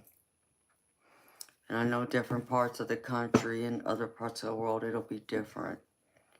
But here, it's like during the fall is when I see them a lot. And then throughout the spring and summer.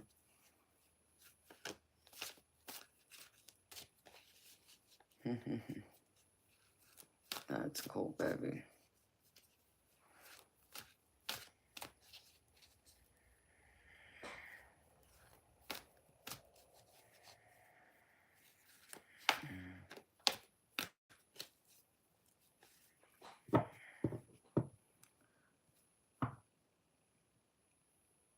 DJ Jackie, is it 1:37 in the afternoon for you right now? And what day is it? Because I'm trying to understand because, sweetheart, I come on at 10 p.m. Eastern time, and that's the United States. So 10 p.m. United States Eastern time. You would have to Google what time that would be for you in your country, because I don't know, sweetheart. But you can Google to find out.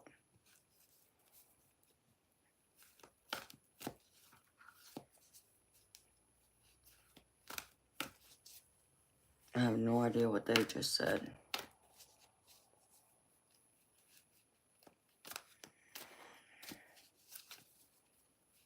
So, DJ Jackie, understand that Miss Audra said she'd buy a general reading for the chat later. So it's not a personal reading just for you, so you understand, sweetheart.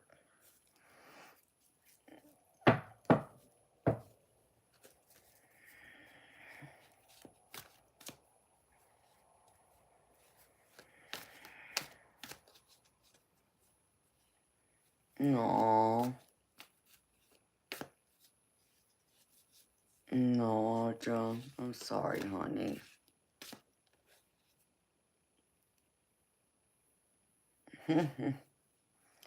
D, I don't think it's a coincidence, sweetheart. I don't believe in coincidence. I believe in everything happens for a reason and divine timing. How you doing, honey?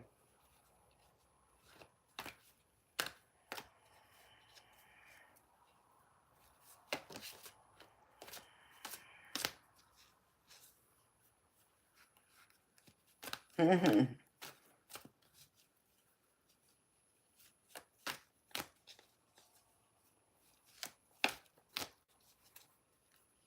know, right, Audra?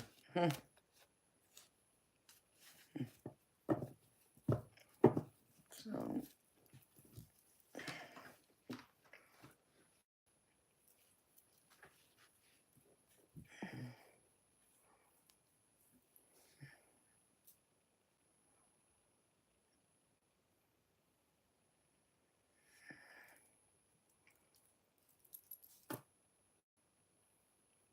okay, DJ Jackie.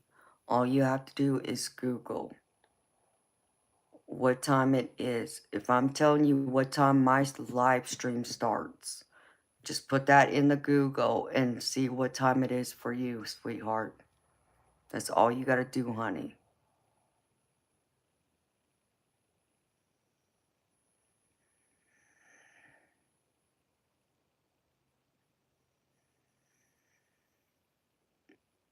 So I know that's what we have Google for, to kind of help with some of those questions like that.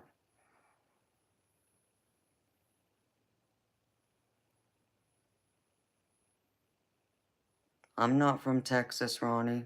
I don't know where you got Texas from.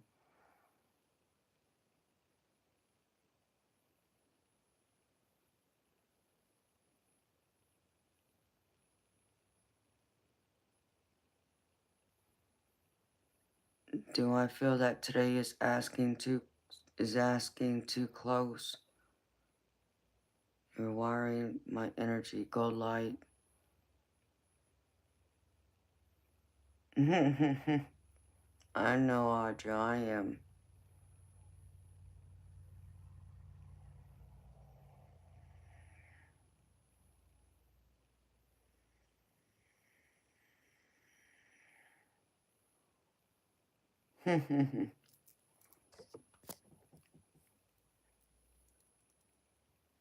You feel a shift?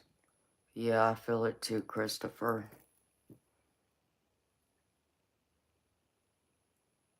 And that's why I think it's time to shut it down.